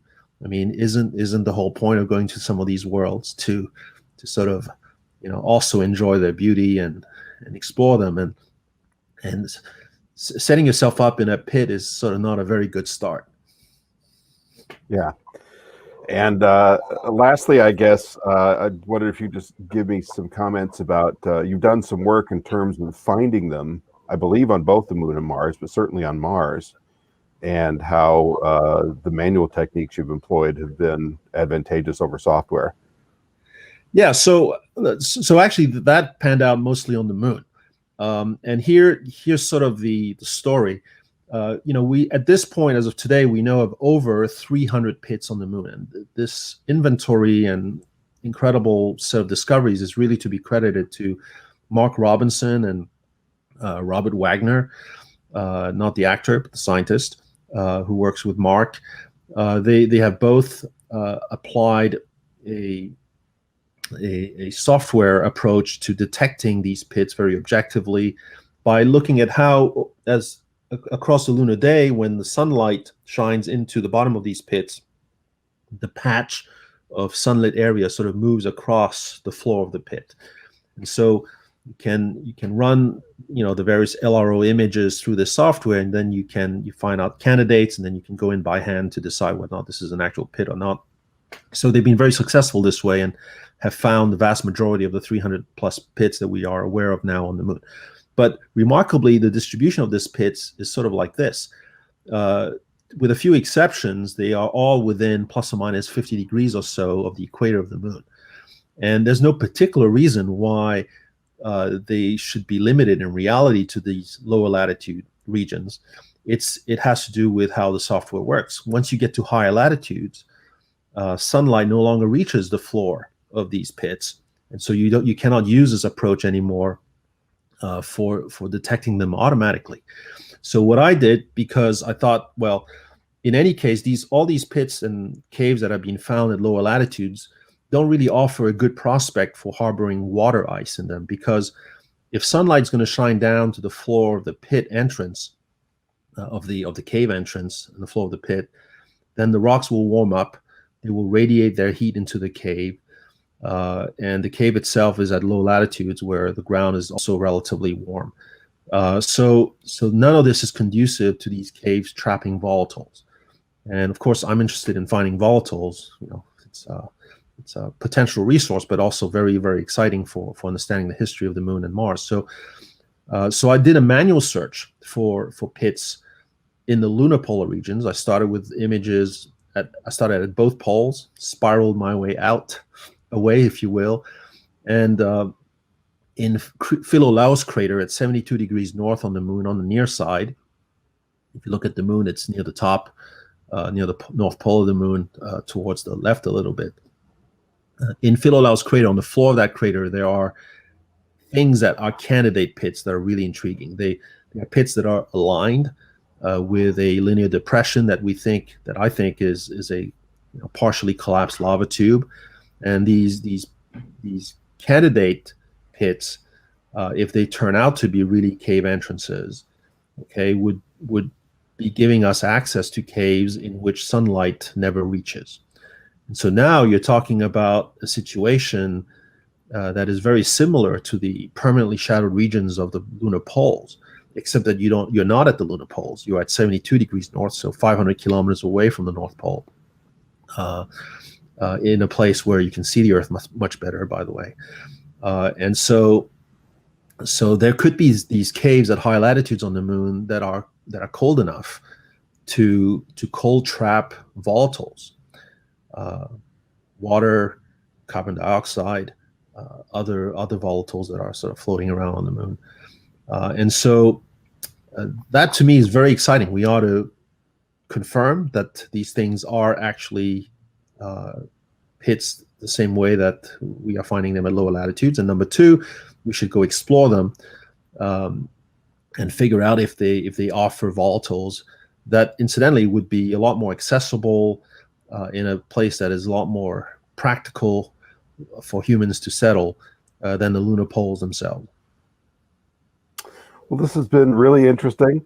I want to thank you for expanding our, at least for me, zone of thinking around how to utilize these structures, because I've known that there was thoughts about, some volatiles, water and so forth being trapped down there, but really hearing your explanation of how to explore them and how to utilize them has been great. And I hope to see you soon on the surface of the moon in my sandbag bunker. Thank you, Rod. It's been a pleasure. Thank you. Take care and keep up your good work. Thanks.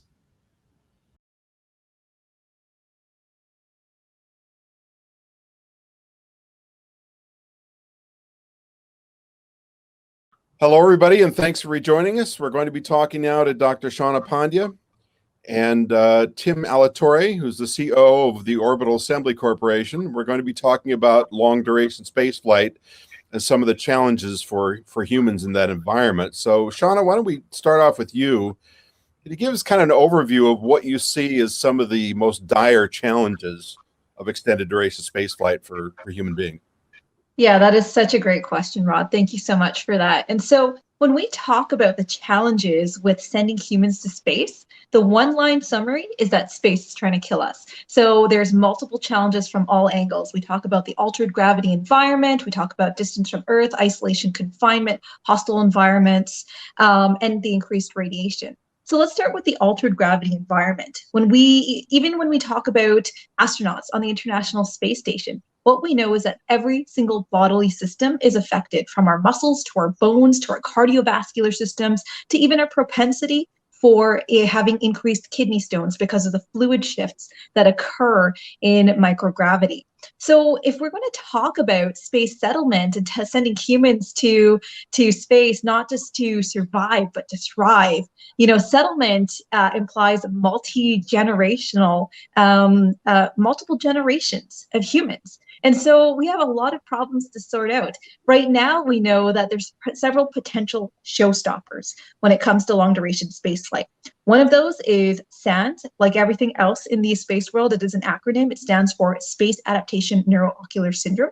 And that's just a fancy way of saying that the juice that surrounds our spines and our brains, that cerebrospinal fluid, tends to drain improperly and kind of hang out around our brains, leading to increased pressure around our brains and our eyeballs, affecting the way we see. And, you know, if you can imagine, if we're proposing to send people to Mars to settle, we know this is an effect for anyone who spends more than 30 days in space. They have an increased propensity to get this space adaptation neuroocular syndrome. So imagine by the time we're sending these astronauts to Mars 6 to 9 months later, they're all suffering from increased intracranial pressure and increased pressure around their eyeballs, having an effect on their vision. So the bottom line, Rod, this is all a very long-winded way of saying that we have a lot of problems that have come up in the data from decades of human spaceflight of growing up and working in zero G, as it were. Every single one of us on this planet, all 7 billion of us, have had the luxury of growing up in 1G. So there's a gap that needs to be filled out. You know, we know what happens in zero G, we know what happens in 1G, but you know, if we're talking about sending people to the moon, to work, to thrive, that's 1/6 gravity. If we're talking about sending humans to Mars, that's 1/3 gravity. We still have a lot of question marks to answer about how does our physiology, how does the bone density loss, how does the muscle atrophy, how do the fluid shifts, how does the SANS operate, how does it react in 1/6 or 1/3 gravity? These are all answers we need to find out, and these are potential showstoppers that we need to really dig deeper and get more answers into if we're truly serious about surviving, thriving, and settling on the moon, Mars, and beyond. So I know that there's been talk for years about partial gravity and perhaps full gravity centrifuges on the space station, at least large enough for small mammals. It'd be wonderful to have them for people, but I suspect that's something way off in the future. What's the status of that as far as you know? Yeah, I'm glad you asked. Well, we are working on that today. There are, you know, if I like to often say, if there is a sci-fi question that you have, there is someone out there working on it today. So I'm really privileged to be working as the director of medical research with a company called Orbital Assembly Corporation, and basically this is exactly what we're doing. We are proposing to answer all of these questions that I just talked about in low Earth orbit. So by building a rotating commercial partial gravity space station, we can potentially answer all these questions about what happens to our physiology in 1/6 G, in 1/3 G, in places near to Earth as low Earth orbit, where our evacuation capabilities to Earth are much quicker than the place, say, like the moon. And we can potentially answer these questions and showstoppers before we go to a place that's 3 to 5 days away, like the moon, or a place like Mars, which is 6 to 9 months away. So Tim, let's segue to you for a moment. As long as we're talking about trying to create some level of gravitation during extended space flight, both for testing and research and also for actually making that long jump to Mars. What are a couple of the most effective ways of doing that, do you think?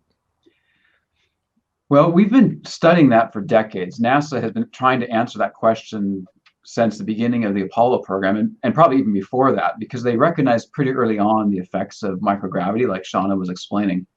And you were talking about potential experiments on ISS. There's a couple of different factors. We can spin things on very small scales easily. There's a number of centrifuges on Earth. There's a number of research laboratories on Earth where they're doing small scale, a couple meter diameter centrifuges and testing human adaptation and how long people can, how long it takes to adapt to those environments. And even on ISS, we can do small experiments, like you said, with mammals. We could do probably something very small, less than a meter, maybe 20 to 30 centimeters in diameter. But really what we need to know for human adaptation to low gravity environments is we need to get that rotation rate down. And so in order to get the rotation rate down, we have to increase the scale. So our first on-orbit experiment is actually going to be a 60-meter diameter rotating platform that we're calling Gravity Ring. And Shauna and I and some others on our team are trying to pull together different research organizations and different interested parties to mount experiments to this ring. We're going to be doing our own experimentation, which Shauna is working on. But it's really that scale, because then we can get the rotation rate down, which means that that adaptation period isn't negating the potential benefits of having that lower gravity environment. And really what we're thinking about when we talk about long-term habitation of space, it's not just highly trained astronauts that have been doing exercises for months or years to be able to adapt to those high rotation rates. We want the average person to be able to go up to space, spend a week or two, and come back without having to do years of preparation. And so gravity rings are our first step. Then we'll move on to larger stations once we've proven the technology out and figured out exactly what that gravity prescription is. We know we don't need 1G all the time. Every night, hopefully for 8 hours. I'm not sure how long you slept last night, Rod, but your body was prone. Your spine wasn't having to resist the effects of gravity. Your heart wasn't having to pump fluid from the top of your head down to your feet. So there's a prescription in there where the human body can thrive and function. It's not 1G, it's not 0G, and so we're trying to fill that gap and find those answers. So Shauna, do you have a sense, and I know this is it's kind of a theoretical question, it's hard to answer because we don't really know yet, but between lunar gravity, which is about 60%, and Martian gravity, which is about 38%, is there a sweet spot there? Because I've seen that written up in some papers, but these are all hypotheses, right? Do we suspect there's a sweet spot somewhere in what gravitation will be good, not just to maintain health for the astronauts, but for human reproduction as well? Yeah, that's a great question. So it's not just the amount of gravity, but even relating back to this idea of a prescription that Tim was just talking about, we need to figure out what dose of gravity, at what duration, at what instance that we need to maintain our physiological capacity to work. So it's one part of a multi-dimensional problem. And the best way that I've ever heard it phrased was actually from the former chief medical officer of NASA, Dr. Jim Logan. He said, if 1/6 gravity is enough, then pop the cork on the champagne bottle. We're all set for Mars. So there's a lot of experimentation and a lot of answers to figure out at this point. But that's really what we're setting out to do here. And Tim, we know you kind of touched on this. We know that if a rotating structure is of insufficient diameter, that the differential between, I'm putting this in my layman's terms, the rate at which your feet are spinning versus the rate at which your head is spinning can provide some disorientation. How big a ring do you think you'll need to be able to pull this off and have people be able to adapt in relatively short order? Well, the larger the radius or diameter, the delta between your head and feet starts to close, right? And so we haven't done any experiments on a very large centrifuge, but there's been a lot of research dating back to the 60s, and there's some graphs and physics involved. We feel that 100 meters is our starting point. That's where we want to start. And like you said, just the delta, getting up out of a chair, sitting up out of bed, moving quickly, all these things start to become really problematic, and nausea sets in if you get to smaller diameters. So 100 meters is our sweet spot for starting. Although I should mention our experimental gravity ring is 60 meters diameter, but that's not going to be for long-term human habitation. That's more of a studying mammals and other organisms. So I think I'll close with the notion that something that we talk a lot about in Ad Astra, the NSS's magazine, are increments to space settlement, and what we're discussing here is very incremental. So what are our first couple of increments towards really exploring this fully? And that's for either of you. Yeah, sure. I can jump into that. It's like anything in space. It's that crawl, walk, run, fly approach. And, like I was saying earlier, if you have the opportunity to find out answers to burning medical and physiological questions that you have in low Earth orbit, where evacuation to Earth is hours away, you may as well solve those answers before you go to a place like the moon, where your closest evacuation would be 3 to 5 days away, or a place like Mars, 6 to 9 months away. So if you can manage risk, that's kind of what space is all about. You may as well do it. Tim, anything to add? No, that's well said, and that follows our roadmap. We're looking to start with a smaller rotational body, still large by space standards, 60 meters, go up to the next station with long-term human habitation at 100 meters, and just keep going on from there, eventually going to Moon and the Mars. We envision a future where there's thousands, tens of thousands of people living in low Earth orbit on the Moon and Mars, and we're doing everything we can to accelerate that. And this first structure would be modular, multiple launch, and assembled in orbit, I assume? Well, it'll be assembled in orbit. We're actually looking to do it in one launch. We've been in conversations with major launch providers, and it's looking very promising that we can get it all into one launch. Sensational. Well, I'll send you a check tomorrow. Thank you, both of you, very much. And we'll be back after this next break.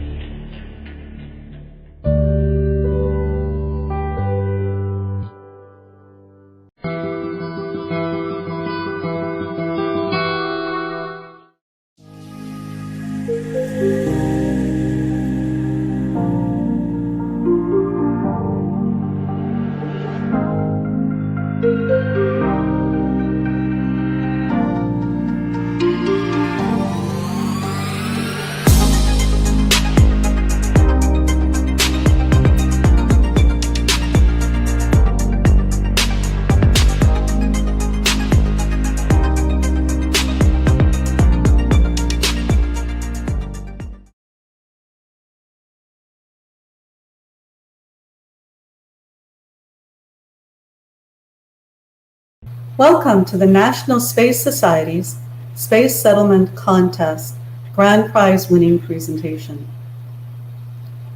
My name is Lynn Zielinski. I sit on the Board of Directors for the National Space Society and am Vice President of Education and Outreach.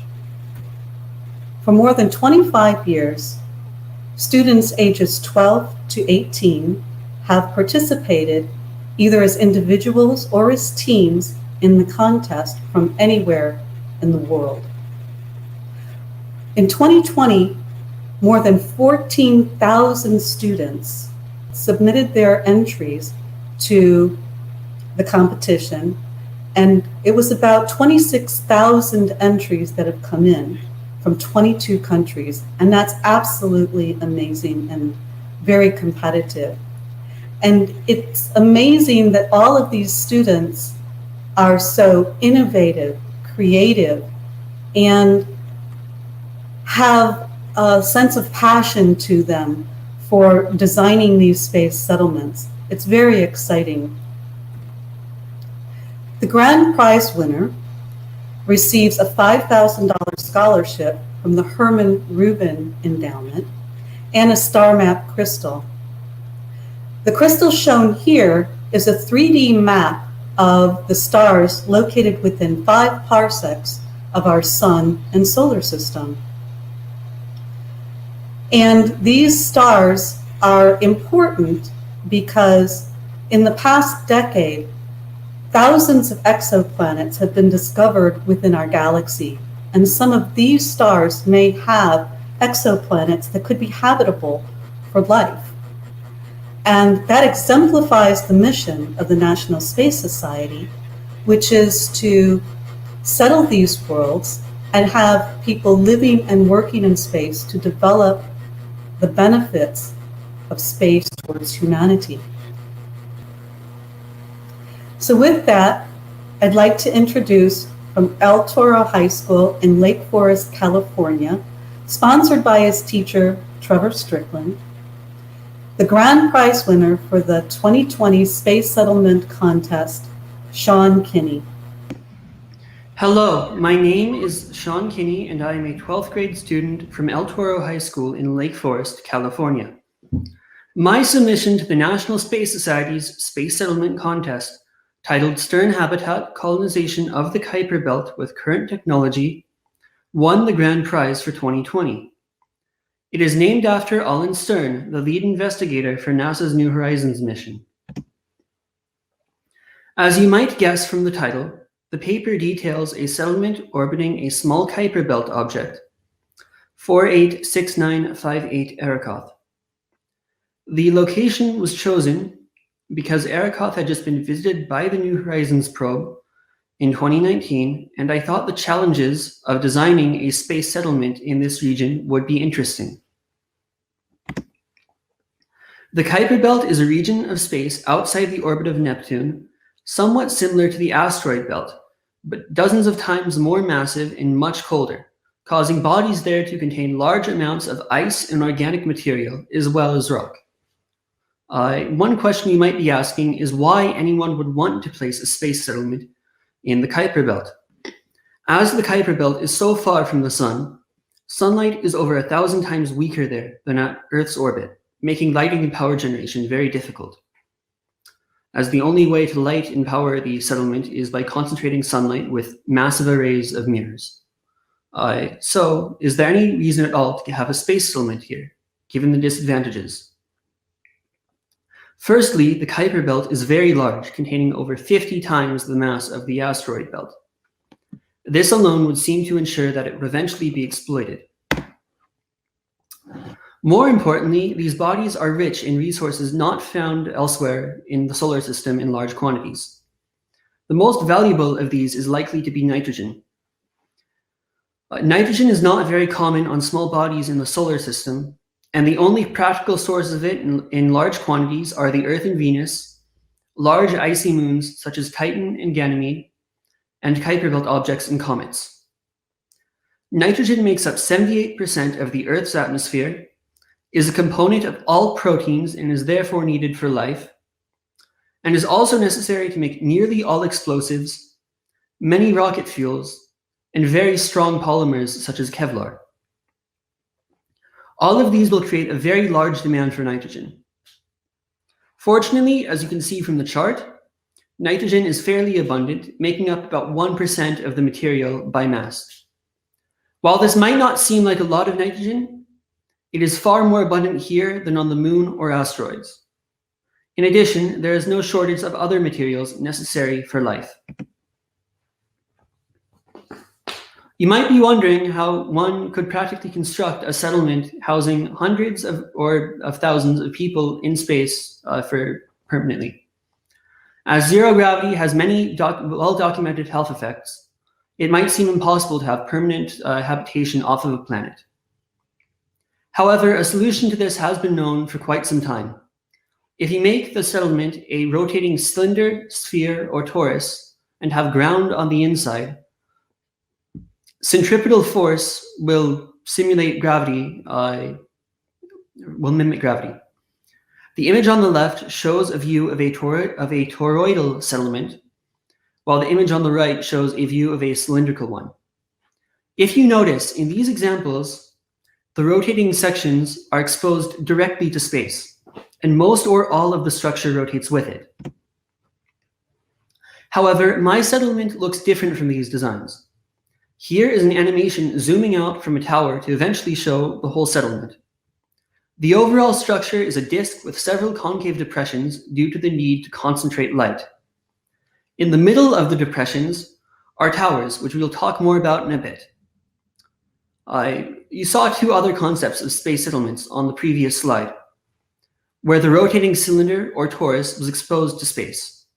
However, in this design, the cylinders are inside a non-rotating tower in order to connect them to the rest of the structure, including the mirror arrays for concentrating light. Unlike most other designs, in my design, there are multiple rotating cylinders where people live and work inside the towers in the middle of the depressions. The overall structure does not rotate, but instead each individual rotating cylinder spins inside it, as you can see in the animation on the right. Which is a cutaway view of one of the towers showing a rotating cylinder inside a non-rotating tower. The settlement as a whole does not rotate as it orbits around Arrokoth, and the front side always faces the sun. The depressions on the front side are arrays of mirrors that concentrate light onto the towers. The flat-looking areas are actually made up of a huge number of much smaller arrays that concentrate light onto solar thermal generators for electricity production. This works by having concentrated light heat up a fluid such as steam, which then passes through a turbine, generating electricity in the same way as coal-fired or nuclear power plants. This allows for higher efficiencies than photovoltaic cells, as long as it points directly at the sun. The top part of this image is a front view of the settlement, and the bottom part is a cross-section from the side. Again, while the entire structure does not rotate, the cylinders inside of it do.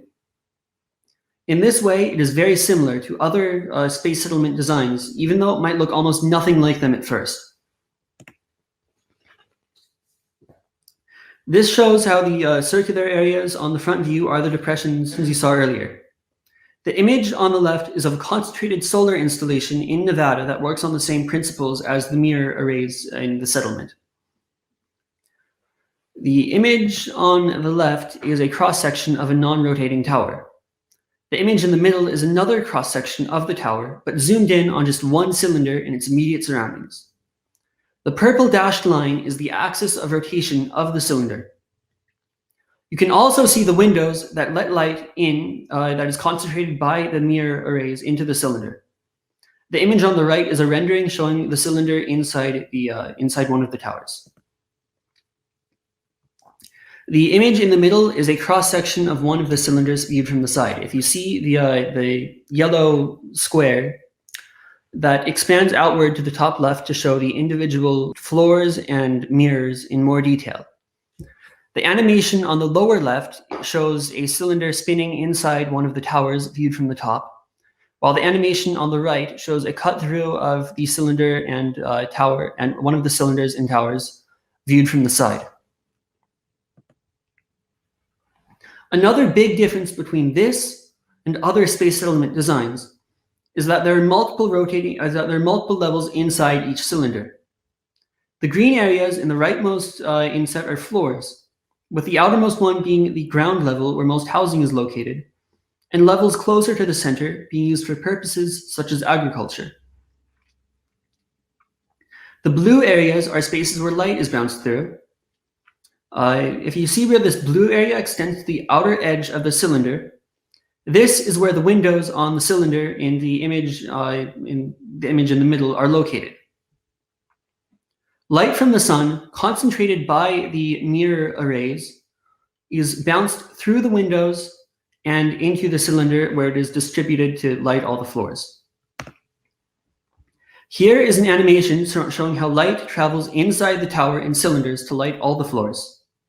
First, light comes in from the parabolic mirrors, then is reflected by more mirrors inside the cylinders to light all the levels. Moving the mirrors can light different halves of the cylinder to simulate day-night cycles. Here are some drawings that show how light is concentrated and then distributed inside the cylinders in more detail. The section of this image on the left is a very zoomed-in view of the inside of one of the cylinders, while the part on the right is much more zoomed out and shows the mirror arrays and towers in their entirety. The mirror arrays concentrate light and then reflect it through the windows in the sides of the towers and cylinders to then light the inside of the cylinders. Let's go back to that picture showing the cylinder and its a cylinder and its immediate surroundings that you can see on the left. I mean the right. I'm sorry. There are two types of rotating cylinders in this settlement. The first are habitation cylinders, located in the large central depression as they need more light. This is where people live and also where food is produced. The second type are industrial cylinders, located in the towers in the smaller depressions, where industry that would not benefit from zero-G conditions is located. However, these rotate slower than the habitation cylinders to simulate a gravity a tenth as strong as Earth's at their edge to make it easier to move objects and materials. Some plants are grown in the industrial cylinders for pykrete, a composite consisting of plant fibers and water ice that is used as a structural material in unheated parts of the settlement. But electricity is generated outside the cylinders on the flat areas by solar thermal generators because they're much more efficient than solar panels. The sections of the tower near the cylinders contain areas for zero-G industry and pressurized dry docks for the assembly of large objects in zero-G.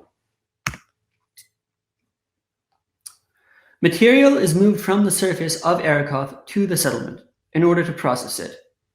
Small Kuiper Belt objects never reached high enough temperatures in their formation to cause their ices to melt, and are therefore pretty much homogeneous and very porous. This means that automatically removing material from their surfaces should be relatively easy, with these materials then being transported to the settlement for processing in the industrial cylinders. This involves many steps to separate all useful substances from each other, and would take too long to fully explain in the time I have been allotted. If you're curious, just read the paper that has been uploaded to the National Space Society Space Settlement website. However, the flowchart on the screen right now shows some of the initial processing steps. All of the technologies used are fairly well established today. The main material being produced for export is nitrogen, but almost everything is useful in one way or another. Due to the large amounts of volatiles available to the settlement, there is a wider choice of possible structural materials than with settlements located in the inner solar system. Since tensile strength is what holds the cylinders together, instead of compressive strength being needed to resist weight, as with most buildings on Earth, very strong, light polymers such as Xylon, whose molecular structure is shown on the left, can be used. This allows for rotating cylinders to either be built much larger or use a much smaller amount of structural materials. Since materials like Xylon and Kevlar contain large amounts of nitrogen, it is likely they will make up a large part of the demand for nitrogen being exported to the inner solar system. The photograph on the right shows a pykrete reinforced dome that was built in Finland. Pykrete is another unusual structural material, a composite made up of plant fibers and water ice. While not particularly strong, due to the large amounts of ice in Kuiper Belt object material, it can be used in portions of the settlement where not very much strength is needed and temperatures are well below freezing, like supports for the mirror arrays. The large distance between the settlement and the inner solar system means that the transportation of people and materials will take quite a long time.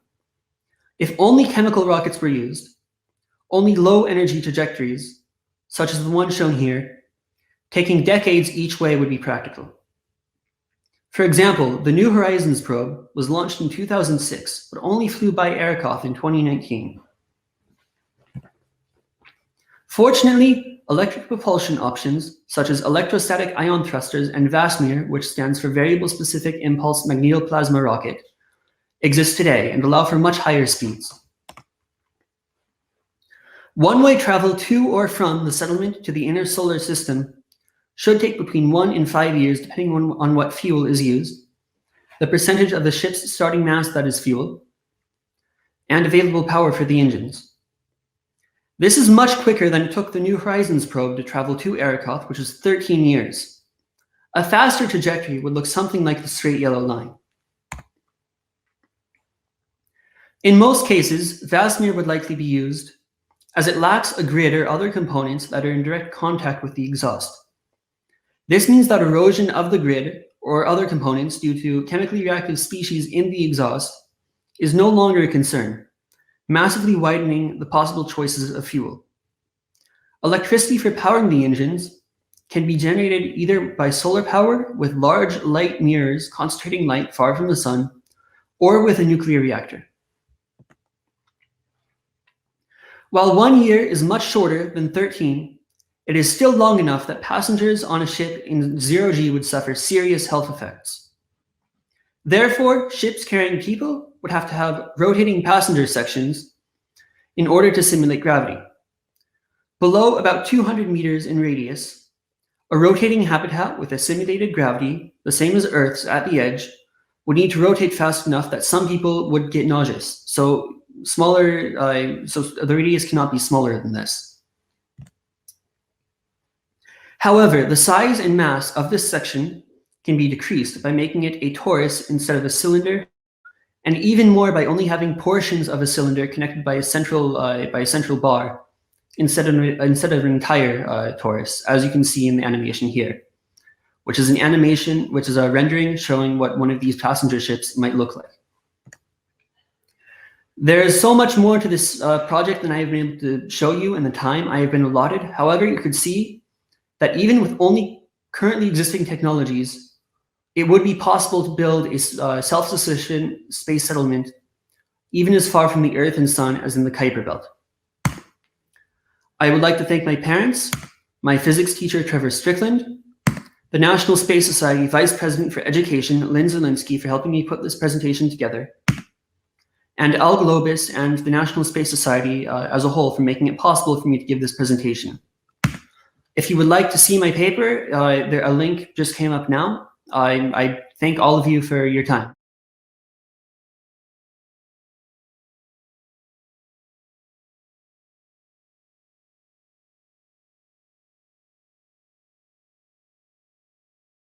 At this point, I'd like to have a little conversation with Alan Stern and Sean Kinney. I'd like to introduce Dr. Alan Stern. He is a planetary scientist, a former NASA Science Mission Directorate Associate Administrator. He's a former board chair of the Commercial Space Flight Federation, and he's a current member of the National Science Board, Okay. So in 2020, this is really amazing. Alan, Dr. Stern, was selected to fly as one of the first research scientists for a NASA-funded program from Virgin Galactic. So he will be flying, I believe, in the next year or two.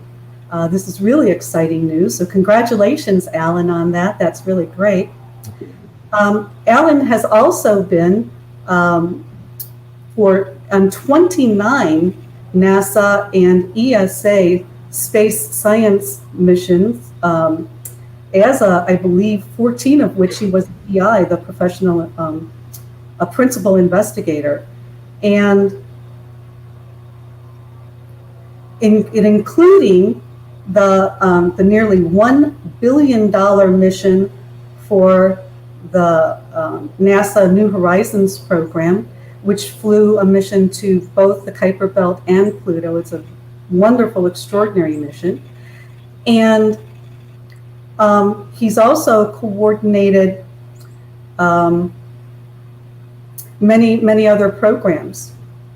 He is a fellow of the American Association of Science, the Royal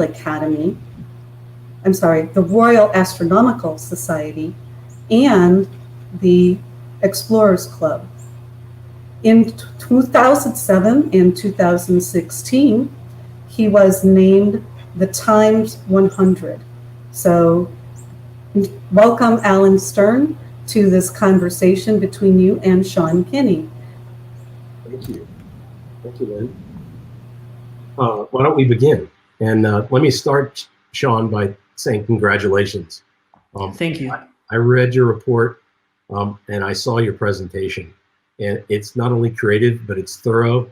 And you should be very proud of yourself to get this recognition from the National Space Society. Thank you. I'm very honored. So what I'd like to do is just kind of have a conversation and ask a few questions. But I wanted to say how honored I am that that you named the station in my honor. I never thought in my life anyone would ever name any spacecraft of any kind, much less one so grandiose as your station, for me. And thank you. It's flattering and it's an honor. But I also want to say I'm wearing a New Horizons mission shirt because New Horizons is really a big team of people that made the exploration of Arrokoth possible. All of space flight is a team sport, And so in honor of my team, I'm going to be sending you, Sean, this shirt, not the one I'm wearing, but one that is your size and which fits you, as a further recognition of the honor of this award, in honor of your work. But let's jump. You're very welcome. And let's jump right in. How did you get the idea for doing a station not only in the Kuiper Belt but orbiting ERCOT? Well, I was obviously I was following quite closely the New Horizons mission, and I was also thinking about, for this contest, how I could differentiate my station from other ones. And I thought, what's one of the worst possible places in terms of available resources, available energy, etc., that I could put a space settlement where it still might be viable? And I thought that the Kuiper Belt, being so far from the sun and Earth, would be a good choice for this. And also, ERCOT had just been visited by the New Horizons spacecraft. It was a small Kuiper Belt object and the only one that has been visited by any spacecraft or observed in detail. So I thought that would be a good location for it, and because of the challenges it would and opportunities that it would create. Okay, well, let's talk about the solar concentrators a little bit. How did you get the idea for them as opposed to just using very much larger solar arrays to power the station? All of the math and stuff I did myself. I'm not aware of any really detailed stuff for space settlements that has involved solar concentrators like that. However, the idea, I did see it before, even if it wasn't in too much detail. I think both on one of O'Neill's original papers back in the 70s, and also from the YouTube channel Isaac Arthur, which I believe has also been awarded an award by the National Space Society for 2020. That's really cool. I didn't know that about the O'Neill stations doing that. But let me ask you now about the gravity level inside the cylinders. Is it going to be a full 1G?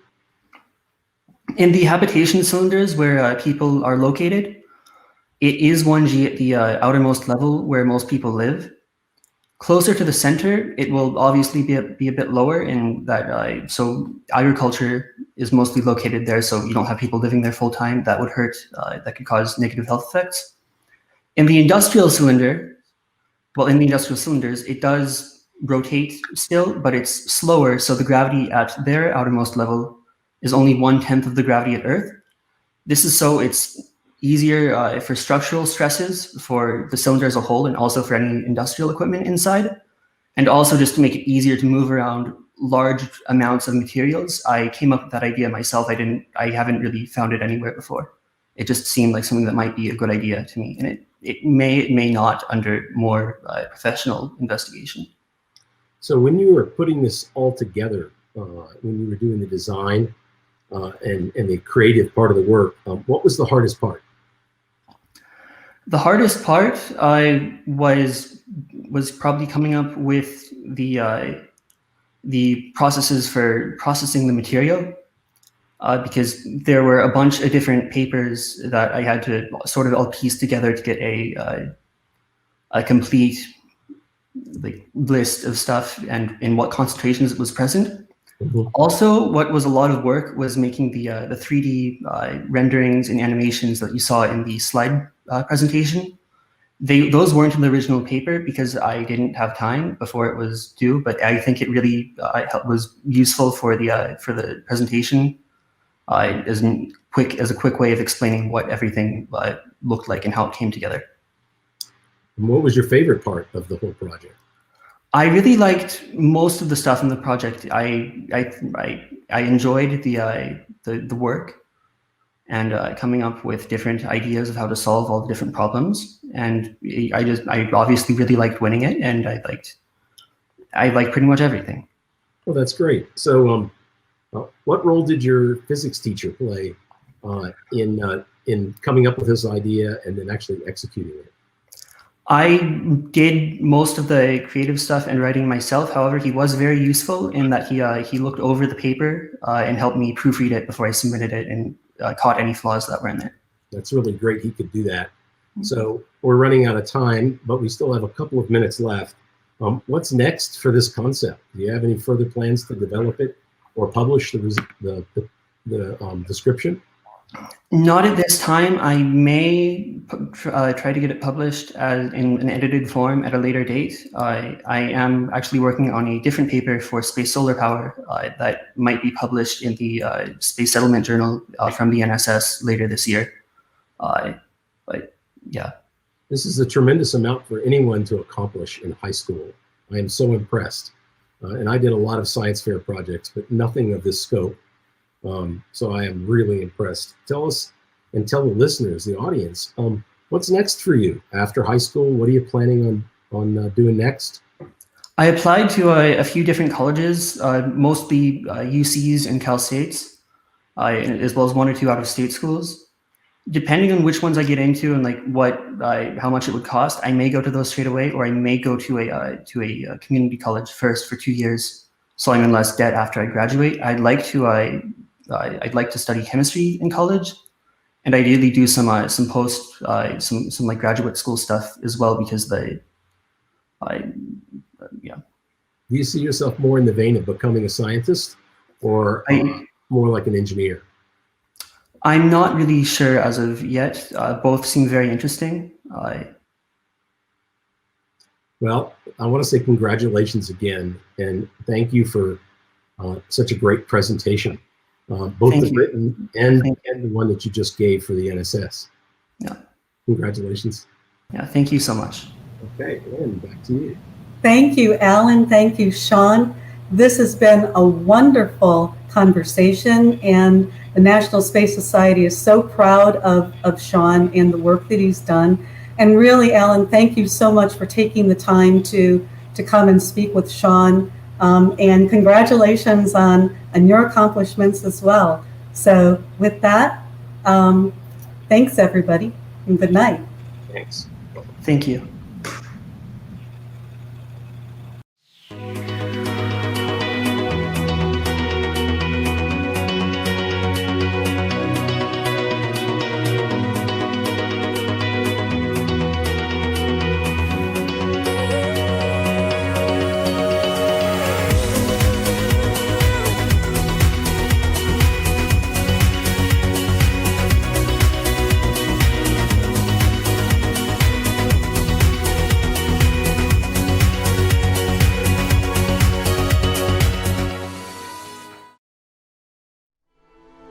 From this distant vantage point, the Earth might not seem of any particular interest. But for us, it's different. Consider again that dot. That's here. That's home. That's us. On it, everyone you love, everyone you know, everyone you ever heard of, every human being who ever was, lived out their lives. The aggregate of our joy and suffering, thousands of confident religions, ideologies, and economic doctrines. Every hunter and forager, every hero and coward, every creator and destroyer of civilization, every king and peasant, every young couple in love, every mother and father, hopeful child, inventor and explorer, every superstar, every supreme leader, every saint and sinner in the history of our species lived there, on a mote of dust, suspended in a sunbeam.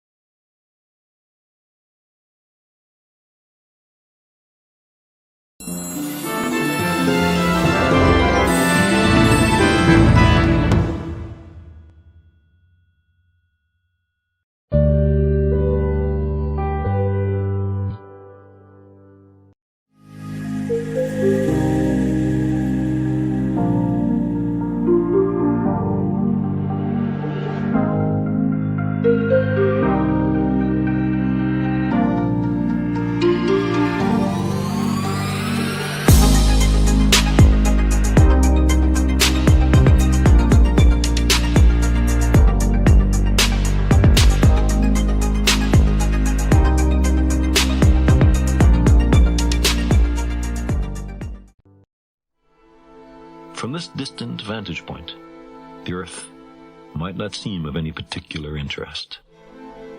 But for us, it's different. Consider again that dot. That's here. That's home. That's us. On it, everyone you love, everyone you know, everyone you ever heard of, every human being who ever was, lived out their lives. The aggregate of our joy and suffering, thousands of confident religions, ideologies, and economic doctrines. Every hunter and forager, every hero and coward, every creator and destroyer of civilization, every king and peasant, every young couple in love, every mother and father, hopeful child, inventor and explorer, every superstar, every supreme leader, every saint and sinner in the history of our species lived there, on a mote of dust, suspended in a sunbeam.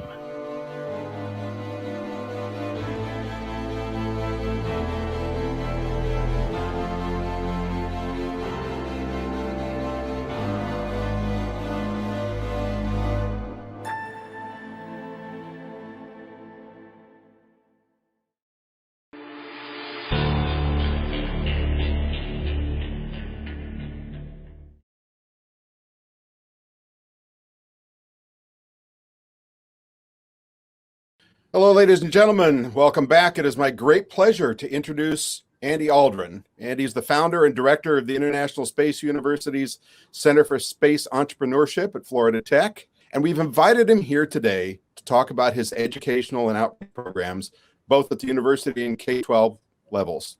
Welcome, Andy. Hey, Rod. Great to be here. Good to see you again. Thanks for coming. So tell me a little bit about what you're doing at Florida Tech, because that sounds like, well, everything you're doing sounds like the programs I wanted to go to as a kid, but as you probably remember, they weren't there.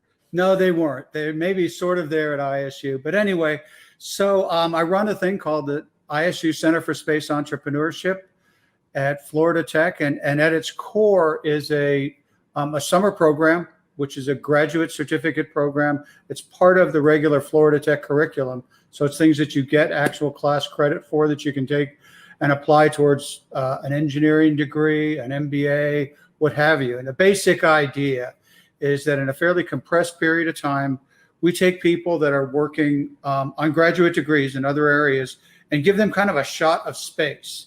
And so what we do is sort of in-depth analysis of space markets, of space policy and law, technology and systems, and then kind of the foundation of the whole thing is we teach a class in entrepreneurship where students get together and actually build their own business designs. And have you tracked many of your graduates to see where they've gone after this and what they've done? So we're going to be teaching our third year this summer. The first year, all of the students are in companies. Let's see, we've got students at companies like Made in Space. In fact, I think we've got a couple of students at Made in Space, NanoRacks, a couple of students maybe. And then there are students that are at kind of traditional companies like Northrop Grumman, Jacobs Engineering, Ball Aerospace. And then we've got a few students that are starting their own businesses. For this past year, we actually have 4 teams that are actually starting businesses. And so I'm super excited about what happened there. We'll see how, it's a wild and exciting market out there, but I'm super excited to see our students out there starting businesses. It sounds great. So how long does the program last? So we've been kind of adjusting. The first year, we actually did an entire semester, 12 credit hours in 6 weeks. And that was a lot. Last year was a different thing altogether. We planned initially to just kind of stretch it out and have 6 weeks at the Kennedy Space Center, which at the visitor complex, which is where we actually teach the courses. But of course, COVID came.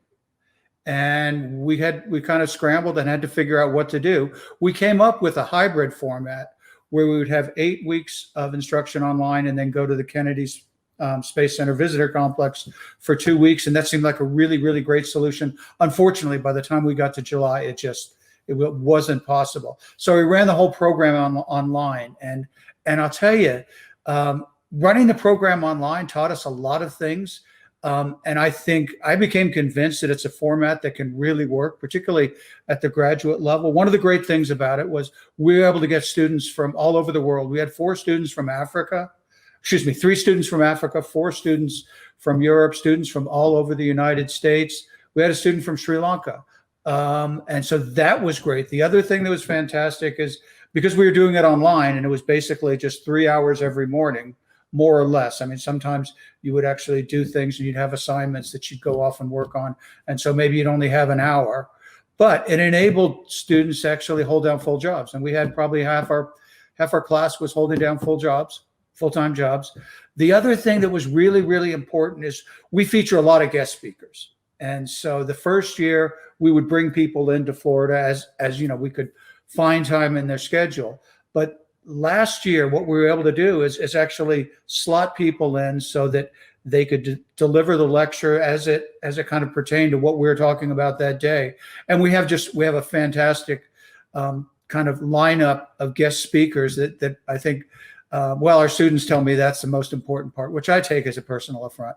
But no, it really is. It is a great group of guest speakers, and the faculty is present company excluded. The faculty is absolutely world class, and so we've got Greg Autry, who teaches who's I think very well known to all of you at the National Space Society. Greg teaches the entrepreneurship course. We have Angie Buckley from the Aerospace Corporation and Chris Welsh from ISU teaching the space technology and systems. And I teach the markets and policy, but we bring in Henry Hertzfeld, for example, from the Space Policy Institute, and several guest speakers who actually cover a couple of lectures in the commercial markets, people that are specialists in certain areas. So it really is, I think, just a fantastic faculty. And I don't know, it's a great program. I wish I could take it. So this sounds like a fairly high level program. What are the requirements for somebody to apply and come in? So basically, you just have to have you have to have an undergraduate degree, and frankly, it doesn't matter. In fact, we kind of get a mix of policy people, business people, and then usually half of the class is engineers. Undergraduate degree, good standing, basically a B average. And, you know, we are intentionally trying to bring people in from lots of different disciplines. This sounds great. It is cool. And I mean, I think, you know, the thing that really got me about this last summer was maybe because we could reach out across the globe, maybe because students could work, I'm not sure, but we had such an incredibly high quality of students, and they were just so excited, and they get along even online. You know, they kind of built a great dynamic, and we learned that with the right tools, you can actually have lots of interaction, and you can always point out somebody and ask them questions. It works. This format works. Yeah, it really does. So let's switch gears for a second and talk about some of your work with the Aldrin Family Foundation, which I've been tracking for a while. And again, it's one of those things I look at and I think, God, that looks like fun. And that's a very tactile, engaged kind of thing in a different way than you talk about. Yeah. So, well, I mean, the basic function of the foundation is we're trying to bring the excitement of space into the classroom. And, you know, it's sort of, it's an old aphorism that the kids love two things: dinosaurs and space. And what we found out is they get over the dinosaurs by the time they're 10 years old, but they never get over space. And that's just a fantastic thing. So what we've got these giant moon maps and Mars maps. And so what we literally do is we put the kids on the moon or on Mars, and we've got our lesson plans, and we sit down and work with the districts to make sure what we're doing is matching the standards so they can bring it into the regular curriculum, right? That's always our objective, that this isn't an extracurricular activity. It can be, but, and then we work with them, and the teachers and then the students come up with amazing things. There's one thing that, it's a story I love telling, because it's in a district in upstate South Carolina, very poor, 95+% free and reduced lunch, and very, very diverse. And last place you would expect to see excitement in space. And so we have a program there that we work with Clemson University, we work with Limestone University, bringing their grad students into the class. And what happened was amazing. Third grade students across 9 different schools, each one of them picked a spot on Mars. And what they did is they say, okay, this is where we're going to be on Mars, and we're going to look for signs of life, or we're going to look for water. And they came up with their function, and they set up a trading regime. Third grade students, and they were basically colonizing Mars. And then they realized they had to have interplanetary relations. It was just absolutely fantastic. So, you give teachers and students the right tools, give them the excitement of space, and what we've seen. And in fact, in this school district, we did an evaluation against standards, and we saw 56% improvement in one semester. So, the program works, and we're in 3 of the largest school districts in the country. The unfortunate thing is we were just really rolling things out last March, and so we've done a lot of things online. In fact, we just started filming a project that we're doing for NASA that's called Project Janos, and this is going to be cool because what we've got is Josh Bernstein, who's an old friend and scuba diving partner, and he's the explorer at large is what he is, and he's a fantastic science communicator, and we brought him into space. And what we're doing is we're putting Josh in the right situation with some space hardware, with experts that come from the past, the present, and the future to talk about a specific problem that we faced in space and how we've addressed that over time. And the kids come up with the problems, Josh comes up with the communication, and then we provide materials and lessons that they can take into the class. This super excited about it. NASA is super excited about it. It'll be a few months before we start coming out with it, but we are doing stuff in the online space. But like everybody else, we're eager to get back in the classroom, and it's a lot tougher to do online work, and when you're talking about middle school and under, than it is. Grad students are easy as long as they're excited. Grad students are easy. Right. So, if people want to get more information on either of those programs, especially teachers, who I think probably snapped to attention when they heard that metric you offered about improvement in engagement. No, it's amazing what space does. So the Aldrin Family Foundation is aldrinfoundation.org. The Center for Space Entrepreneurship is isucse.fit.edu. And check us out. You can Google it and find it. We are actually, I think today was the first day that Florida Tech is accepting applications for summer school. It's literally the traditional, you go in through the regular Florida Tech enrollment system and tell them you're interested in this program, and they'll take care of you. It's going to be great.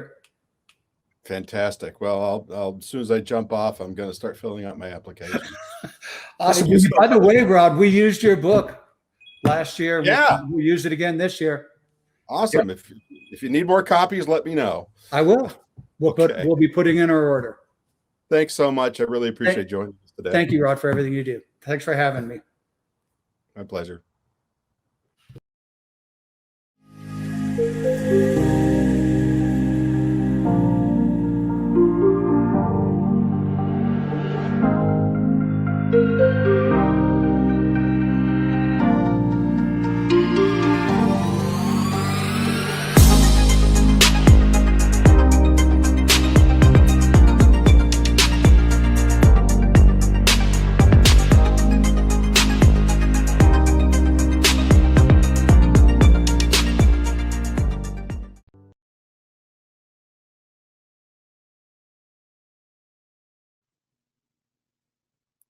Hello, everybody. It's my pleasure to introduce Greg Autry, the National Space Society's Vice President of Space Development.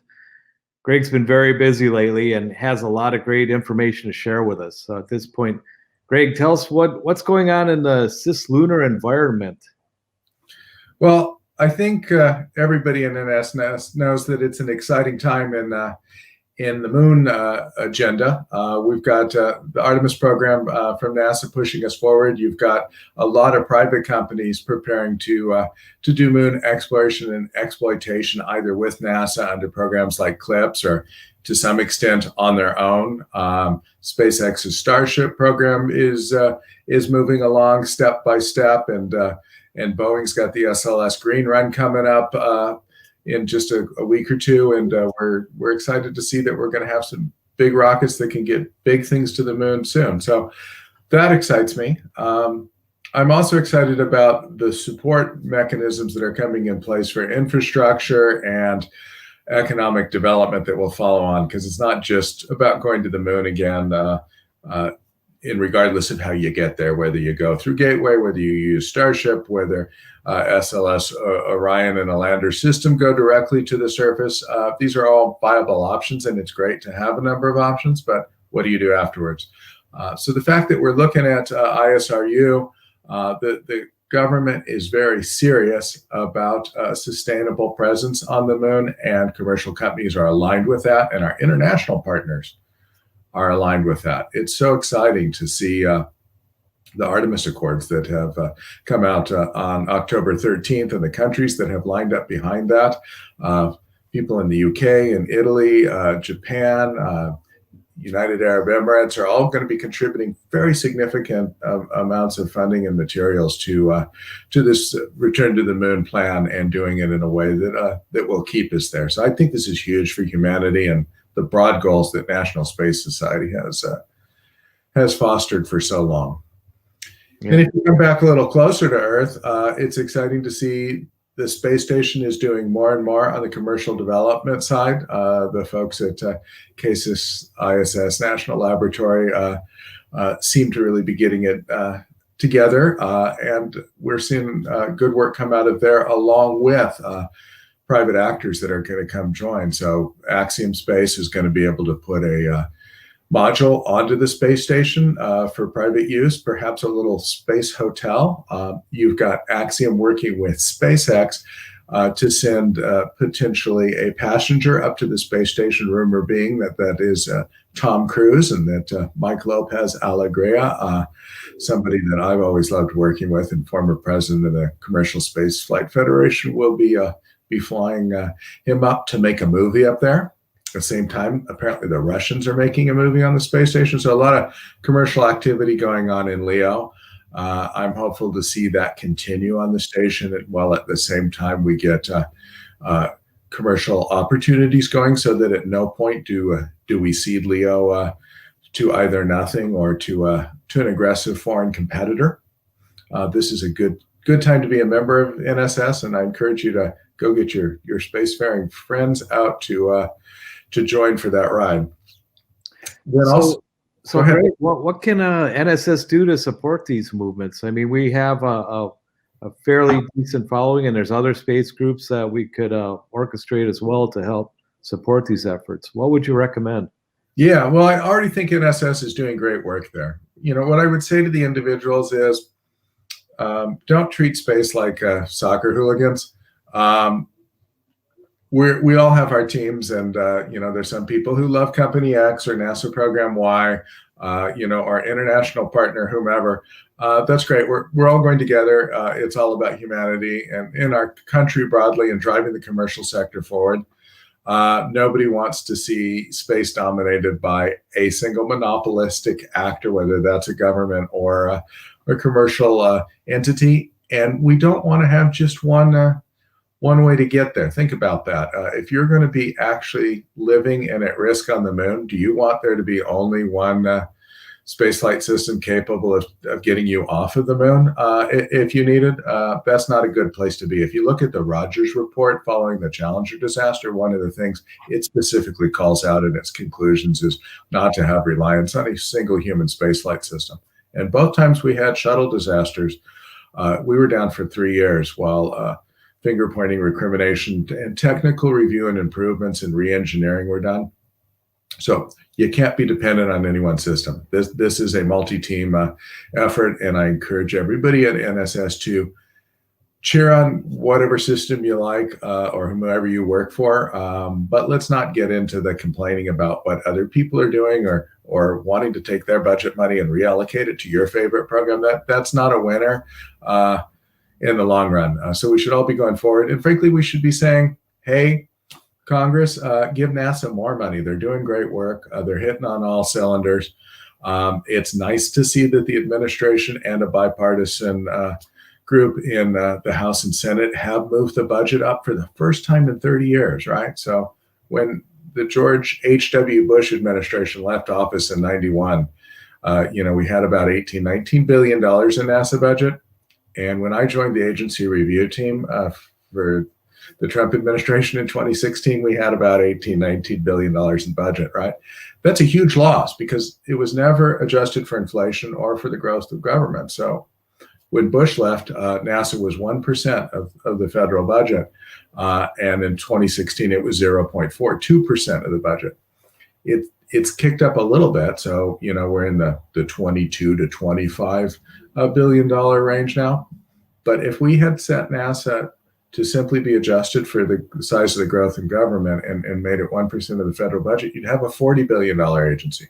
Returning to the moon and going to Mars would be no budgetary problem at all if we simply spent the same amount of money on NASA that we were spending in the early 90s. And that wasn't exactly a banner year for the NASA budget. Back in the 60s and 70s, we were a lot higher on an inflation-adjusted term. So that's what I think we can do as NSS members or space advocates broadly. So, the cislunar development, what does it mean long-term in terms of development and creating the infrastructure to take us so much further than we ever anticipated? Yeah. First, you have to get there, and you need a livery of rockets. And I am so excited by the collection we've got now with Space Launch System and Starship potentially coming on board, and our existing Falcon 9, Falcon Heavy, Atlas rockets, and Delta Heavy rockets. Amazing group of rockets. ULA's got the Vulcan coming out, and I think that you will see the reliability and cadence of spaceflight just continue to accelerate. It's amazing now to see. Just every couple of weeks, there's another flight. I think you'll see flights weekly, and we'll get beyond that. So we can get things into space, right?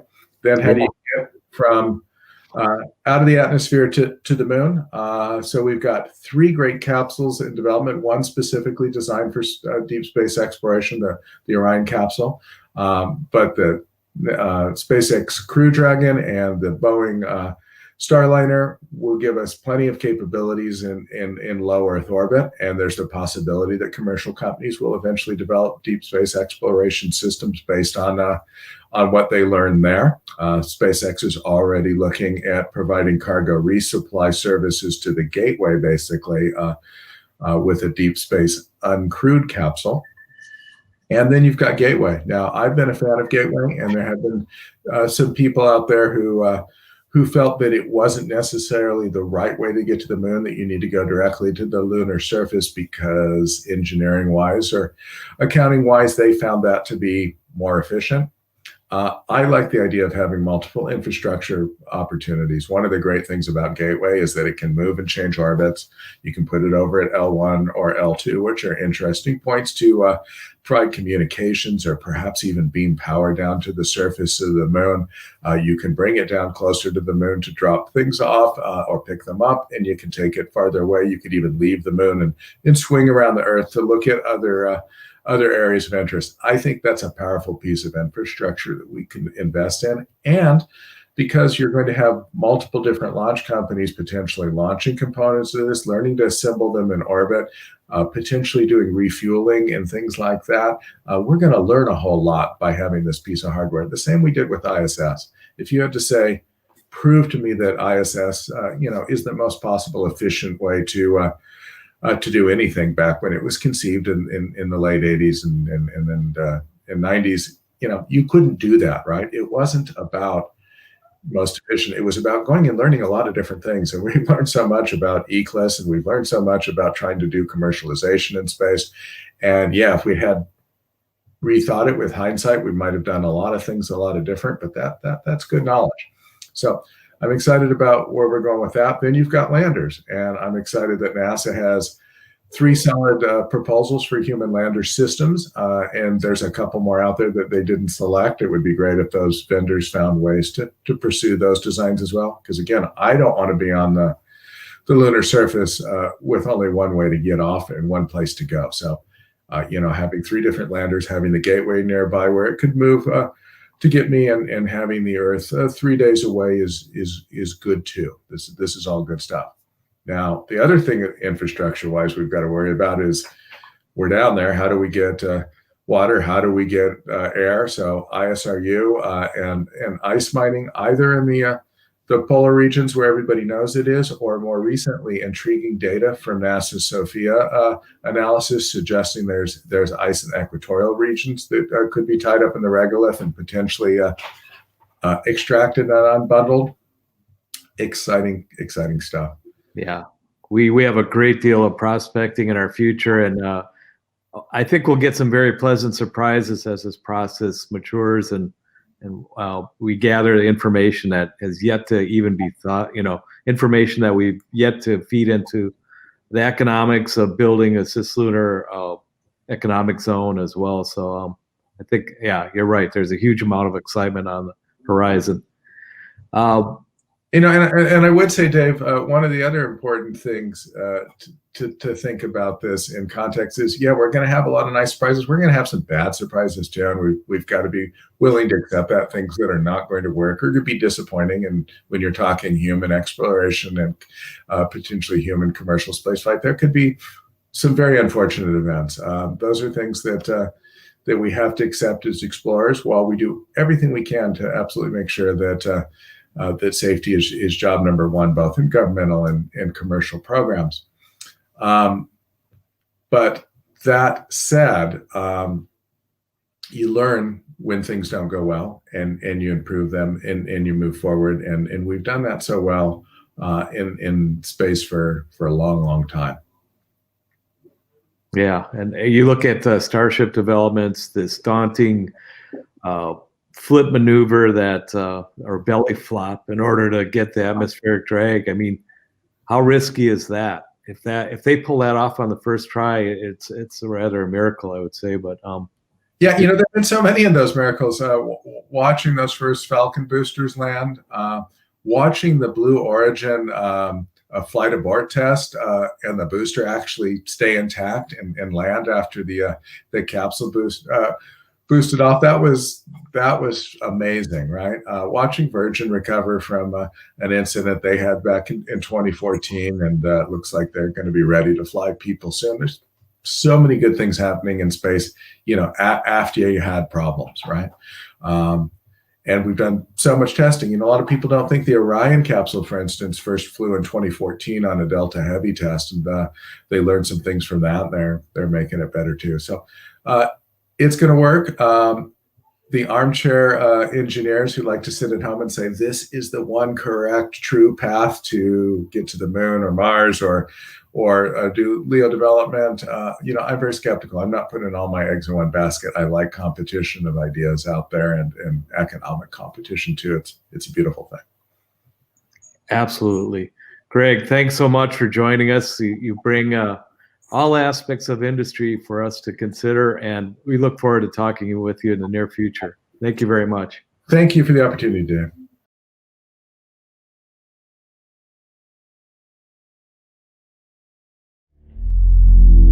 We are on a very fragile planet at the present time. These are the most dangerous decades in all of human history. We have the capability to destroy ourselves, and yet we have not broken free of the limitations of that thin biosphere of the Earth. Now, some serious scientists are talking about whole colonies in space. Not on the Moon, Mars, or Jupiter, but on man-made planets, and populated not by scientists and astronauts alone, but by hundreds of thousands of just plain folks looking to get away from an overcrowded Earth, running short of energy, water, and clean air. The human race must leave and occupy other places in space. Do you really believe we can be there soon? With the technology that we have now, we could do it, and maybe by the late 1980s. Talking about outer space and colonizing outer space is always intriguing, and here's a gentleman who knows about it. Would you welcome, please, Gerard K. O'Neill.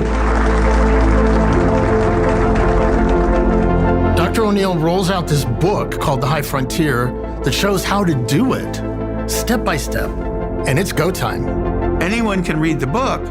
That will change how you think about space forever. It's possible to make habitats which are relatively big enough to be very Earth-like. 90% of the people on Earth in 100 years would move out into space and leave the Earth. We call the Earth the old country.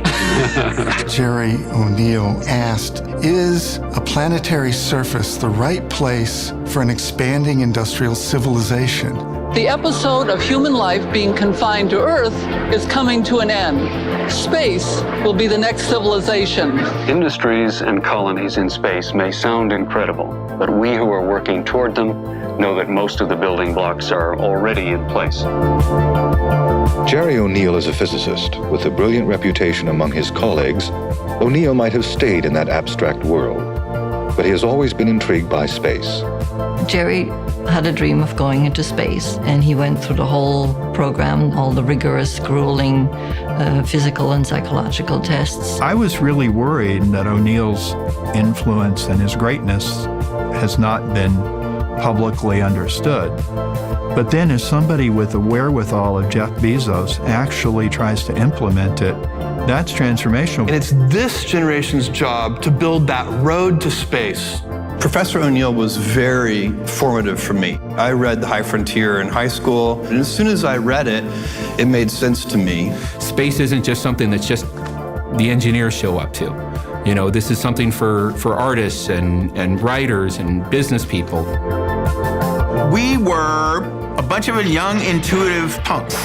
We're all Jerry's kids. We're all, in one way or another, caught up in this idea. 3, 2, 1, 0. Yes, it was crazy. Yes, it was science fiction. Yes, it was way out there. But the steps were there. It was hard work. And all of us were willing to do the hard work. We, you and I, are the only people who will ever have the privilege of saying, we explored the solar system first. This concept is so enormous in its scale and the change of human events that's going to happen inevitably as a result of this. It's very important that it be about everybody, that we stay true to Jerry's vision. We're all Jerry's kids, and that's something to be excited by and a legacy that we can all live into. Life is extraordinarily rare, extraordinarily precious. Opening the high frontier means making possible and ensuring the survival of the human race.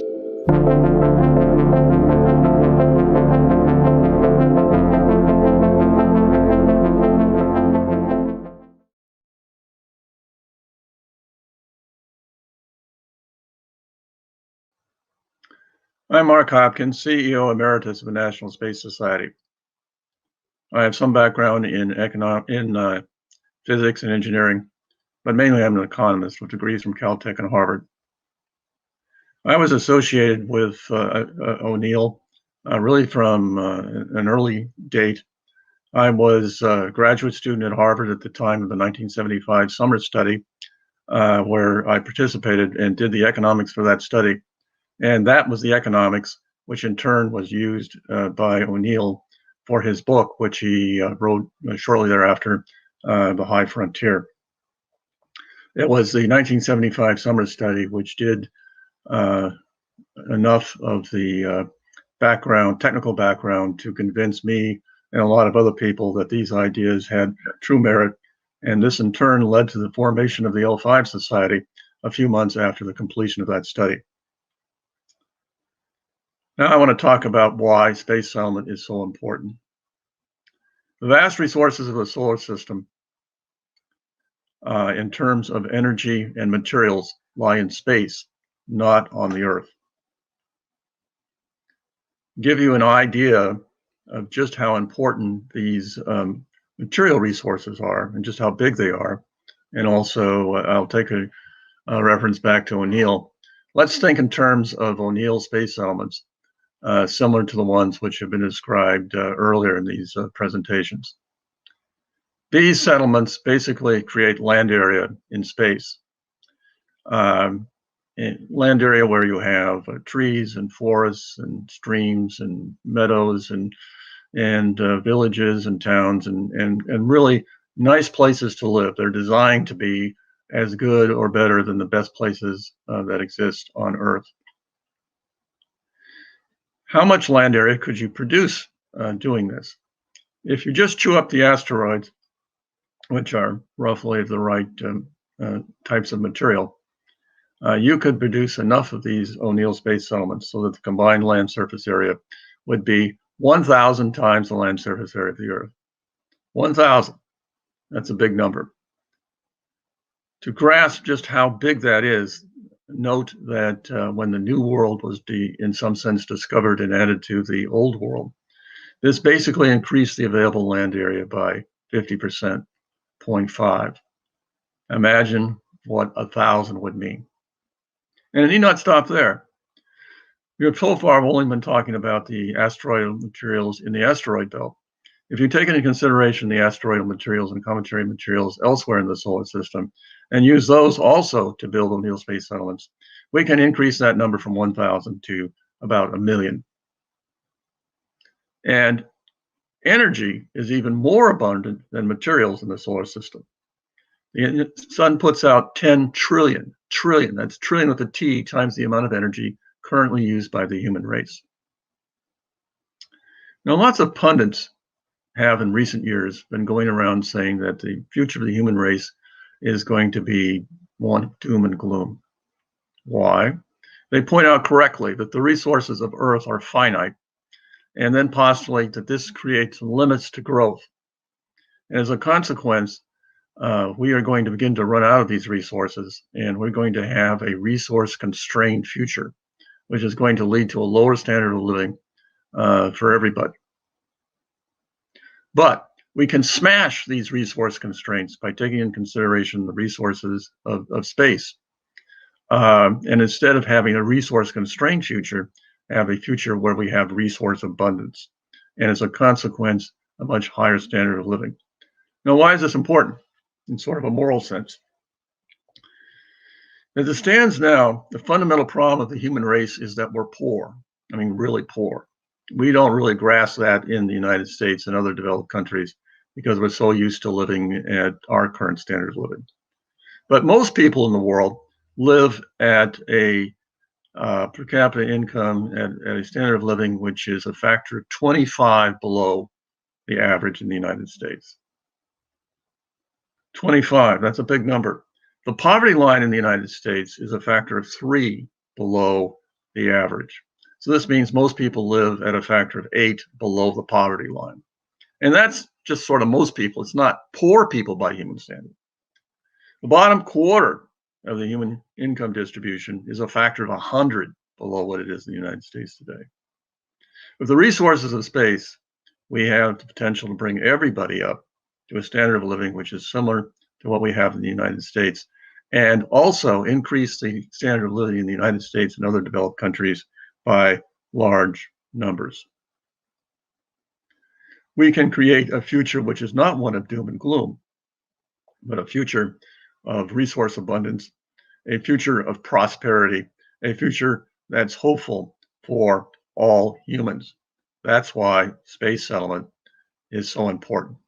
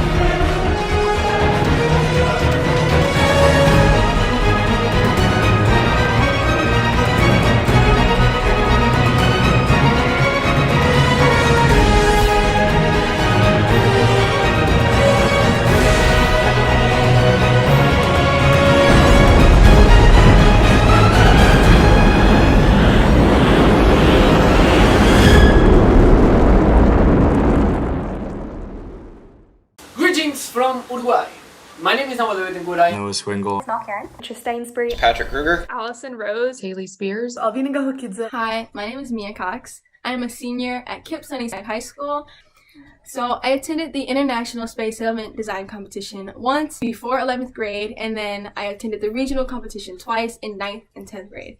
And the international competition is one of my greatest high school memories, experiences. To me, it all started when I was 13-year-old. I got engaged with DESLA, which is the SSDC regional equivalent path for Latin America.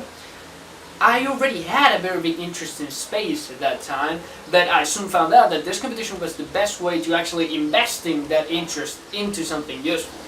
I remember that what caught my attention the most from the competition was in mechanics, how it worked. You wouldn't be told how to go and make a space settlement, but rather be given the tools and the motivation to go ahead with it, and then you had to do the research, you had to do the science, and ultimately you had to make the final product and sell it. For an interdisciplinary project as this one was, I love it.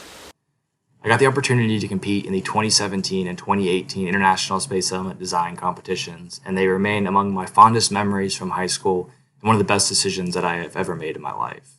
The space settlement competitions introduce you to a world that, at least for me as a sophomore when I started competing, didn't seem possible. What I find so exciting about space design competitions is how you're coming up with solutions for problems that do not have definitive answers yet, or haven't even been conceptualized as problems. There's no easy Google search that you can do that will tell you exactly how to design, say, procedures for unloading cargo from a space elevator. Going into it, I was very intimidated, very nervous, because I felt so unprepared when I was in the regional competition.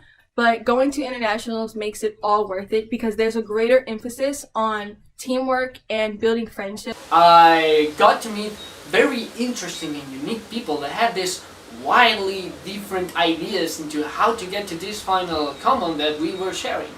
And that was when I learned the importance of teamwork, which to me was the most important lesson that I could learn from DESLA and ISSDC both. I didn't really get any opportunities in school to apply my scientific knowledge, and I liked science, so I wanted to be able to do that, and the competition was a great opportunity for that. By meeting and working directly with people from all across the world on our shared goal of developing a strong project, I gained a long-standing desire to learn from people that come from backgrounds dissimilar to my own. I'm really appreciative of the competition. I made so many friends. I've met so many interesting people, and now I'm to attend my dream college and study something I'm very passionate about. So thank you for listening, and thank you for the great experiences I was able to have through the competition. The first space settlement design competition was held in August of 1984 at Ohio State University. It had 75 participants. And it was so wildly successful that even astronaut Story Musgrave showed up to see the design presentations. Since then, this competition has grown from local competitions to international competitions that today provide high school students this industry experience all over the planet. The premise of the competition is that there is a chronology of settlements established throughout the inner solar system over a 75-year period of time. The chronology begins by establishing settlements at the Earth-Moon libration points. Then they go down to the surface of the Moon. Then they go around the Moon. Then they go around Mars. Then they go down to the surface of Mars. They go out to the asteroid belts. They finally go to the inner solar system and establish settlements at Mercury and finally at Venus.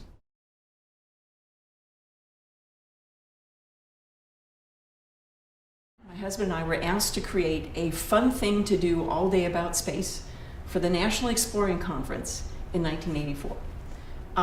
And we thought, well, what could be more fun than designing space settlements?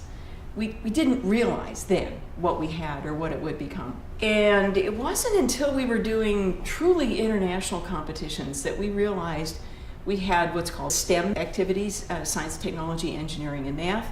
We also realized we were creating an industry simulation. We were emulating real life. So we created an experience for students like working on an industry proposal team. And we didn't realize in the beginning that we were also inspiring students to think about what they would do with their careers, and maybe engineering was a good career choice.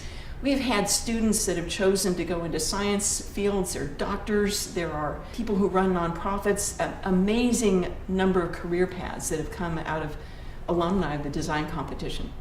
When we started seeing this, we realized we had something terrific. The space settlement competitions introduce you to a world that, at least for me as a sophomore when I started competing, didn't seem possible. Space settlement was science fiction. It was something that I didn't think that I as a student could productively contribute to. When you get to the actual event, you see how things work and how the problems are broken into these pieces that you can start to take on as your own projects and explore why things work and why they don't in space. To me, space settlements are so exciting because they represent a major milestone, not only in space exploration, but in the technological capability of mankind. But to achieve this goal, you have to develop a certain level of talent and expertise. I think that's exactly what design competitions like ISSDC do.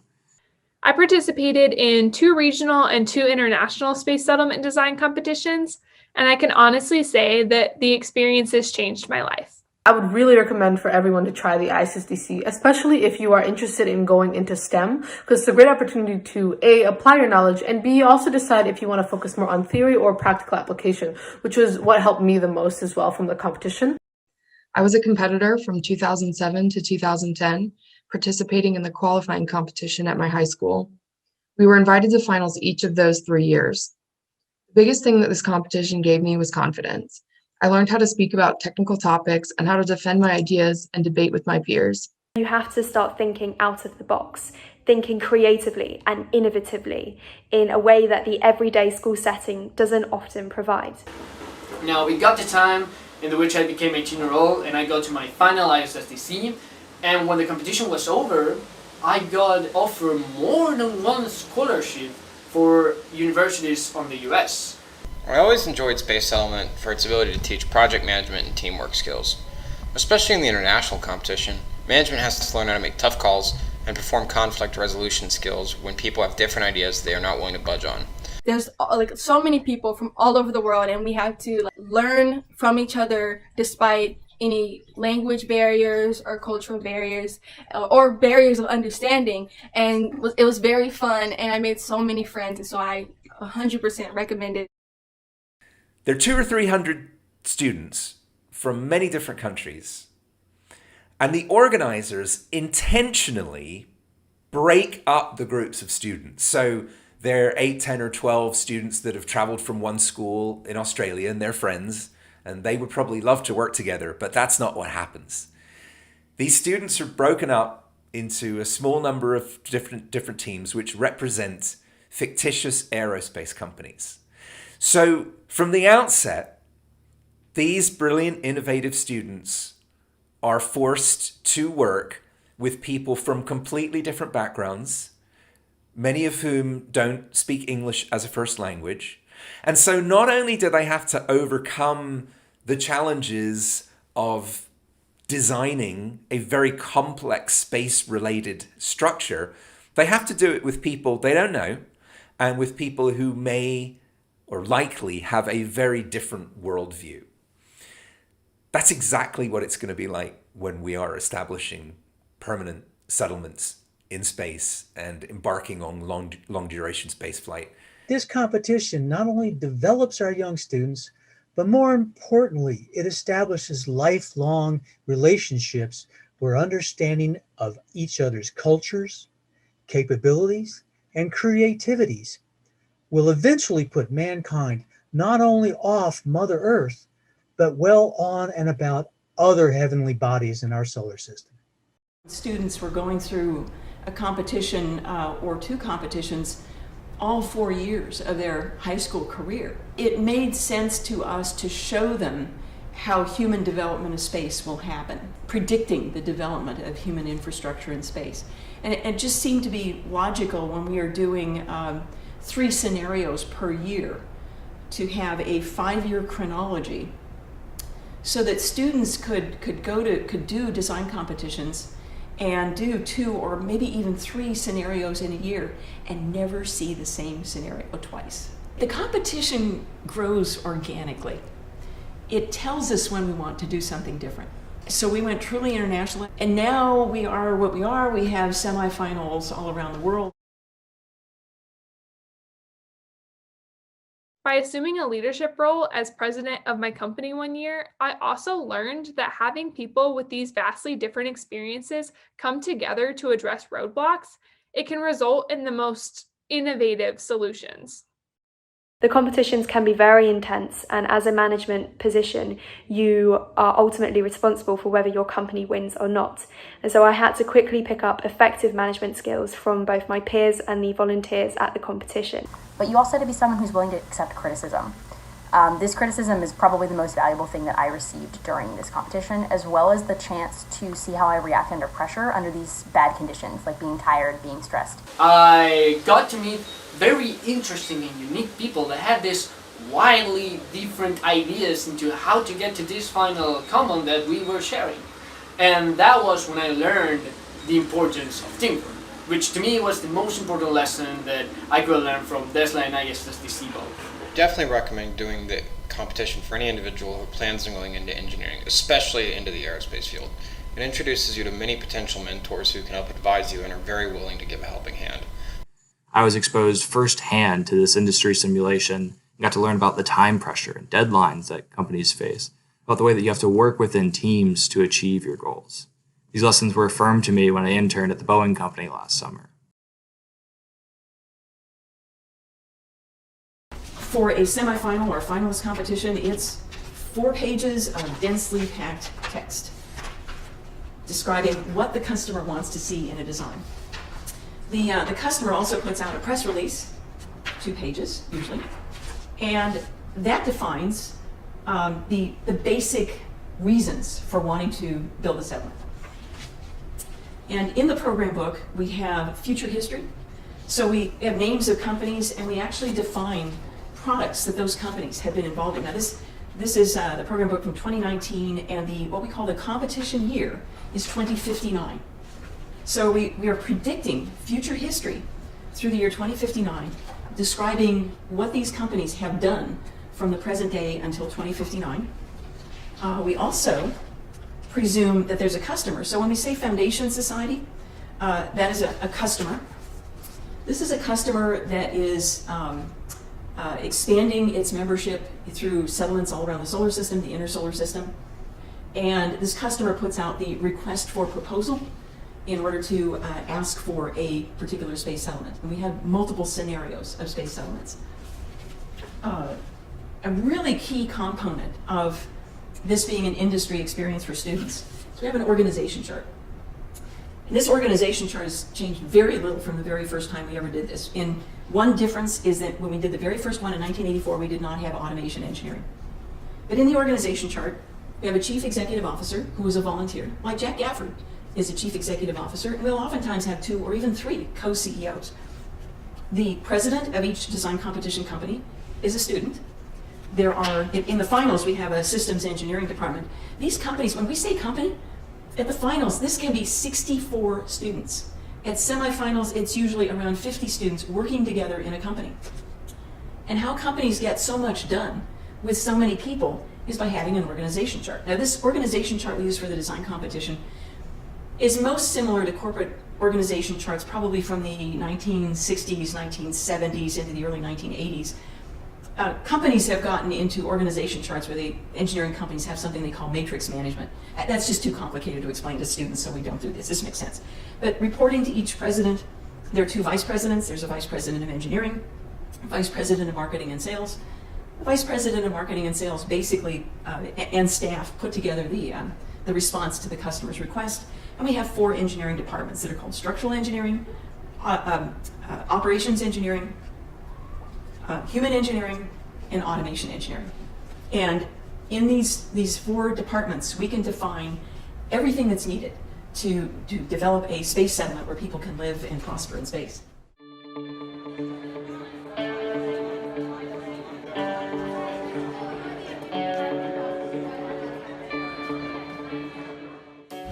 I have all of your tickets for NASA.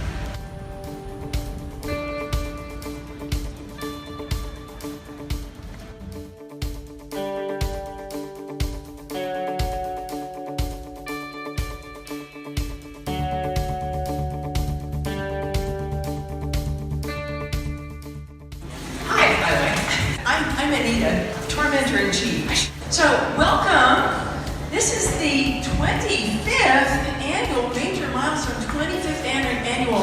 International Space Settlement Design Competition Finals. Okay, so do we have Friday Harbor?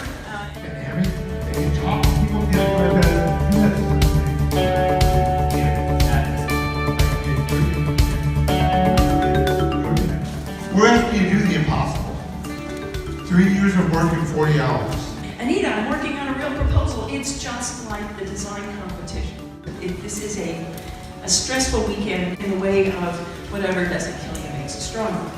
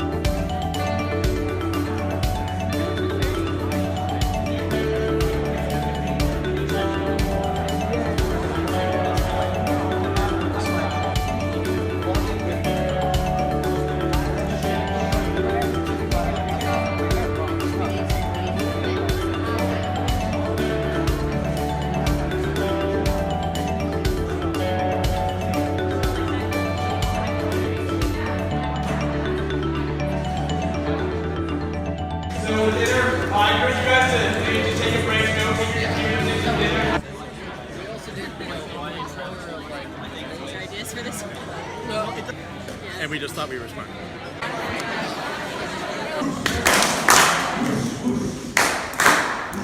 Thank you guys. Hope you guys had a good dinner. A couple notes, and then we're going to go over the structure. They're going to give us a brief presentation on what the structure looks like.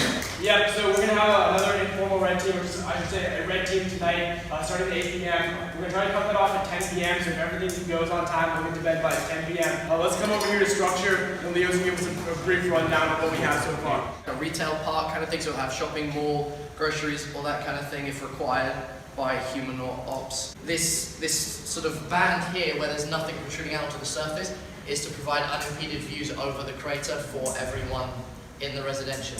Is if all of you guys understand this fundamental architecture and then you start integrating your bits and pieces into it, that is one of the most critical ingredients to get a compliant proposal and eventually win. I'm impressed. These are awesome drawings, by the way. Really great job. This has a propensity to get really busy really fast. So what I spend the first part of the competition doing is taking the RFP, and David's been helping me, he's been great. And what we do is we skim the RFP and we see where do points overlap. And the biggest issue we usually find in this 42-hour competition is that people don't talk to each other. And so tomorrow, starting at 8:45 a.m., you're going to get really familiar with my voice.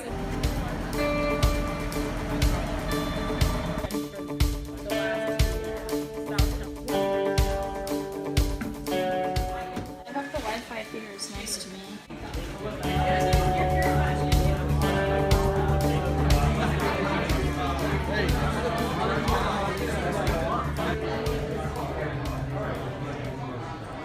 Say that they're interested in it now.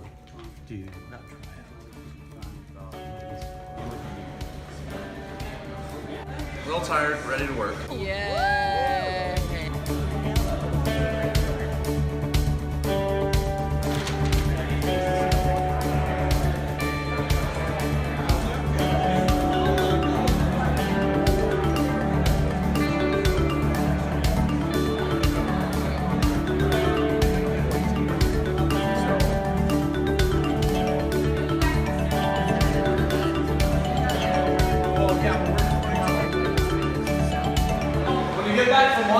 start putting stuff on red team slides. And this is where good enough really comes into play. We're finalizing the designs that we already have, and we're putting them on red team to present to the red team around 3 or 3:30.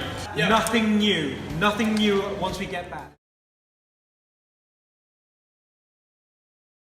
Design competitions are unique and they work. There is nothing else like them in the education sphere. We provide high school students the opportunity to learn what it's like to work in the space sector and give them the chance to practice hands-on STEM well before university, let alone the workplace.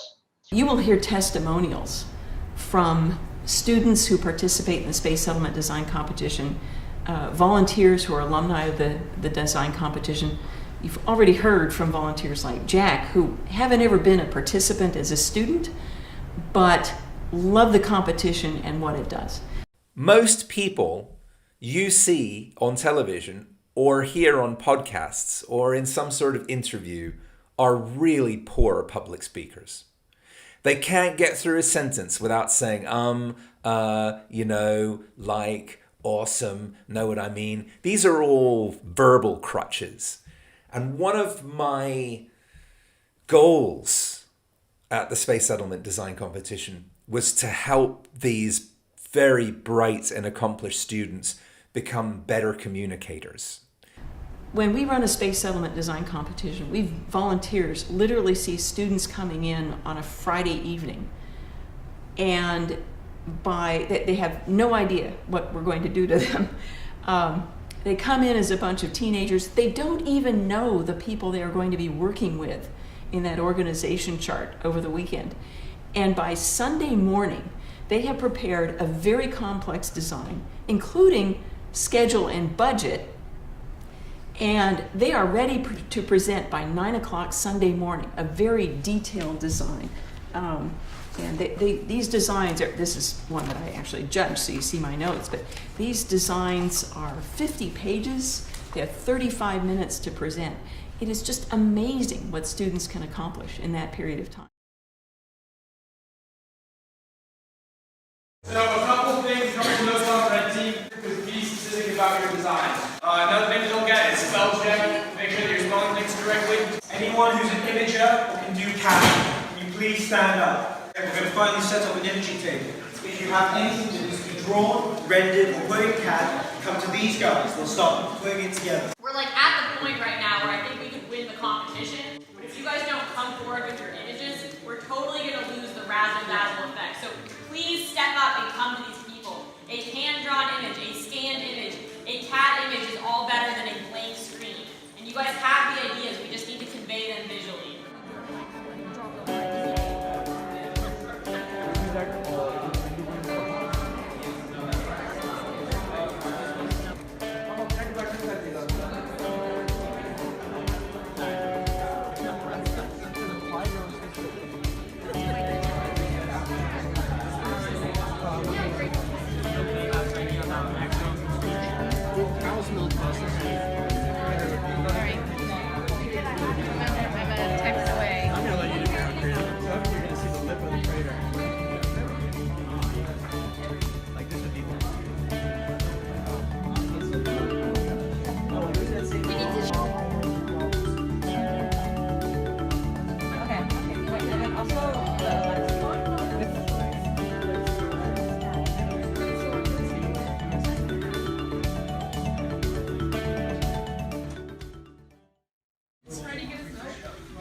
We don't have any milk. We got them milk because all the British kids were complaining about how there was no milk for tea and they were just about to like lose it.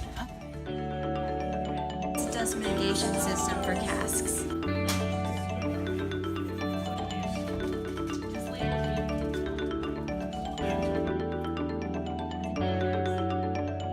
What do you think? It's probably best if we're not in here right now. Okay. Because our list is stressed.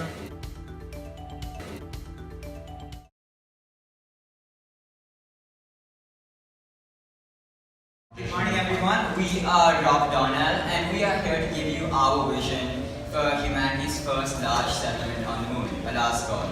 We're going to start right off by the big picture, over the structure. My name is Paxton Scott. It is my honor and pleasure to introduce to you our vision of a last school. We're going to start with the external design, then we're going to look at the interior design, then we're going to look at our interior operations, and then we're going to look at our day-to-day human life. So this is an artist's representation of what our structure would look like on location, showing how it would map over the crater. Pizza slice, it's you can pick your brand, Papa John's or Domino's, really doesn't matter. We've tried to keep the percentages in line with what they were in Seattle at the time of the Alaska Gold Rush. Honey, I'd love you to the moon and back. We suggest you change that. I'd love you to Earth and back. Next slide. What am I doing for fun? So, let me tell you what you're doing for fun. We have a couple different options. We are Google Dynamo. Thank you.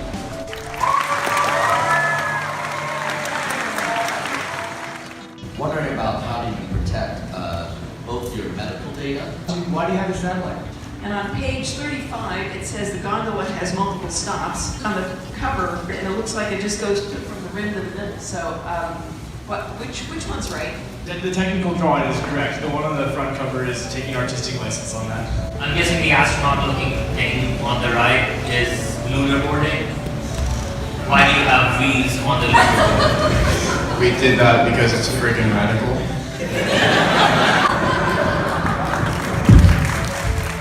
Can I get the last parting shot of my group? And I'm looking at breathable atmosphere in the key, and I don't see it in the map. Thank you. That is a mistake in the color overlay. On behalf of everybody from Grumbo, thank you for your time today. You say that you're going to do lab grown meat. Use stem cells to grow the meat. You're Jewish, it's actually kosher. Thank you, Dr. I was thrilled on the Monday morning when we saw the final presentations of the competing aerospace companies, the enormous improvement that every student had shown from a 1 hour class and a little bit of practice and employing a few tips that I gave them. They had become much, much better speakers. In some cases, excellent speakers after just one class. And that's something that the world needs. I learned over the course of time how important it is to provide this experience and not try to drive it. Since learning that CEO attribute, I have seen and been involved with the maturation of many student competitors and the impact that this competition has had on them. It has also been a learning experience for me. I have added to my own professional skill set in the areas of project management, leadership, and mentoring. So the long-term goal, the ambitious long-term goal, is to enable the Space Settlement Design Competition experience to be available to any student in the United States. I'm going to focus on the United States. We have organizations internationally who are running semifinals, and they can focus on their areas. So we have semifinals in Asia and Australia. We're starting one in Africa. We have capabilities in the United Kingdom and Latin America and Europe. I want to focus on making this experience available for high school students in the United States. And that can happen many ways. We currently have the international competition mechanism, which involves qualifying competition or semifinal to get into finals. We realize that the throughput for that kind of a process really limits the number of students who can participate. So we have started a parallel experience called the tournament, which literally has been crafted so that we can have an unlimited number of semifinals all in the United States. And other regions around the world are welcome either to do this nationally in other nations or do this in their region. It's a model that just enables maximum participation. What we can see students and teachers doing is if you're interested in participating, it's really easy to enter the qualifying competition, which is a competition you do in your school. You can find that through the website spaceset.org, spaceset.org, which is the design competition website.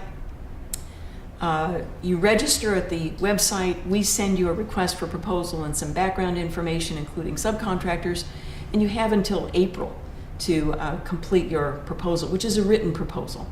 At the live competitions, it's a briefing that you do to a panel of judges. The live competitions, like what we were doing in 1996, and we've done more recently, happen over a weekend. Just a weekend. For a semifinal, we start on a Friday night, end on a Sunday evening, and this whole design process happens with 50 students per company and 4 companies in a weekend. The qualifying proposal, the participants have until April to prepare a written report, like an industry proposal. We know at least one school that is using that qualifying competition proposal as a project in AP Physics. They have school board approval to do that. We know another school that is using the qualifying proposal process as an example in English class, as an example of how the English language is used in industry. These materials are out there. It costs nothing to register for the qualifying competition. Now, if you're selected, you have to get yourself to Kennedy Space Center to go to the finals. Well, not in COVID times, but in a normal year. So registering for the qualifying competition is one way. There's a school district in Brownsville, Texas, that is prototyping this tournament model, so we're figuring out how to do that. If students in your school district want to do a tournament and not be connected with having to go to the finals if you win, just get in touch with us and we will be happy to help you run this experience in your local area. I would highly recommend competing in the design competitions because they offer an opportunity for growth no matter what your current interests are. Personally, I will be attending medical school next year, but I chose to highlight one story from my involvement in the design competitions during the recent application phase because that moment had such a long-lasting impact on who I am as a person to this very day. And I can honestly say that the experiences changed my life. My favorite thing about the ISSDC is definitely the people there. I'm still in contact with volunteers and students that I met. Overall, it's just such a unique opportunity because you get to work with people from all around the world and with different backgrounds, and yet you find that it's pretty easy to communicate and get along because we're all very driven people and working towards the same goal. And this isn't really something that I got to experience in high school, so I was very grateful, and it was an unforgettable opportunity. Lastly, the ISSDC was the main influence on my university decision because before going into it, I knew that I liked science. However, I didn't know what I wanted to do with it. But being in the structural engineering team and being able to design buildings and also look at construction processes like real engineers do, I realized that I really like to build things for humans to use, and so I decided to go into engineering. And I've just finished my first semester and I really enjoyed the program. So thank you ISSDC so much for helping me figure that out. And I know that any other students who participate in this competition will really enjoy it as well. Yeah, thank you everyone for listening. It's an incredibly rewarding experience and I will keep coming back as long as they will have me. This competition brings so many good things to so many young people, and I'm proud to be a part of the volunteer family that makes it happen. My experience in management has actually led me to change what I wanted to do at university and for a career. Before, I wanted to do a finance degree and go into banking, whereas now I've applied for economics and management, and I would like to go into management consultancy and maybe even one day consult for the aerospace industry. But at the end of the day, we're not all going to be rocket scientists. But everyone will still feel that kind of pressure in their lives in that chaotic situation where they're trying to solve problems. It's really cool to get to practice that with a group of students who are also under the same pressure. I actually really enjoyed the craziness of the competitions, and I realized that I enjoyed facilitating a team to accomplish a goal. That's something that I'm bringing with me into my future career in Army intelligence. I got to work with brilliant young students from around the world, forge friendships with people from other continents, and learn from industry-leading scientists and engineers. I can say without a doubt that I would not be where I am without competing in ISSDC, and I cannot be more thankful for the people who are involved with it. I'm a senior at Kip Sunnyside High School, and I recently found out that I will be attending Swarthmore College in Pennsylvania, which is my dream college, so I'm very excited. So thank you for listening, and thank you for the great experiences I was able to have through the competition. I even got recommendation letters from NASA engineers, which At this context, I don't even have to explain the weight they have. So that's, even though I could speak about this the whole day, I'll have to stop.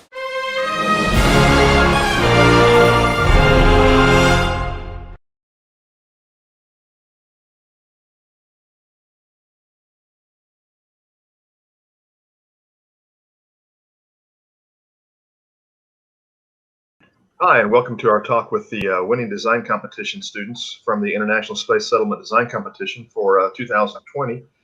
We have some of the winning team members with us today, and we'd like to just kind of go around and ask them a few questions, talk with them about what their experience was on the competition, some of the things they took out of it, and some of the things that benefited them going forward as they continue their schooling and development as students and people coming up in the world. So with that today, we have Freddie Scarrett with us from the winning team, Jonah McDonald, Nathaniel Smith, Jaskirat Singh, and Mitra Stainsbury with us from all over the world today. So we're going to ask them a few questions and try to kind of dig in to see what they got out of the competition and what how it meant to them and what it's meant to them going forward. A couple questions kind of to start off. We'll kind of let everybody answer this first question because I think it's probably the most important one. And it's the one people ask about the most, and we'll just start off in the upper corner. Freddie, what did you enjoy most about the design competitions, and this one in particular, but other ones you might have been involved in the past? I think the thing I've enjoyed most about them is there's something quite special about seeing the product come together, as it were. Going from having absolutely nothing at the beginning of a period of days to having these beautiful CADs and these really thought out scientific principles. The idea of moving from having nothing to having these really in detailed designs, that kind of visually seeing it really is the thing I've enjoyed most about it. Very good. Thank you for that. Jonah, how about you? What did you enjoy most about the design competition? Well, it's intense, and the thing about the space design competition is it challenged me in a way that I haven't really been challenged by anything to that extent before. I mean, it's odd because it's extremely intense, and you're really, I mean, my brain was running 400 miles an hour for 3 days straight. But at the end of it, you sort of feel like, wow, I really did something. And you get a real sense of achievement and a sense of sort of that you've put your mind to good use, I think. Very good. Thank you for that. Jaskirat, how about you? I think the thing that I enjoyed most about the competition was the people. So the fact that people from different countries who want to work towards the same goal can come together so beautifully and actually figure out a way to work together is beautiful, I feel. And it surprises me that even though everyone just wants to win, people have different ways into how that can come about, and there are still conflicts, but you're still together in the whole process. Because there'll be minor disagreements, but you all know that, okay, we're here to win. And just watching as everything comes together, and it just develops this feeling of togetherness, which I think you don't get anywhere else. Because in the pressure of those, say, 48 or 24 hours or whatever the deadline is, you're you're like a couple of friends in a pit, and you're just forced to work together even if you hate each other. And then you just learn to love each other and then just come out of the pit. Very good. Very good. Thank you for that. Mitra, how about you? I think I'd have to concur with Jaskirat. Honestly, the people in this competition really make it so fantastic. You meet people who are so incredibly gifted at engineering and science and medicine and psychology and loads of different fields. And being able to learn from those people is such a unique experience and opportunity. And as Jaskirat said, when you're under that kind of pressure, it's just such an amazing feeling knowing that you have these incredible team members around you that you can rely on to help pull you through and pull the team through and hopefully win at the end of the day. Very good. Thank you. And Nathaniel, how about you?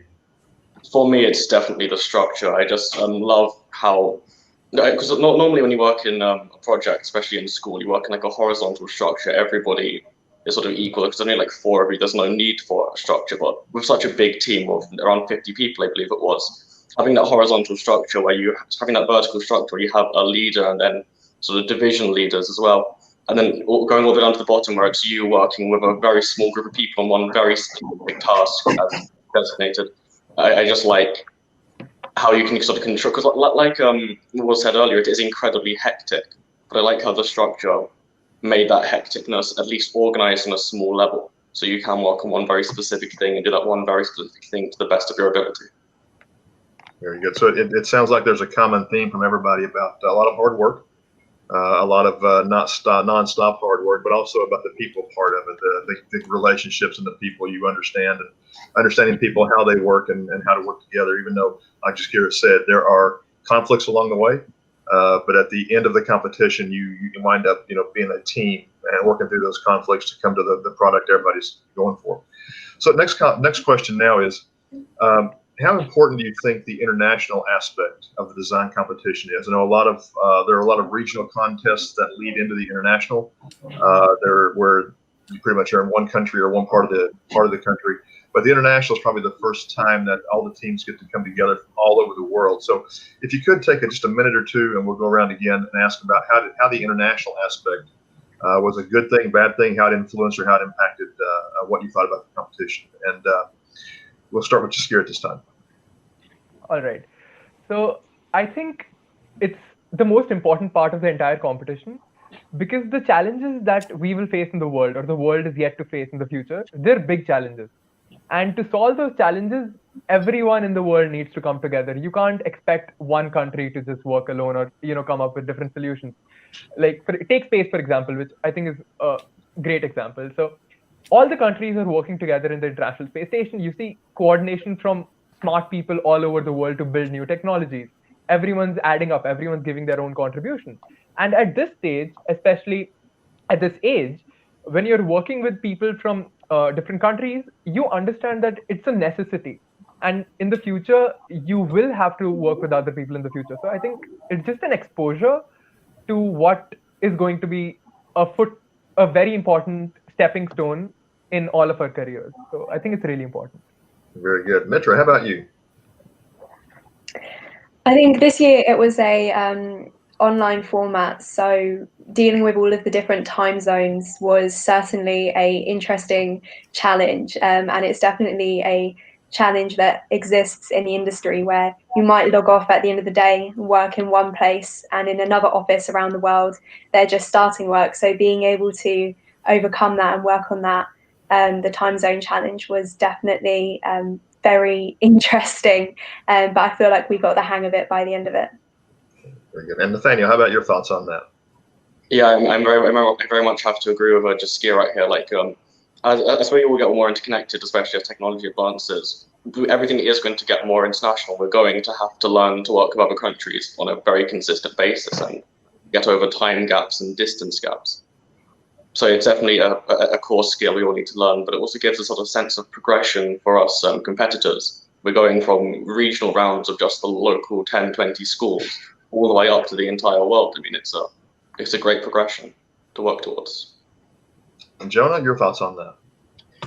Well, I think in the international aspect is where the whole, because everyone's been talking about the relationships you form, and I think it's in the international aspect where that really comes into its own, because there's such a difference between working with someone you see at school every day, or working with someone who might live an hour, 2 hours away from you, or working with someone who's 2,000-3,000 miles away from you, and you have to sort of, it's that sort of cooperation, and that's what makes it very, very unique, is that whole, well, I've got to coordinate with these people from India, America, Uruguay, from all over the world, and it makes it really special.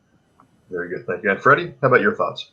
Yeah, the international aspect of the competition is one of its most rewarding parts, that you get to interact with people from all across the world. You become friends, you get to know people that you would not in any other context really have gotten to work with or to interact with, and that people bring ideas or things. I mean, you learn different things in school, even in different countries. So you kind of brings a lot of intellectual and design diversity to it.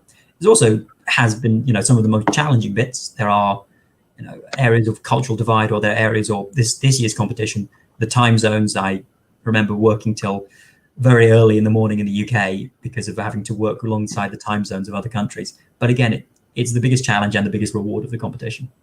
Yeah, very good. Thank you guys very much for that one. So if you had a chance for other students and other schools, other countries coming up, trying to decide about do they want to be a part or partake in a design competition like this. What would you recommend to them? What would you tell them that would be the benefit? What's the selling point for this design competition for them to get involved with? And we'll start with Mitra first this time. What I think is the most valuable thing that you get from the design competition, which can be applicable to any student and therefore any school around the world, are the soft skills that you develop. So organization, teamwork, management skills, working under pressure, meeting deadlines, and so forth. So I think those are incredibly valuable skills. They're very transferable to any field that the students wish to go to in the future. So if you have some students that are unsure about what they really want to do, space design is a fantastic way for them to get involved, learn really useful skills, and maybe even get interested in the aerospace industry in particular as well. All right, thank you. And Nathaniel, what are your thoughts on that? What would you recommend to other students looking to get into this competition? What's the benefit to them? What I will say, and what I have said to other students is just do it. I mean, no matter how far you get, it's going to be an incredible experience. You really don't know how you handle pressure until you're under pressure, and having the pretty insane time constraints, especially in the regional rounds, it will sort of show you how you handle pressure and how you can improve yourself. So I'll definitely say just go for it. Very good. And Freddie, your thoughts on that? I would say that it's an opportunity to do something you'll never get to see really in school or in a traditional educational format. So it's really an interesting experience that way. And also, I'd say it's a really good way to meet people, to make friends, and to kind of get these new experiences that, again, just you wouldn't see in school. It's kind of a really broad horizon because you get from this competition. Very good. And Jaskirat?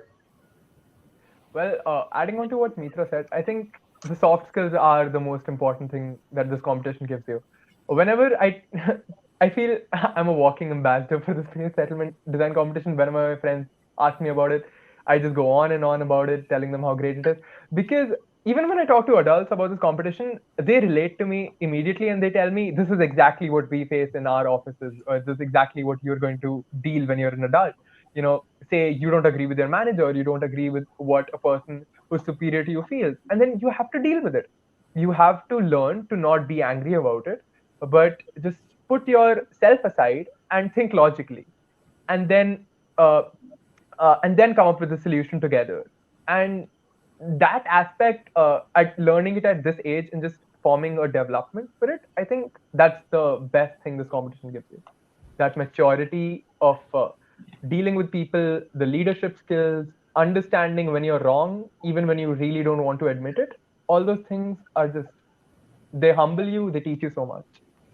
Very good, thank you. And Jonah, finally for you, what are your thoughts on that?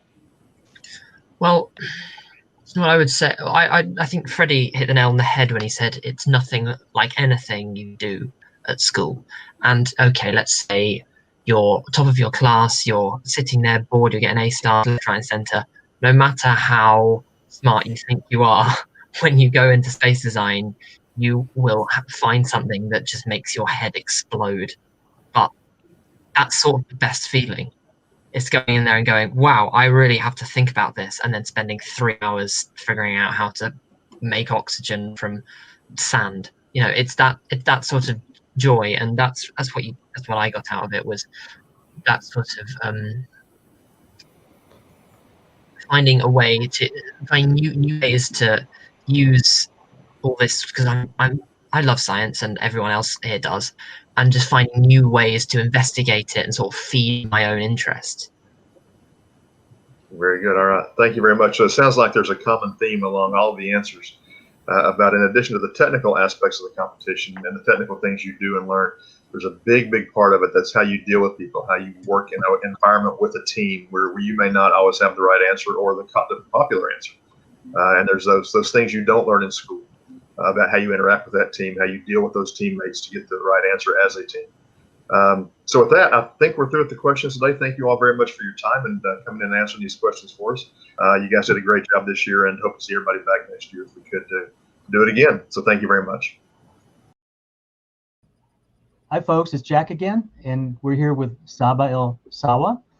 And Saba is one of our more productive volunteers. She helped put together the Canadian Regional that we held for the first time back in 2018, and we'll be talking a little bit about that. And Saba has just finished her master's degree at the Space University, and she'll talk about that. So, Saba, if you'd like to talk a little bit about yourself, introduce yourself, and we'll get going.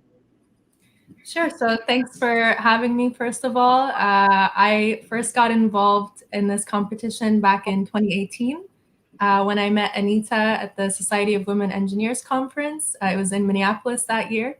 And I was working at Intel at the time. I was still in Vancouver, Canada. And I went up to her after her talk on space settlements because she mentioned this competition. And as far as I knew, we didn't have it in Canada at the time. And I expressed interest in, getting it started. So we managed to get the first competition started in 2019. And so I'm currently in the Netherlands, in Europe. As Jack mentioned, I was doing my master's degree at the International Space University. So I just finished that this month, and I was doing an internship at the European Space Agency, focused on the environmental impacts of space exploration, working with the Clean Space Office. And yeah, that's more or less where I am right now. Reach up to speed on what Saba's been up to. You're a very, very energetic young lady. Well, talking about the Canadian regional, I know it was a lot of work because you and I, spent quite a bit of time putting that together and arranging all that. So talk a little bit about all the things that we had to do to get that competition started, and how hard was it, and what all the things that needed to get done just to get it kicked off. Yeah, absolutely. So it really started that very first night when I met Anita at the conference. I emailed her right after. I expressed interest again that we wanted to get it started in Canada. She sent me probably the longest email I've ever received in my life with all the information about the competition, all the things that we needed to do. And on my end, I was focused mainly on getting everything set up locally. So since I was in Vancouver and I actually went to the University of British Columbia, I managed to get some volunteers from the UBC rocket team that I was on, and then also to get the space to have the competition in person. This was pre-COVID, so we were actually able to gather together. And then I had a lot of support also from the US volunteers, yourself, Jack, and everyone else who came out. So kind of mentoring the kids, judging the competition, and things like that. So it was very much a group effort to get it started. Yeah, we thought it was a real success, and we were really impressed with the presentations. And I think they had 2 12-hour sessions or something to put the presentations together. So they really stepped up and did a good job. So you're involved with other competitions. You've got France-Germany competition and the Jordan-Palestine competition that you're helping to set up. So talk a little bit about those. How are those going on, and how do they compare to what we did in Canada? Yeah, sure. So this year, or I guess last year, when I first started at the International Space University, I wanted to start this competition there as well. So really the reason I got involved with the ISSDC is because I want more students to have access to these same opportunities. So I worked with a professor at ISU who helped me set up initially what we thought was going to be an in-person competition because it's based in Strasbourg, so it's right at the border between France and Germany. So we decided to do a combined region and invite students from both places. Unfortunately, then COVID hit, and we knew that it wasn't going to happen in person. But with that came the opportunity to also plan a virtual competition for Jordan and Palestine, which is where I'm originally from. And so because of COVID, we did kind of an essay competition in a way. So students participated separately, either in groups of 2 or individually, and they came up with their own plans. So we had a simplified RFP. It's of course not the same as the in-person competition. There's a lot you don't get from not having that kind of interaction and being all in the same room and working with the different teams. But I think it was a good way for them to, kind of learn more about this organization, this competition as a whole, more about space in general. And I know that at least for the ISSDC, even though it was completely virtual, they still had some interaction with students from around the world, and I think it's still a very valuable experience for them to have. And hopefully this year, 2021, we'll see how things go, but hopefully we'll be able to have some in-person or some hybrid competitions so that we can carry it forward in all of these regions. That's super. I know that you're working with Randall Perry in our European contingent that we have in that region. So I know he's been helping you out with getting these started and supporting that kind of stuff. So that's great. We're always happy to have new competitions emerge around the planet. So that's one of the neat things about this competition is that we do have competitions being held in virtually every corner of the planet. And we got more coming, and you're guilty for part of that, so thank you. So these competitions that you've helped put together and you've helped run, I'm sure you had expectations about what they would be prior to putting them together and prior to executing them. So tell us about what expectations you had going into putting these competitions together, and how well were they met when they were executed and completed? Sure, yeah. So I guess I didn't really know what to expect going into the competitions. Like I said, my first time hearing about this was during Anita's talk at the conference, and I didn't expect high school students to be able to come up with such detailed and technical plans. I was really impressed by the quality of work that I saw. Especially when we had our first Canadian competition, the students were not, involved in this competition before, and they managed to produce these really amazing designs. And actually, so we had 40 students participate in the first Canadian one, which was also more than we expected, which was great. And then we sent a team of 20 people to the finals at the Kennedy Space Center, and ended up being part of the winning team, which was amazing. So there was really a lot that we experienced that we didn't really expect it or see it coming. I think it was a very special year in general. It was the 50th anniversary of the moon landing. We were right there in the Kennedy Space Center. There was just this atmosphere of everyone being excited about space in general. There was so much learning going on, and not just for the students. I mean, even myself as a volunteer, just being able to work with the students and to, guide them without kind of telling them what to do. I think it's a very educational experience all around, and it exceeded expectations for sure. Hi, everybody. This is Jack again, and we're here with Aiden and Abigail and Nathan, and they all reside in Australia, down under.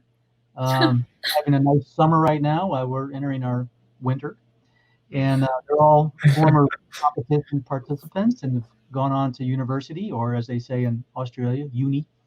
And they're here to talk about their competition experiences and some of the things that have happened post-competition and some of the things that they've done coming back to help the competition. So, like I said, we got a couple of topics set up here. So I'm going to throw these topics out, and I'm just going to open the floor up to you guys to go ahead and have the conversation.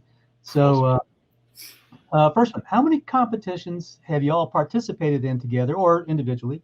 So that's Australian and international. And can you describe the scenarios for these competitions and what roles in the companies that you guys played? You guys go first. Abigail, ladies first. Okay. Well, I thought you, Nathan, because you introduced the whole thing to me. Yeah. All right. So well, then I'll go, I suppose. So I've been involved in the past 3 Australian space design competitions. I was involved in 2019's International Space Settlement Design Competition. If we're talking about scenarios, the very first scenario I had that sort of introduced me to the competition, we were ages ago now. Was this 2019 or 2018? No, 2018. Yeah, it was the year you with Aiden's. That was the moon base, I believe. That was. I think it was Lava Tube moon base. So that one was Lava designed Tube, yeah. to be a system of settlements, so that you'd build it several times around the moon, do various things, have a bunch of people, but it was resided in a lava tube, which was the main gimmick of that year's competition. Yeah. And so Abigail? Yeah. I joined in 2019 with Nathan. Like our schools combined together because we're like neighboring schools. So our regional Australian competition was one located in Europa, and that was like my favorite one out of the whole. On Europa, I haven't heard yeah, that. yeah. It's so cool. It was so cool. That one was wild, yeah. Yeah, and that's when I fell in love with this competition, and then I just kept going until the internationals that we had this year, which was my last one. We're gonna have to tell Anita she's lagging. It is. That one was wild too, because one of the design requirements was to build a tunnel from the surface to the ocean that may or may not be there. The ice is so thick. Yeah, it's like so hard. And because the water, 10 days. yeah, because the water, you can't have manned vehicles in there. You had to really, was a good. Did you guys not have manned vehicles? I could have sworn our team did. No, because isn't there like acid in the water? You couldn't. The difference between the winners and the losers. Yeah. Well, we all made it through that yeah. qualifying, but like obviously to different degrees. Yeah. We didn't have any vehicles. Crazy. So what? Oh wait, no, we did.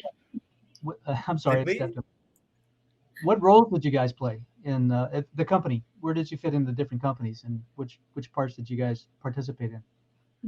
So the regionals that I did with Nathan, I was like for like the head of the girls. Like I helped with the girls and for us to overlap. And then I was also the head of operations, and I've had that role throughout most of all the head of the girls. I haven't heard that one. No, it's like it's not an official role, but like for us to overlap, you know, Okay. like I'll deal with our side because we're two different schools, so sometimes we would work separately. So yeah. Okay, so it was kind of like a company club, extracurricular company. Okay. Something like that. So Nathan, what kind of roles did you pick up? Yeah. So in the first year of the competition, I was in human factors, and I moved between human factors and structural. And that was only until the competition where I started moving into the business side of things. I started helping on the business development, costing, and scheduling, and that took me to last year where I was on the Sorry, I'm getting a phone call. Where I was on the head of marketing for our team. And that year we were Centaurus. I was with Aiden and Abigail that year, and that's how we all met up.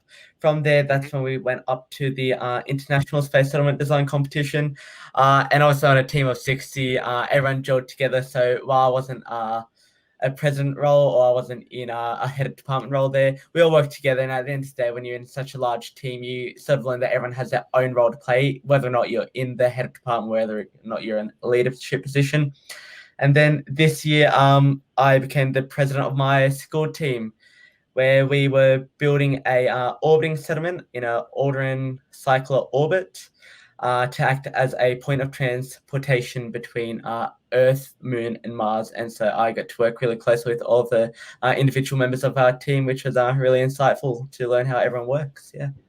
That's a classic scenario. Yeah, the president. Yeah. Really So tricky. good. It was OG. Yeah, and I think Aiden had some experience in that one, right? Yeah, so that was my second national competition back in 2017. Yes. So I've been doing the competition since 2015 qualifying, 2016 nationals, because we run our qualifying the year before and then do the national competition in January. It's all very weird. Maybe it was the year after. Maybe it was 2016, 2017. Doesn't matter. I've done 4 national competitions in Australia as a student. I'm going into my second one as a volunteer January. And I also did the internationals in 2019 as a student and volunteered this year virtually, this year being 2020. And then, yeah, And we're going that's to me for talk now. about that in more detail in a little bit. But yeah, and thank you for volunteering. It's been appreciated. Okay. It's as much fun for me. Yeah, it's addictive. All right, next topic discussion. Can each of you talk a little bit about where you are in your after high school planning, be it at university or if you're going to go to a career? What are you using that you learned from the competition in your current endeavors, and where do you see yourself in 5 or 10 years based on how the competition has helped direct you to that in those locations? So, Abigail, you get to go first. Oh, I was going to tell Ada to go first. Okay. So I recently graduated high school like a few months ago, and now we're in like the period of choosing what university we want to go to next year. So I'm lucky to have all the universities that I want to go to. So I just have to choose, but I am in like purgatory right there. Just don't know where to go at the moment. So I'm choosing to go into medicine to either do dentistry or optometry. So I'm studying an undergraduate of medical science in any of the unis that I want to go to. So in relation to, am I using what I have learned from the competition? Yes.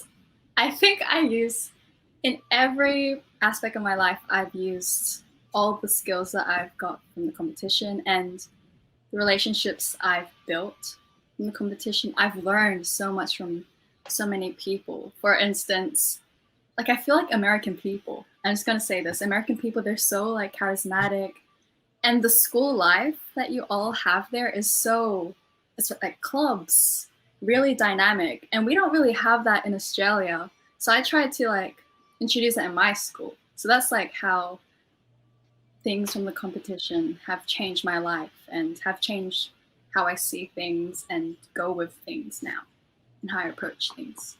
So I'm still in high school. I am just going into my 12th grade. But based off the competition, what I've experienced over the past 3-4 years, obviously the competition has provided me with a range of departments which I could have worked in. And over those 4 years, I've worked between all the 5 departments. So business, structural, operations, human, and automation. I've done aspects in each department. I think that's really shaped my pathway to the future. I'm more of a business-oriented person. I'm not really into the engineering side of things, but even participating in the competition, it just goes to show how no matter if you're in a more business discipline or engineering or sciencey field, that they all interrelate. And at the end of the day, like especially in business, each larger industry, they're going to have business departments for you to work in, and just experience the competition and seeing the dynamics of such a industry simulation. I think it just really goes to show that, the competition really provides you with a range of skills that you can take into the future and they'll ultimately lead you onto your path. I think that's what's really good about it, and that's what I've gotten from the competition so far going forward. But that's from a obviously post-university perspective. You got a few more years of influence than with us.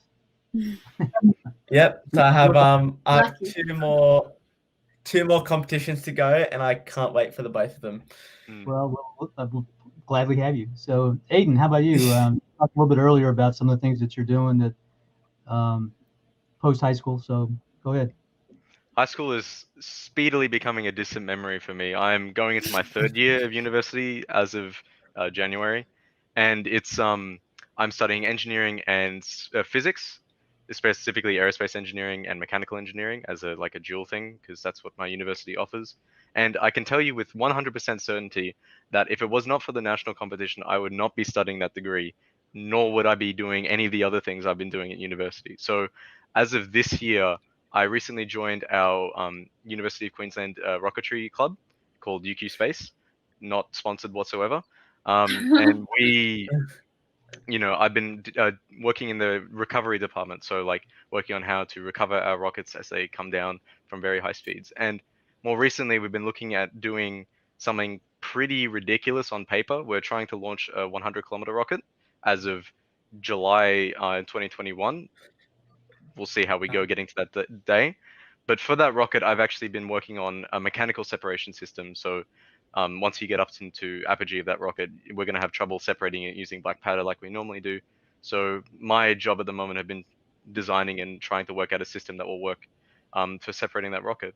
Otherwise, just recently, I got a new position as this state rep for my state in the Australian Youth Aerospace Association, So I hope to use that to, get more ties with industry, not for myself, but also talk to a lot of my peers in aerospace, a lot of my friends at university, and a lot of people I know going into engineering and aerospace engineering at university, and hoping to get them connections into industry and other, interesting experiences to get them to love aerospace just as much as I have learned to love because of the competition. Oh, great, great. Let's see now. Next question. Do you guys have any future predictions for actual space settlements? Where from your noddles, and they're different. Where do you think the global space industries are going to go? How do you think they're going to be developed? When do you think we're going to be getting off this planet as a race of people? How long do you think it's going to take, and what do you guys think it's going to be when it really happens? And that's a dialogue between all of you. So I would say that, if more and more people like us are moving into the workforce every day, when I graduate in 3 to 4 to 5, and we'll see, years time, that it could be a decade or two, I think, that we'll start seeing some permanent habitation outside of, low Earth orbit and that kind of thing. In terms of, where the space race in the world is going, I don't know if the whole going straight to Mars thing is not necessarily feasible or practical, but just the right idea. Personally, I'm more looking forward to the idea of asteroid mining and refining, which will hopefully solve a lot of problems to do with resource scarcity, especially here on Earth, and climate change with mining and that kind of thing. And hopefully those sorts of systems will allow us to just jumpstart an actual space, settlement across the entire solar system. how about you other guys? Yeah, no, You go. Go on, Abigail. Go. You go. Okay. Go ahead. So in our recent national competition in Australia, we did something related to climate change, where we had, what was that thing? The solar shield. Oh, the shield. the Yeah. solar shield. Yeah. And I thought that was so interesting because there's actually a team actually working on that, and I've read so much papers, and I feel like it is going in the right direction in regards to future predictions in the space area. Can't say much on settlements, but I'm more excited for how we can help Earth now in the state that it is right now. But yeah. I'd agree, because people say all the time that oh, what's the point of going into space when there's nothing? Yeah. We have to solve problems down here on Earth. Since the Apollo program, they've been saying that, but it really. There's so many things that we can do as in aerospace that will actually have massive effects on how we live life down here on the planet. It's crazy, and that's why And I I think competition. Yeah, and I think I really just echo what you said, Abigail. If here on Earth we're trying to create all these innovative things that can ultimately help our future and give us a better quality of life, such as a solar shield, I think that'd be a great direction. But at the end of the day, if 2020 has proven to be anything, is that the future is unpredictable, and so anything could happen. So I wouldn't be surprised if something wacky comes out in the next 10 to 20 years.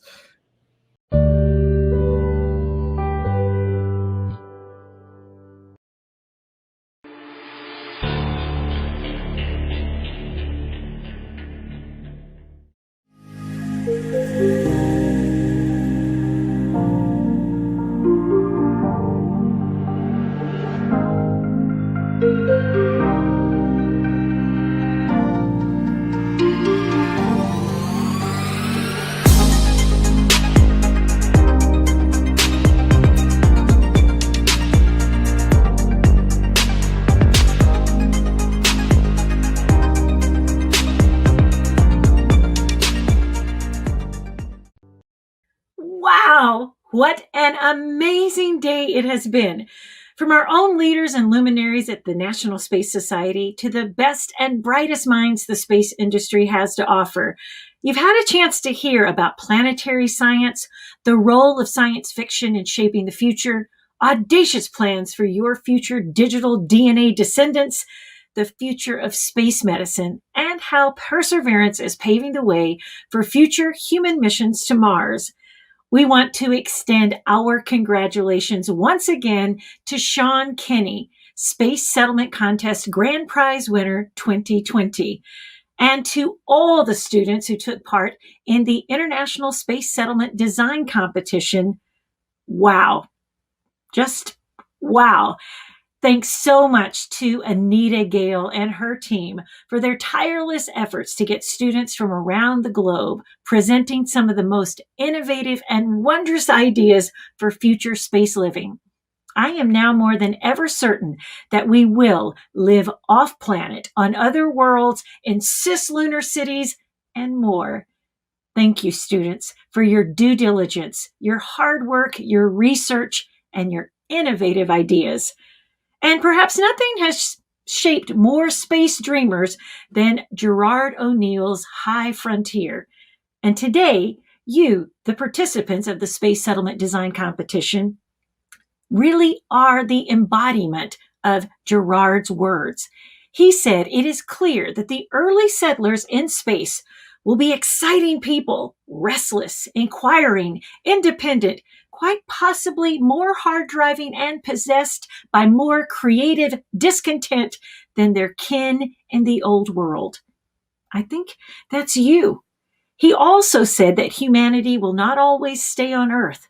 The pursuit of light and space will lead them to penetrate the bounds of the atmosphere, timidly at first, but in the end to conquer the whole of solar space.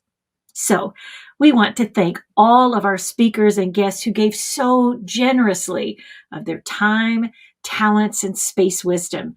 To all the students, well, again, we want to say we have great, great faith in each of you. So, go out there, draw it, build it, dream it, invent it, innovate it. Go predict the future by creating it. Go shine brightly as you were meant to, because indeed you all are 100% star stuff.